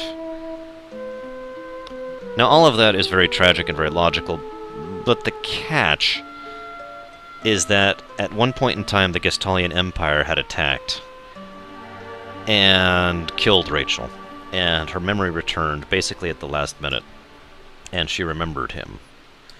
He has blamed himself ever since for the fact that he wasn't here for Rachel. Literally. And probably has never given himself up for it. Now, here's the double catch, okay? This is where things get weird. There's Rachel. Now, she is dead. Let's make this clear, okay? She is basically a non-aging, non-rotting corpse as of this point in time. But he has, the alchemist there, which is Mr. Crazy Guy with the weird music, has frozen her in time, put her into a suspended animation with a form of alchemy. Now you may ask, well, you may think, well, that's horrifying and creepy and terrible. That's not actually why Locke did that. He didn't capture her there to, like, forever have his frozen beauty. No, he has every intention of bringing her back in the future. He has been searching ever since for a way to call her back, because there have been stories and tales of an ability to do so. By the way, this is part of why I brought Celes along with, so Celes can see this and understand a little bit more about Locke as a character. Similar, Sethos. The catch here is that there is a way to bring her back. It's called the Phoenix, the actual Phoenix. The Phoenix is actually a Esper, but as you may know, Locke didn't know Espers exist, and in fact doesn't know Magicite exists, even still. So he's been searching basically his entire life for some way to bring her back, and as the years passed on, finally got to the point where he joined the Returners, thanks to Bannon, and has basically kind of let go of that. But that's also part of the problem. He still blames himself for the fact that he let her go, that he's not still trying to save her, because he believes he should. And that he's failed her. That's one of the reasons he does what he does, and he is how he is, because Locke believes he has actively, as of this moment in time, failed Rachel. And there's nothing he can do about it, because there is nothing else. There is nothing to bring her back, that he knows about, of course. That will change later on, and then things will get interesting. I don't understand Big Chunk's question. Will what affect the game? Will anything affect the game? Yes. The entire game will be affected by the entire rest of the game. Good question, good question. Excuse me.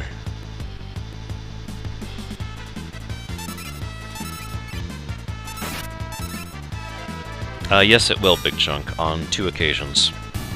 It will add additional dialogue, and for us, the viewers, it will add a degree of differentiation between the mentality that both Celes and Locke have, both towards each other and in general. And by the way, I'm still really underleveled. I know it doesn't look like it. I'm still kind of cheesing the game. There will be certain points of the game I'm actually genuinely worried about, because of how underleveled I am, and how underleveled I intend to continue being. So, we'll see. That's one of the reasons I'm not bothering to try and flee from any fight, though. Oh my. So, here's a question for you guys. Do I get the chainsaw at all? Normally when I'm doing a speedrun, I don't bother since I don't call it part of the content, and it's frankly not actually that useful. Yes, Roaring. That is correct.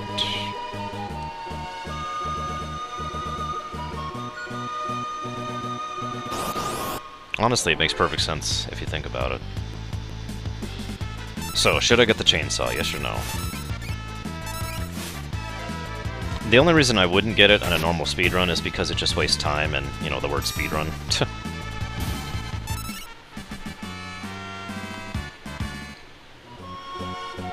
If you guys leave it up to me, I'm not getting it. I have no reason to do so.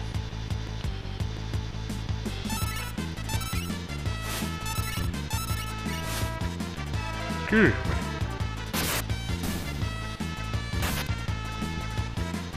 The thing about chainsaw, I said I'd mention this earlier, so I guess I will go ahead and mention this. See you around, Kay. Have a good sleep. Chainsaw has a bit of a bug in its code. It's actually really hard to explain, but basically at a certain point in time, it will always try to do the instant death attack instead of the high damage attack, and it will usually do it against enemies that are immune to instant death attacks. Whoops, I don't want to do that yet. So the chainsaw becomes literally a waste of a turn after a certain point, if you follow me. I forget these specific reasons for that. I used to know it. I don't right now. Forgive me.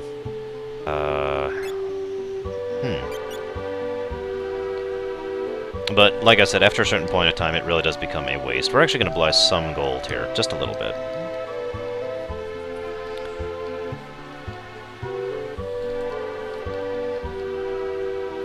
Clyde is this guy who should have been supporting Eric Hartman, but instead he was reading his magazines and wasn't actually at the computer. He was AFK, so Clyde has failed us.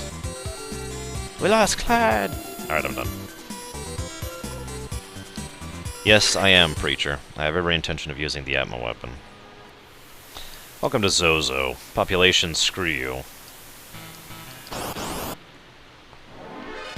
God. This place can really suck if you're first playing this game and have no idea what you're doing.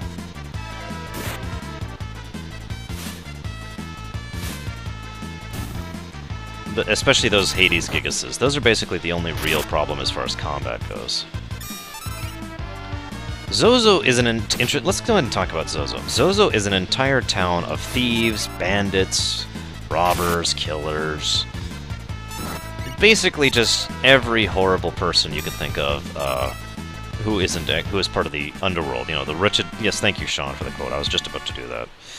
You'll never find a more wretched hive of skull and villainy. By the way, I just kind of want to show off the fact that I still haven't hit level 15. That may not mean a lot to you, but usually I hit level 15 in Mount Colts. That's how low level I am right now. Anyways, so, Zozo is really screwed up as a result of this fact. And it's about how you would think. It's basically a true anarchy. Yeah, we're gonna go with that. I mean, everyone is out for themselves, everyone does their own thing for their own selves. You have what you can protect yourself, that kind of thing, right? Now, don't mistake me, Zozo's actually a really cool town from a gameplay perspective, but when you think from a lore place, this place is very much anarchist. True anarchy, like I said. Damn it. Now, one of the other interesting things about this place is these people are all habitual liars. Now, you may wonder why that is. Obviously, there's a bit of a game reason for that. Goodbye, Locke. By the way, they can one-shot us because they have attacks like that here. That kind of sucks, actually. We're gonna go ahead and blow a Phoenix down to bring him back from that one. Zozo. Anywho, they all lie habitually. Now, I've heard a lot of talk about why it is they do that. Because there's really only two reasons that you should have for something like that when it comes down to it. One, they're all out to screw you. Or two, in my personal opinion, and of course this is stupidly complicated and probably me reading too much into the situation, the entire culture of Zozo has adopted in such a way that everyone lying is actually the way that the local dialect works, if you understand what I mean. When everyone also knows that everyone nearby lies, they have sort of a fugue thing going on, a way of talking with each other that's more like a dance, more like a way of obfuscating the issue, but that would only make sense to someone of the local dialect, whereas anybody else coming here would just be like, well, there's just a bunch of liars here. And the entire culture of Zozo has revolved around that concept, which is also one of the reasons why you're constantly getting mugged as you're going through Zozo. Now, I don't have a lot to back that up. We're actually going to run from this fight. This is the first fight we're going to run from, because this is a bad situation.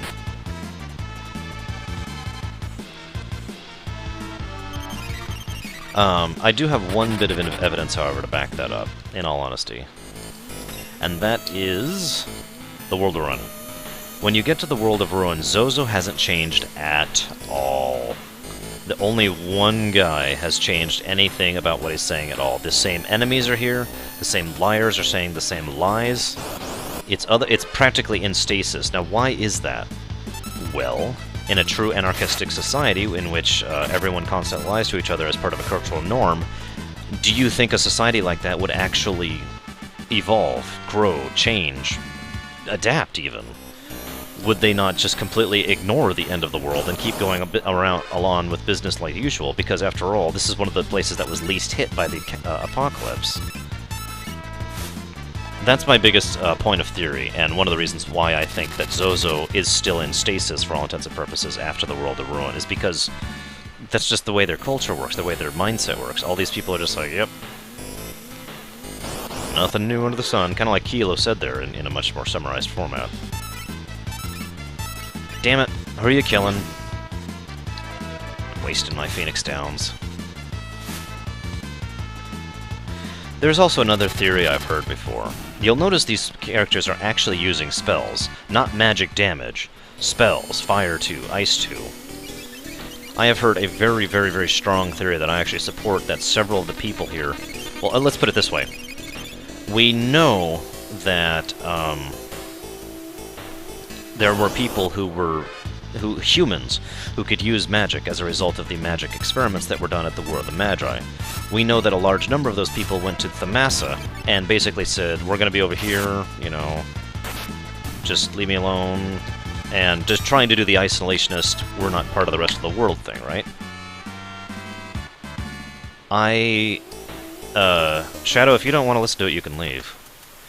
I think that, personally, the other half of the people who... Let's go ahead and put that on. The other half of the people who actually wanted to remain hidden from the world, so to speak, who knew magic, who were part of those same Mage Knights, part of those same experiments from the Espers and from the Magi back in the day, ended up here.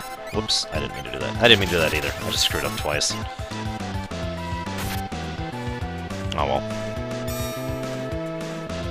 So that would explain not only why these people are so ostracized and have done so on purpose, why they've developed a completely different culture, why they are so segregated from the rest of the world, but also why they can actually cast magic here.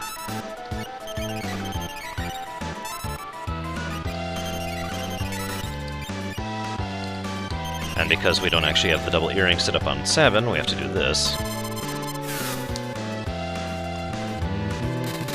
And of course, Drill completely ignores defenses, so goodbye.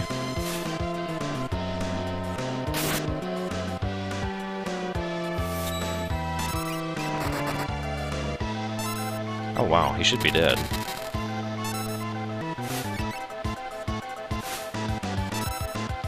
There he goes. Jeez. Damn it, Shadow, no trolling. It's not cool. Not cool.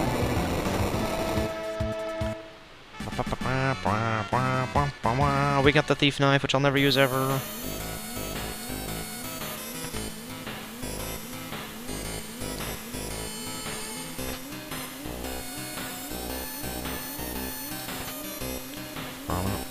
Oh, we also got some running shoes, which we are immediately equipping on him. Because running shoes are the best, well, the second best accessory in the game. Whoops, whoops. Hi, Terra.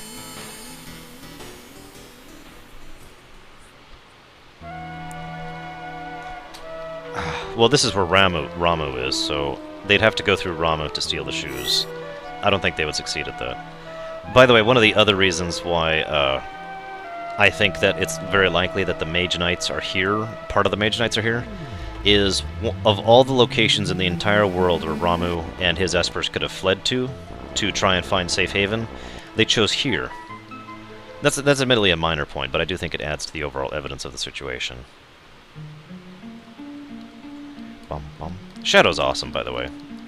I might not use him all that often, especially in the world of balance, but Shadow's an awesome character, and doesn't get as much credit as he deserves. Or Wraith, as we've called him this time around.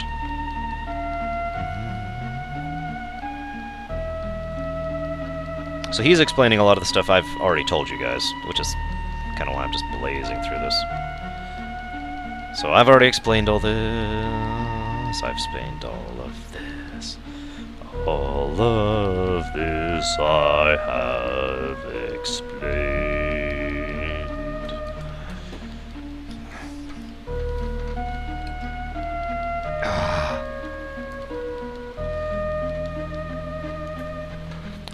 See, the real backstory here, which we only get in tiny tidbits and pieces, thank you, Helveticus, is the fact that Geshtal is not the... Geshtal, the one we know, is not the person... Damn it, Rory, I am so not repeating that whole thing. There's no way in hell I'm repeating that entire massive thing. Summary, they're descendants of the Mage Knights. There's your summary. I'm not repeating the whole thing, Rory. Anyways... God, I was talking about that for nothing but that for like 10 minutes. I mean, holy crap, man.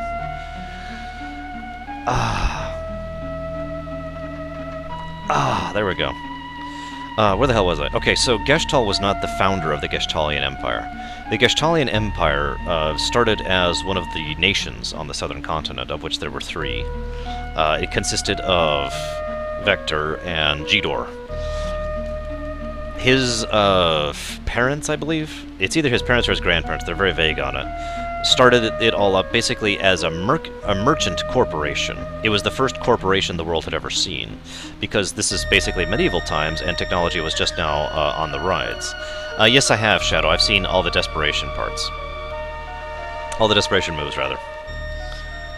It's very RNG to get them. I've seen attempts to make all desperation attacks. It's actually really a pain and basically only really possible. Okay, Rory. Back...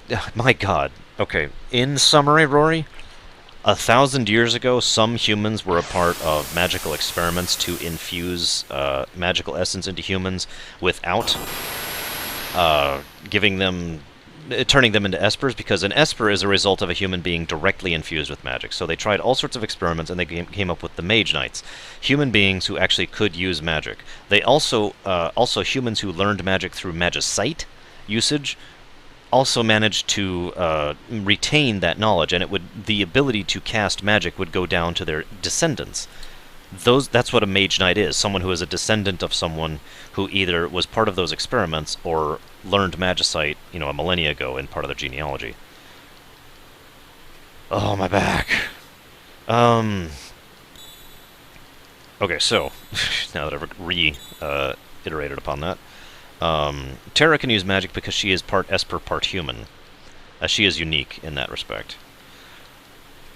Now, as I said, the Gestalian Empire was a mercantile organization. It was a corporation. It was a desire to set up a conglomerate of dominating trade, and because this was about the time of the Steam era, as you might imagine, everything that happened in real life with the monopolies with the railroads and the train companies and the horrible, horrible things they did that we don't even know all of yet because they didn't keep records of them. Yeah, that's basically what the Gestalian Empire was doing, before it was the Empire.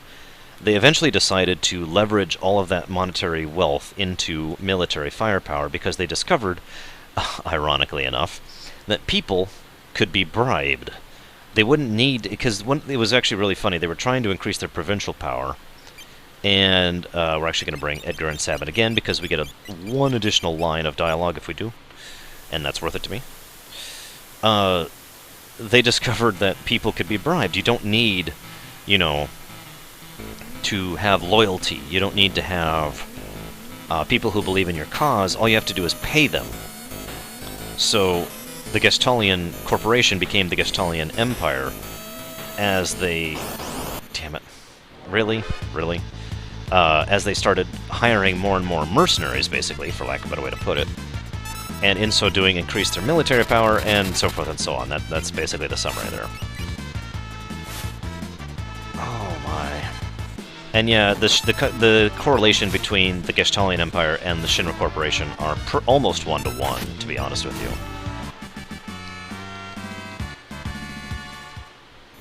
Oh, actually, hang on. We got my favorite quote in the entire game. Zozo? Never heard of it. I love that. Oh, right, okay, so we finally have Espers, and since this is a true speedrun, we will be doing this very carefully. There is actual lore linking all of the FFs, yes, official and whatnot.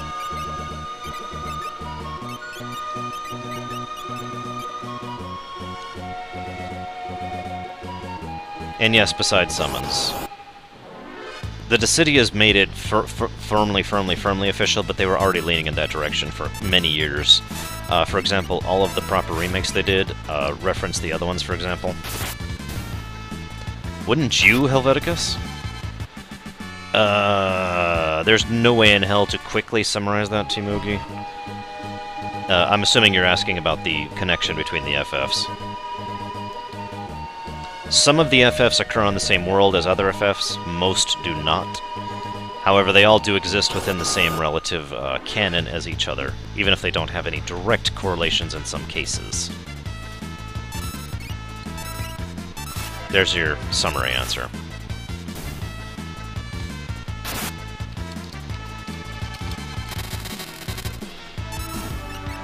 Gilgamesh is... there is only one Gilgamesh across all the FFs. It is the same Gilgamesh.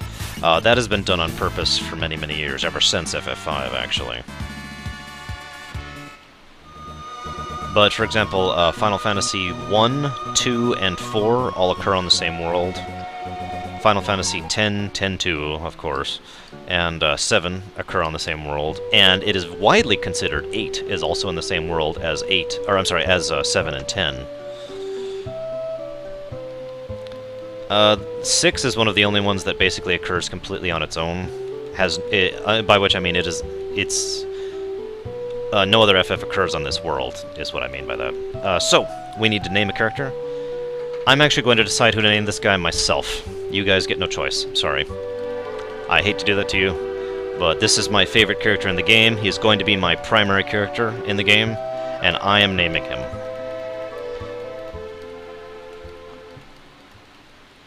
Oh no, I like your names just fine. But this is not a democracy, this is a tyranny, or a dictatorship if you prefer.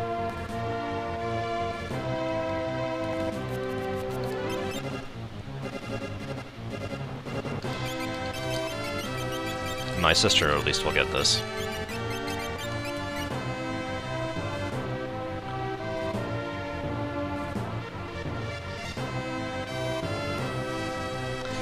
Democratorship. I like that, Rory. Let's get out of here. Actually, isn't there a tincture in here? I could use another tincture right about now. Yep. God, I actually named that. I actually knew that was a tincture. That's kind of sad. I guess Pax would get that too. Not that he counts for anything. Pax is a horrible, horrible human being. Everyone, quickly, make fun of Pax. Your dictator demands that you make fun of Pax. It is widely summarized that 8 occurs roughly a century and a half after FF7. And it's not concrete, but there's actually a lot of evidence pointing towards it. Basically the fact that...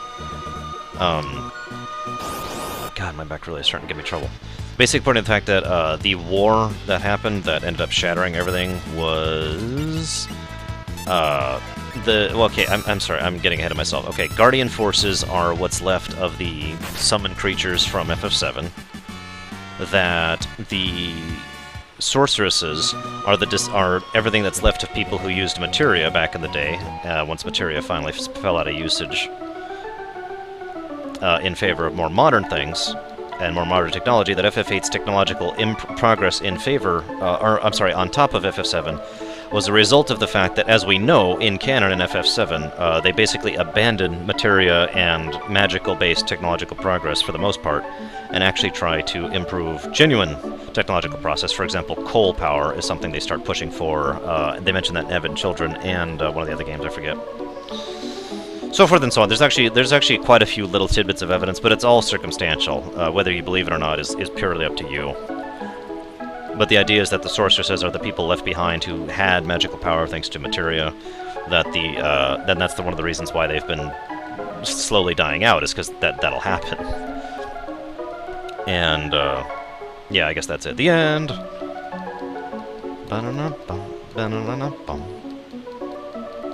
But the general idea, thematically speaking, is that FF8 is what happens when the mystical is taken more out of the equation from the fantasy. That FF7 was more mystical, magical, etc., and then FF8 is that setting, having tried to intentionally turn away from that magic. Now, of course, the funny thing is that's, of course, completely not true, because such a thing as drawing and casting exists. But as we all know, true magic in that setting only exists within the sorceresses, and I could keep going on this for a long time, so let's just skip that. So this is the Opera House. Now, a guy, who we're going to call Zagmus, is the owner of the world's only airship. And the world's only airship, he is a merchant who has made a great deal of money over the years, and that guy will never, ever stop waving his arms. Wave, wave, wave, wave, wave, wave, wave. Must keep conducting the opera forever and ever. Okay, okay. He's off panel. He can rest his arms now. Oh god. Okay, so Setzer is very, very rich, and he owns this airship. Now, it's not actually the only airship in the world. The Gestalian Empire has access to airship technology. Oh god, he's waving his arms! He's waving his arms. Must keep waving. So Setzer is completely dead inside, emotionally, right? Not as bad as Cyan, not as bad as Locke, but he has his own tragic past to begin with. And Setzer basically is just doing whatever, trying to pretend like nothing matters to him, okay? So, naturally, with that mindset, he decides that this beautiful woman named Maria... yeah, no kidding, Rory. This beautiful woman named Maria who is a opera singer. He is going to take as his bride, because why not, right? Now, he has that airship, and the party desperately needs that airship, so they have devised this plan that they're going to be here, replace Maria with Celes, who is going to sing in her place, and then when Setzer comes to take Maria, they're going to take Setzer and take the airship. So that's what's happening right now. And now we've got the opera! I am so not singing this. If I ever actually start doing donations to like a cancer society or something like that, one of the donation incentives I'll give is me actually singing along with this. But I don't feel like doing that right now.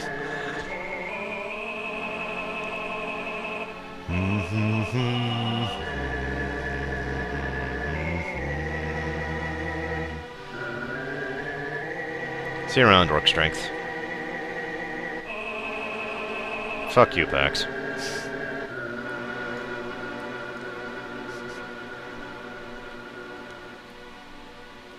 Well, of course I would, Rory. That's the whole point. I wouldn't even have to change the lyrics that much because they actually translated the lyrics to the musical sounds quite well. So, now you might be wondering, why is Ultros here? Well, ironically, the answer is Ultros is chasing some skirt again. He was after Maria, because Maria is just that much of a bombshell that even Ultros wanted her. However, it's also worth noting that there's a more innocent answer to that. Ultros was here, literally, to enjoy the opera. Yes, that's right. Now, that may sound weird, but it's actually indicative of the character of Ultros, believe it or not, because Ultros actually does have this whole mentality where he does genuinely consider himself royalty, and he actually does think that he is, you know, refined and a patron of the arts and that kind of thing.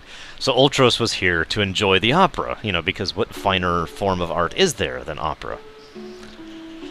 You're thinking too dirty, guys. This is comedy. Oh no, he sets the trap because you guys show up. Don't forget. He was just here to enjoy the opera until you guys show up, and then he's like, oh, wait a minute. These guys are here. Well, I'm gonna get my revenge then. Yuck, yuck, yuck. Because I'm Ultros. Yuck, yuck, yuck.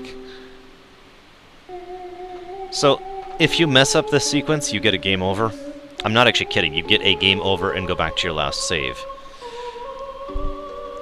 Or no, I'm lying. I'm sorry. If you get 3 mess-ups, you get a game over. My bad, my bad. I haven't messed up in quite a while, as you might imagine. Every single one of the mess-ups, as far as dialogue, is actually quite funny, too.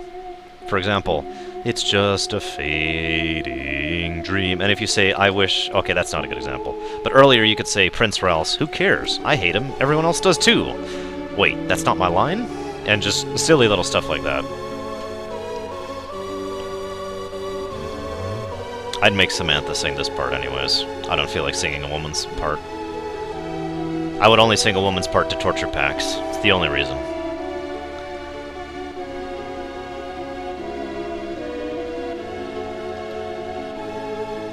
And yes, that is timed. If you don't input it quickly enough and at the point at which the musical cue fires up, then you will actually fail again. So it's timed, and you have to pick the right one. I only mention this because I think it's awesome, first of all, excuse me, that they actually integrated this whole opera into what the player's interactions, at least to a little bit. And second of all, they, I've known several players who've done this for the first time, had no idea what they were doing, and screwed up. For example, this part right now, you notice the music hasn't stopped. That's because I only have, I believe about 22 seconds, something like that, to do this whole sequence as I'm dancing with the image of Draco here. And if I do not finish dancing with him, get the thing, get all the way up here in time with the thing, I will fail again. Game over. So I've known several people who have screwed up on that in person in the past. Because, you know, yeah, they didn't really expect to actually have to do the opera. That's basically it. After that, we're basically done with the opera. That's a total lie. The interactive part of the opera.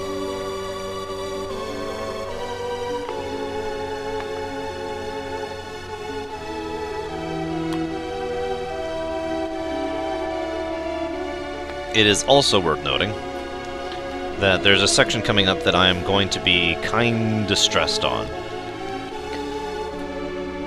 to say the least. The only hint I will give you as to which section that is rats!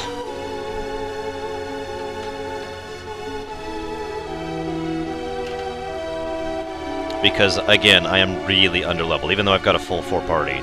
81, wow. Not yet, Big Chunk. It does become one later, though.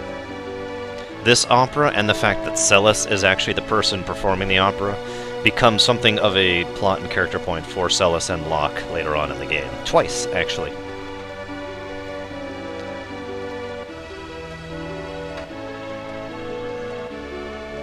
'81 is still not a new record. I'm just amazed that we have this many people. That's awesome. Final Fantasy VI for the win.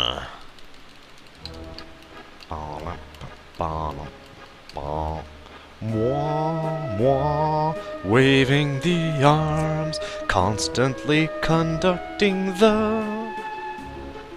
Oh God, thank you for moving the camera off of me.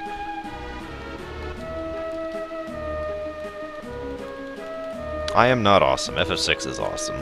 That's why everybody's here. Everybody tell Pax to shut up. Really quick. So we get out of this, and Ultros' first plan has failed. That was the first letter he puts. So now he just says, I'm gonna jam up your opera. Ultros is nothing if not a dynamic character.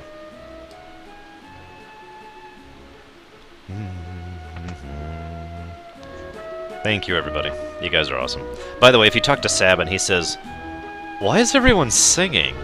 I love that. That is so Sabin. And if you talk to Edgar, he, well, he just says that... I actually don't remember what he says in the GBA version, so apologies. Suddenly stuff. Oh my God. Sorry, I'll stop now.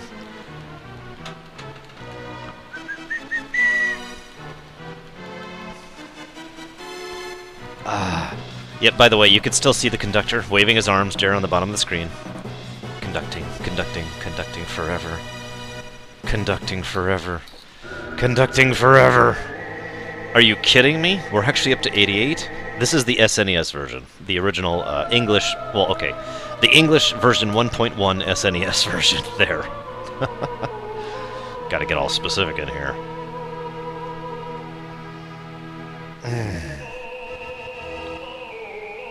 90? My God. 90 is a new record, by the way.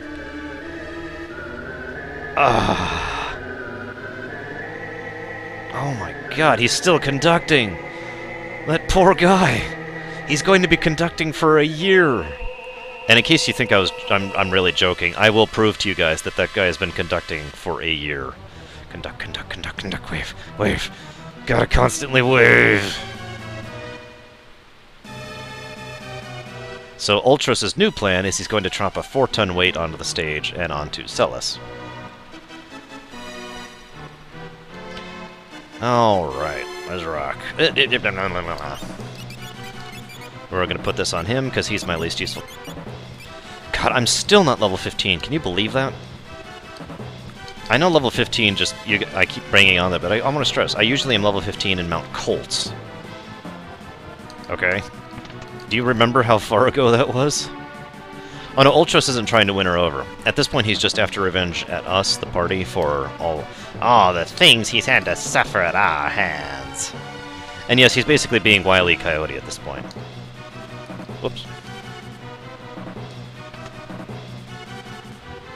Oh, damn it, I almost got that. Damn it, damn it, damn it, damn it, damn it, damn it, damn it, damn it. It's okay. This might suck because I am so low level. I don't even have an AOE attack. AOE attack. 92, my god. I would totally watch a TV show with Ultros.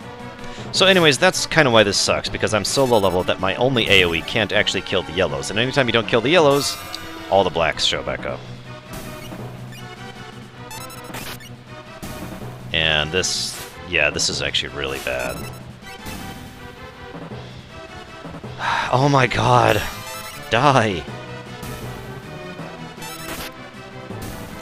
Ultros, Gilgamesh. Do we still have Chupon in there? Because I think Chupon still should be a part of that. Funga! At least I'm getting tons of gold. Okay, go, go, go. Oh, jeez. Okay. Go away, let me go by. Damn it, screw it, screw it, screw it. Whatever, whatever.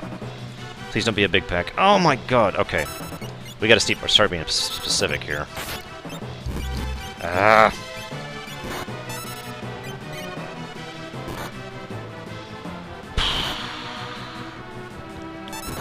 Are you done yet?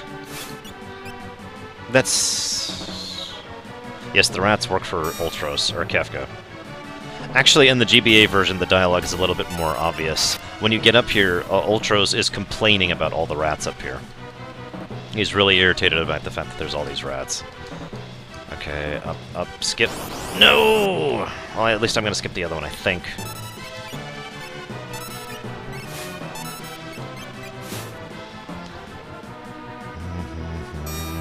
Yes, the GBA dialogue is fantastic. That's one of the reasons why I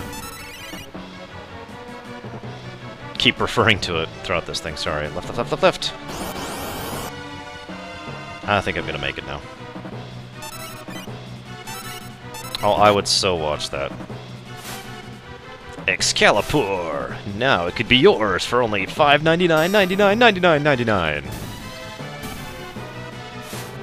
That would be awesome. I'd love that. And have Ultros. One of my friends used to do the perfect Ultros voice. I can't do it. It's very nasally. So there he is, and this is when he complains about the rats. And he attacks us! And then we Wile E. Coyote our way down to the ground. 94, my goodness. Y'all are awesome for watching. I cannot believe that many people want to watch me talk about FF6 while I'm speedrunning it. This is insane.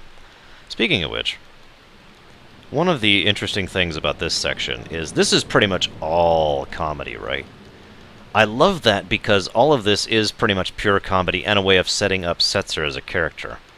However, if not for this section, when we learn about the truth of Setzer's past and the future, in my opinion, it would not have had nearly the level of pathos that it does. So this fight is actually really, really, really easy, but only if you do it in a certain way. Whoops. Because he actually has the ability to reset himself. It's actually really hard to explain.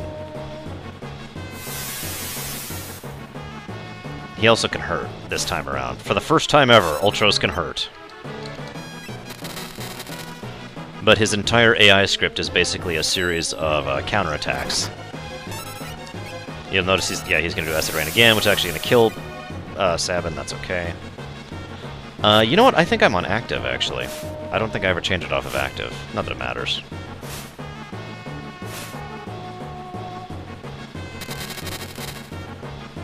What an unlucky day. Adios! Yes, that is Ultros. We will see him again. He gives 2 gold. So we just had a genuine, real-life, epic fight. Well, okay, maybe not epic, but a big fight. On stage, in front of everyone, and this is also one of my favorite songs of all time, by the way. I mentioned there were 2 of them. Ah. And so, Setzer shows up out of absolutely nowhere, also known as Zagmus. And of course, Impresario immediately tries to flip this. Stay tuned for part 2! As though that was actually part of the show, because that's Impresario for you. And now he's got to conduct. Conduct. Oh god, conduct. Conducting and waving the arms, conducting the arms and waving. Gotta conduct the arms and waving the arms and conducting. Oh god, gotta keep waving. Oh, thank god the camera's off me. So Setzer immediately drops her off, locks her in, and says, okay, and, you know, gets the ship out of here. Unfortunately for him, this was all part of the plan.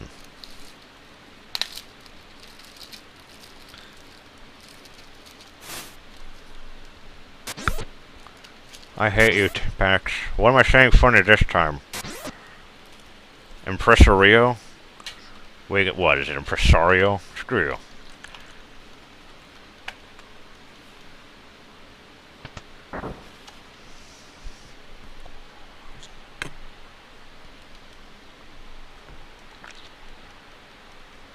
Ah, excuse me. I don't remember shadows specifically. I actually don't remember most of them specifically, to be honest with you. I've only seen them very rarely. So Setzer is immediately, like, completely confused about this. Zegmus, by the way, with a U.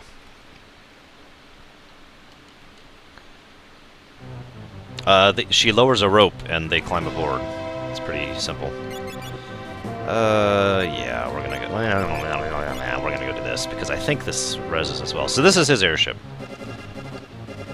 And it's awesome because it is awesome.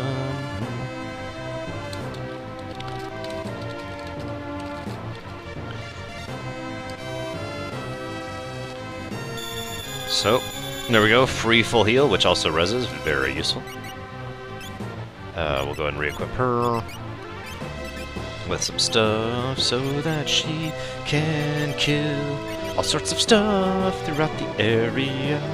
Actually, we're going to do something a little bit different. We're going to give him a hero ring. So, there's 3 relics in this game that are generally considered the most useful relics in the game. That's, of course, a matter of opinion. Whoops, whoops, whoops. There we go. The Atlas Armlet, the Hero Ring, and the Earring. One increases your attack power, one increases your magic damage, and one increases both. The Hero Ring increases both. I only have one of those. They're kind of hard to come by. Now, as I've said before, Setzer... Okay, this line is actually mistranslated. That line right there is actually wrong. What that's supposed to say is that the Empire has been costing him business lately. That he's actually losing money lately because of the way the Empire's been operating. So, I think that's a key and critical difference there. So, they start talking about how the Empire's done all this horrible stuff, and... Interesting fact... This line is almost exact cut and paste, but it makes much more sense in light of his actual dialogue. Because it never occurred to Setzer, in his mindset of being an emotionally broken man, that the Empire... that the concept of evil mattered. Does that make any sense? He was just out doing his thing, enjoying his freedom, enjoying his money, not really thinking about anything. And this is the first time someone has ever come to him to his face and said, the Empire is evil. We need to deal with the situation. Now here he tries to recover from this. I like this, because this is when he starts becoming Setzer as we know him, and one of my favorite characters. He immediately tries to pull the mask back up. No, I'm just a broken I'm a horrible person, you know, I'm only interested in money and flashy things, so I will only help you with your big quest if Celes becomes my wife. Naturally, Locke objects.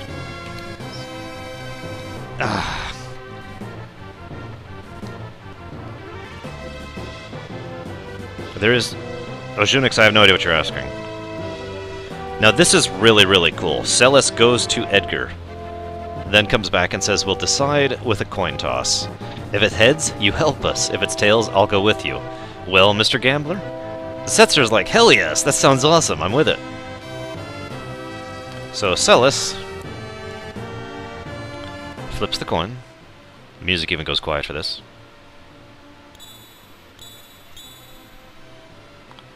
And it's heads, because it's Edgar's double-headed coin. And... hang on just a second. Setzer picks it up, realizes it's double-headed. And Sabin is like, that coin... don't tell me! And this is... I love that. It's just one line, but it's the first time that Sabin actually realizes that that Edgar specifically tricked him all 10 years ago to give him his freedom. This is the moment Setzer finally lowers the mask. He is so amused, he enjoys the fact so much that Celes just completely swindled him that he finally drops the mask and he says, alright, you know what? Alright, let's do this. My life is a chip in your pile. Ante up. And I like that. I like the fact that Celes managed to crack her way through his mask, and we actually start to see Setzer from this point on, basically. Because Setzer is someone who cares. He demonstrates this many times. Despite everything. When things fall, they fall. It's a matter of fate. So, I've commented on this before, and I'm going to comment on this again. There are many people, including me, who, back in the day, thought this was the endgame. Now, I want to explain that a little bit. Back in the day, back in the SNES era, RPGs weren't actually all that long, all things considered. FF6 was probably the true beginning of really long RPGs. Even Earthbound, FF4, you know, the Dragon Quest, they were not that long of games. So at this point in time, most normal players are like 10 hours or so into the game, or maybe more like 15. And so the idea that we're approaching the endgame wasn't actually that one that was that out of bounds. Also the fact that this entire game has been building up to the conflict with the Empire, thematically and structurally, in terms of a game and as a story, it made sense that this was actually the endgame. So we see this big, oh god, we're approaching the endgame thing, and it was like, holy crap. You know, this is the endgame we're actually approaching here. Whoops, I want to go in here. And I want some of these. Oh, I think his appearance was fine. I think they got a decent voice actor for him, and I think it's a shame that they couldn't do more with him, but I do at least like the fact that he was there. 96, my god, people, you guys are awesome. No, Torin, they advertised it in the strategy guide. Whoops. I'll go back to Flash. So, those of you who remember I had a truly hellacious time of this segment when I was doing my solo run through with Locke. I'm pretty sure I explained why last time, but just to make sure I get the point across, pretty much all of the, oh yeah, there's a few, god dang it. There are a few elements that suggest this wasn't the endgame.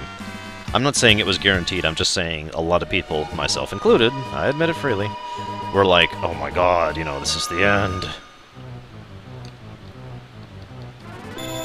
But yes, Kefka is one of the major elements, although it is also worth noting that several people could think, quite logically, that Kefka was going to be the boss of Vector.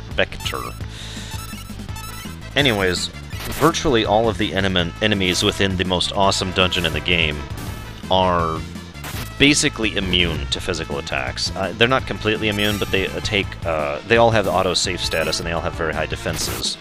You basically have to use magic to get through this dungeon. Well, if you remember my rules for a single character challenge, natural magic is one of them, which meant no magic for him. So I was kind of screwed, and I ended up having to run from basically every fight. And it kind of sucked. This time around, I'm hopeful this will be a little bit easier. I also had to level a lot. It actually probably killed my time for the overall thing, because I had to level so much in order to get through this segment. Frustrating, to say the least. Would you stop? Wait, 101? Seriously, we broke 100? Holy crap. Oh my god, guys, we actually broke 100 viewers. That is a brand new record for me, in every way, shape, and form. I never thought I'd actually hit 3 digits. That is awesome. There is actually a huge amount of stuff to do in FF6, especially in the second half of the game. You are absolutely right. I probably wouldn't remember it all, except for the fact that I have a good memory about that sort of thing, and I've played this game 100 billion times.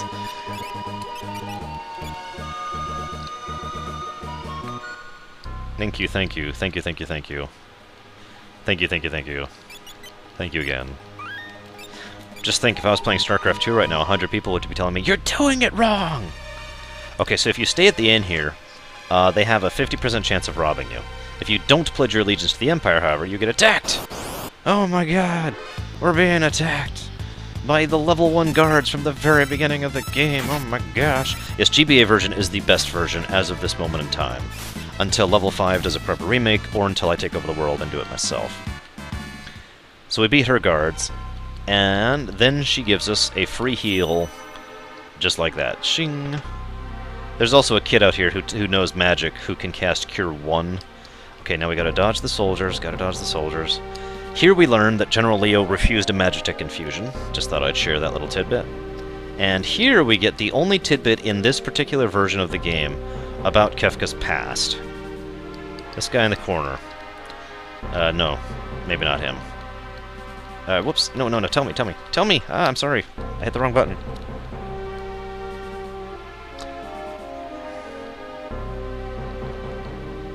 That guy Kefka, he was Cid's first experimental Magitech Knight, but the process wasn't perfected yet, and Kefka's mind snapped. We know very little about Kefka prior to him going completely bonkers crazy. However, we do know that he was basically one of the politicians. Ah, damn it. He was one of the politicians that was part of the court of the Gestalian Empire, and had been since Gestalt himself was actually a young child. In other words, Kefka is older than he looks. So, the reason that even though... Okay, that's the reason for two things. One, that's why Kefka was the very first person who was experimented upon. It was considered an honor. And two, that is why, despite everything, Gestalt keeps him on board because of a degree of loyalty. Even though Kefka is obviously around the bend and loony, Gestalt keeps him on. Now, it's worth noting after a certain point that Gestalt just stops caring and just becomes hideously, crazily, psychotically evil. More so, because Gestalt really is just the most evil character in this game. I've said that before, and I'll say it again. But, yeah. There's nothing to buy here. If you stay at the inn, you have a 50% chance of having gold robbed from you. Fun town. And then he goes through us, oh my god!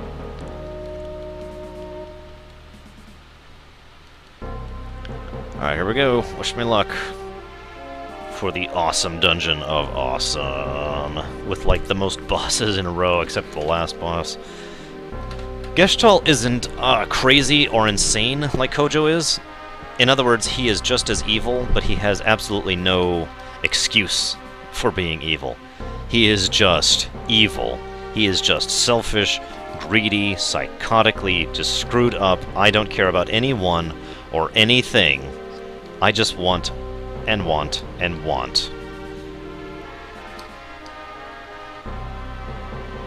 Unlike, say, many other villains who aren't quite so screwed up in the head.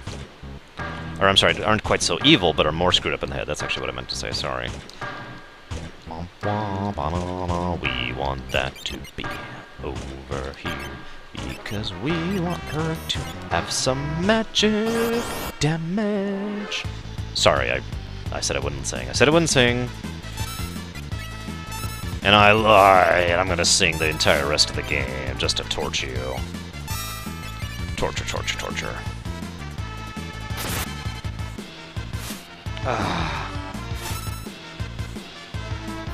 What do you mean, Rory? Whoops. I thought I did that right. Whatever. Guess not. Hey, Super Bear.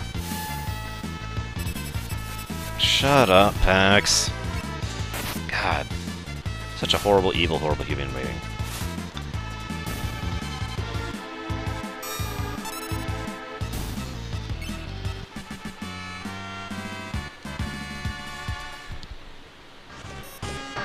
I'm not actually gonna sing. I only sing when I'm really happy. And I'm not really happy right now. I am filled with rage. I'm totally kidding, of course. No, I am not getting all the treasure in here because, frankly, it's not worth it. This place sucks. The enemies here suck to fight.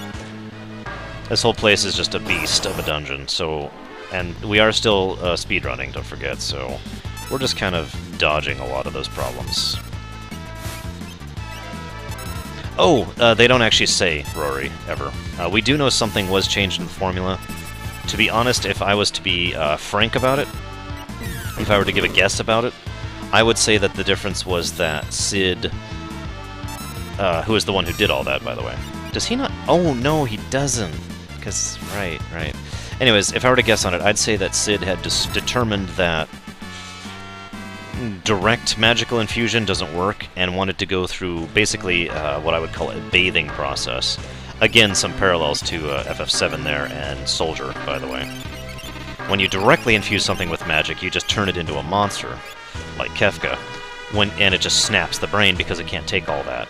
When you do the slow infusion type thing, like I assume, this is a juxtaposition, of course, they did with Celes, then it actually works properly.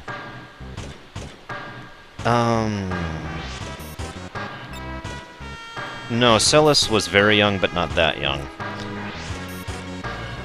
Celes was probably in the single digits of year, I'd say. The reason he grows red is because he has haste on. That is the haste condition.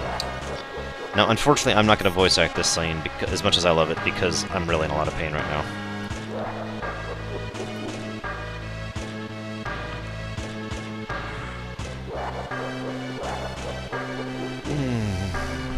I actually just took a pain pill, and given the time, I'm going to assume that I get to live with some leftovers for dinner tonight at this point, which kind of sucks, but whatever, I'm going to have to pause at some point to get some leftover food going on.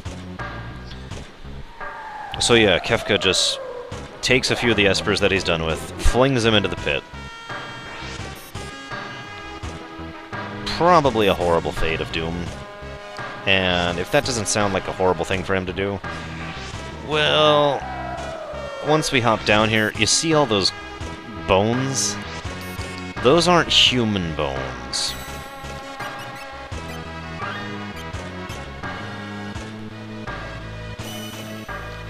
And that's all I'm going to say about that.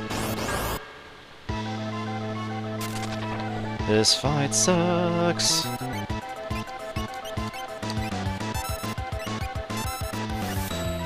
Oops, I meant to use drill. Whatever.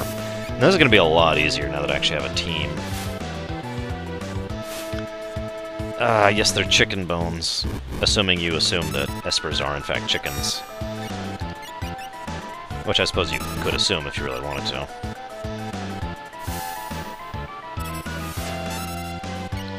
This is what I meant to use. Damn it, right, he's got the fire claw on right now. You can tell I'm losing focus because I'm making mistakes now. Yep, there's the switch. Knew it was coming. So this kind of sucked when I was soloing it, to say the least. And in fact, if I'm not mistaken, I died several times while fighting these guys. Arg.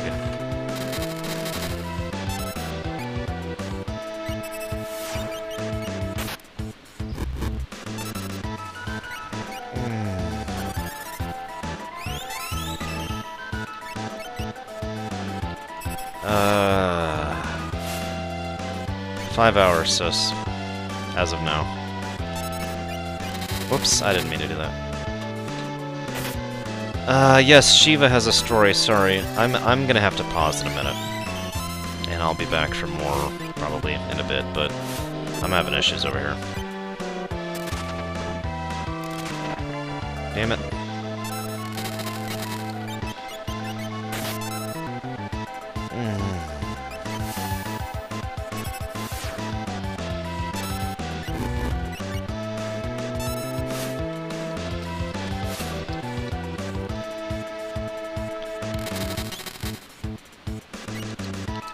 It's actually not my back, it's some other issues I'm having. Oh, hey, we won. Yay, we won.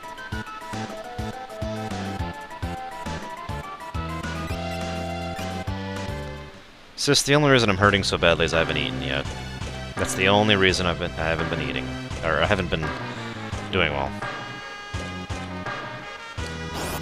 God dang it. Oh, screw you, Flan.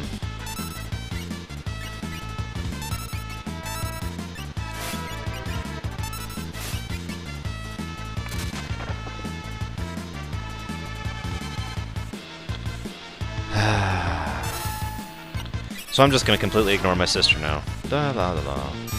Ignoring the sister.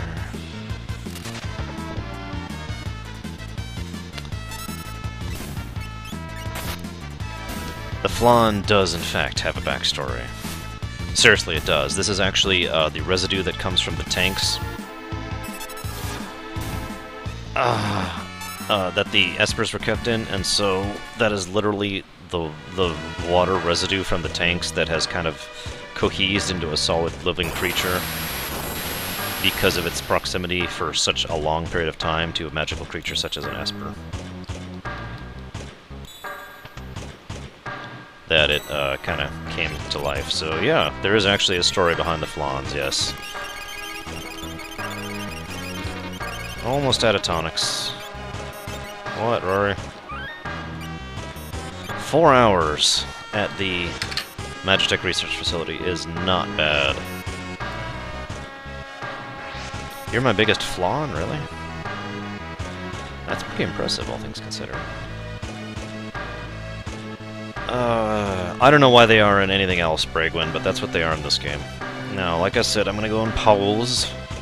Stop, play, whatever. Oh, goodness.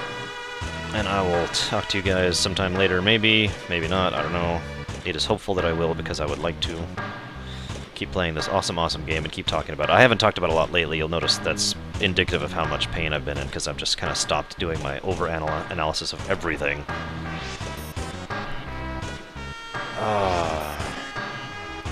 Either way, talk to you later, guys.